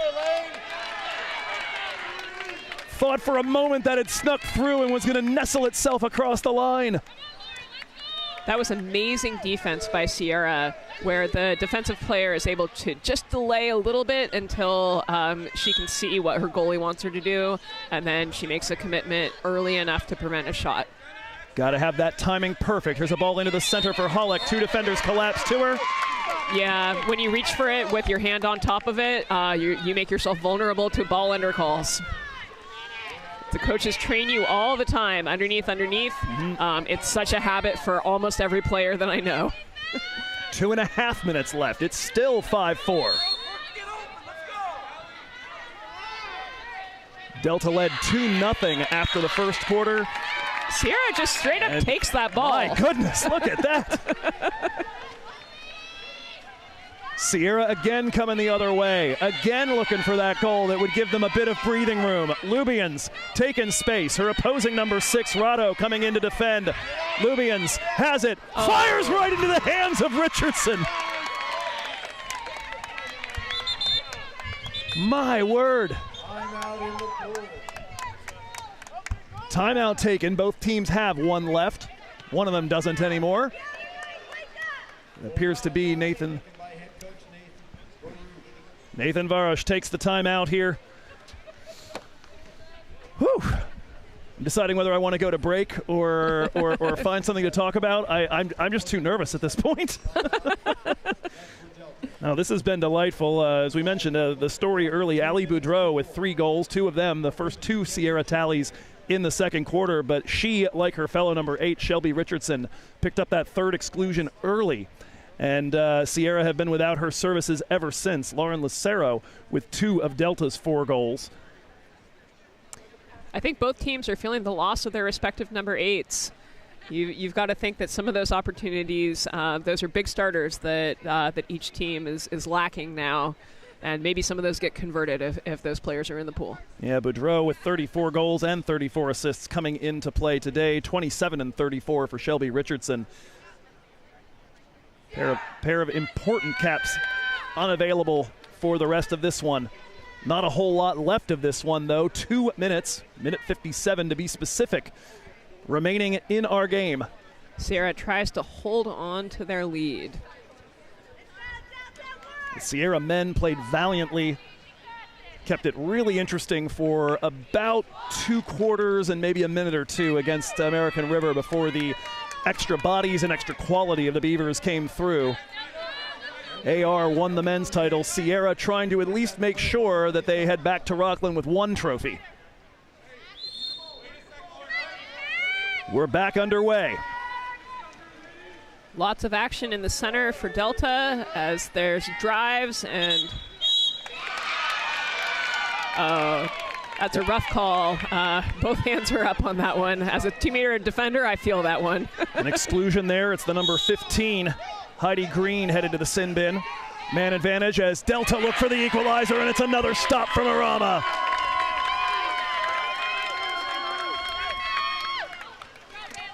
This is one of the lowest goal contests that we've seen so far today. A testament to both keepers' skills. I was going to say, you and I started our broadcasting career together with a 34-goal game. This one may not even reach double digits. Sierra looking for the goal to try to put it away, and that one off the crossbar again. I like the idea of the off-speed. Kylie Richardson is just too good on those straight shots. 60 seconds left in our 4th quarter. Can Delta find their way back into this? It's 5-4. It's Mariah Schmirer with the ball in her hand. The attack coming from Sierra. Lola Engel applying pressure. If Sierra makes this stop, they've just got to run out the clock. Cross-court pass with 5 seconds left to shoot. Rado's going to have to get something away now. Fires! Banks off the crossbar after a touch. 38 seconds to go, an 8-second difference between game and shot clock. Coach Scott Decker is going to talk to his team about keeping the ball safe and the type of pressure that Delta will apply. Delta's going to come out swinging for this, looking for any opportunity to knock the ball away, and so his players have to really be able to absorb the pressure and the hits that they're going to take and just keep hold of the ball. Working it down into the front court is good. Just for providing distance between you and the goal, yep, for sure. Exactly. Yeah, the longer the distance the players, the Delta has to make up, and the shorter the time, the more comfortable Sierra is going to feel. We'll have that in just a moment. Before we lose our last opportunity to do so, just a reminder and again a thank you to Aki Lewis Real Estate for sponsoring our coverage today of the 2024 Big 8 Tournament Championship Saturday. Aki Lewis Real Estate helping you move in, move out, or move on in Contra Costa Real Estate. Check her out at Akiko Lewis on Facebook, Aki Lewis _RE on Instagram, or just give her a call, 925-786-5468 if that's where you need to be. 35 seconds left. Delta about to come out swinging, trying to get control of this ball and an opportunity for an equalizer that has evaded them all quarter. Sierra is spreading out throughout the entire pool, leaving a couple of players in the backcourt. Neither team with a timeout left, so this is going to be the final 35 seconds one way or another. They're leaving the cage open so that they can press everybody.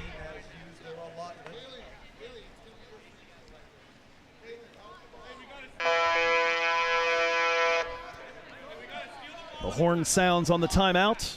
Decker's avoiding having the ball back at the goalie just so that one of his field players can absorb that pressure. And we are back underway here.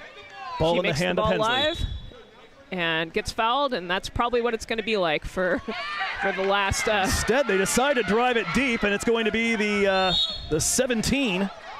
Somebody gets free. Caitlin Morse drops that back now to Green. Goalie back in the cage, and they're going to look to pass it and to retain possession of the ball. McKenna Perez, 8 seconds left on the shot clock, now 7:14 left on the game clock as she absorbs a foul. You need good discipline here so that nobody gets crazy. Caitlin Morse will drop that into the right side. 7 seconds for Delta to try to get the ball forward and get a shot away. It's in the hands of Kylie Richardson. Long bomb forward, unable to get to it. It's claimed by the number 6, Jane Lubians, and she'll be ready to throw it into the air. We are done here. Sierra College lasts an entire 8-minute period. No goals scored on either side, and they, in doing so, have claimed the Big 8 championship in 2024. What a game. Not the most dynamic in that last half, but a contest of tenacity. Oh, and I am plenty tense here. She had to watch most of it as a spectator after the 3 exclusions, but Ali Boudreau with the hat trick, recording 3 of Sierra's tallies. And that ends up just about equaling Delta's output on her own. Here comes Coach Scott Decker into the pool. We got to get this graphic out of here so that we can enjoy the celebration here. Sierra College, congratulations. They had 2 bites at the apple today. Going home first and second ain't bad. Not too shabby at all. They and American River are going to come away from this very, very happy. We talked about the AR women, that run from the 6th seed all the way to 3rd place in the tournament, and of course their men with the victory in the final just before this one. It's going to be a sweet drive back to Rockland. If damp. Quite likely rather damp as well. Yes, Scott Decker will be happy there. Sierra's women go to 25-5 on the season. They'll be looking forward to taking a shot at a NorCal title. They're one of the few teams that have beaten West Valley this season. And so good luck to them in that. We're going to take a break here at the pool after we do a couple of quick thank yous. If you weren't here when we were sort of doing them during game action, I do want to make sure I get these out. We talked about Aki Lewis earlier. On the camera work today, we've had Jackie Ponciano Babb, Gracie Kunkel, and Dean Saleh. Caitlin Stone, our absolutely tenacious and spectacular team manager, has made sure we've had everything we need. Max Agress and Jason Butler making sure that we've got all the equipment all set to go. We had a very quick turnaround from yesterday's sophomore day game for football. Trisha Kwan and Corey Dolly, the coaches for DVC women's and men's water polo respectively. Trisha in particular for seeding the idea of us getting together and putting this broadcast together, and particularly for suggesting to me and telling me a thing I didn't know, which is that we had an art history professor who knew this sport like the back of her hand and was going to be a natural on the microphone. Chris Koblich, the biggest thank you to you for braving the heat, then cold, then whatever, with me here over the course of the day. It's been a pleasure and a privilege, Joe. Well, hopefully we can do it again in 2025, but that is going to be all for me here on the mic. We'll come back with coverage over at the other end of the trophy presentation. In fact, I think we'll just go ahead and leave this camera angle live as that comes together, and I will bid you farewell. For everybody here that you've heard the thank yous for, everybody that helps make DVC Vikings Live happen, I'm Joe Hickey, wishing you dreams of green. I think we're all going to sleep great tonight. So long.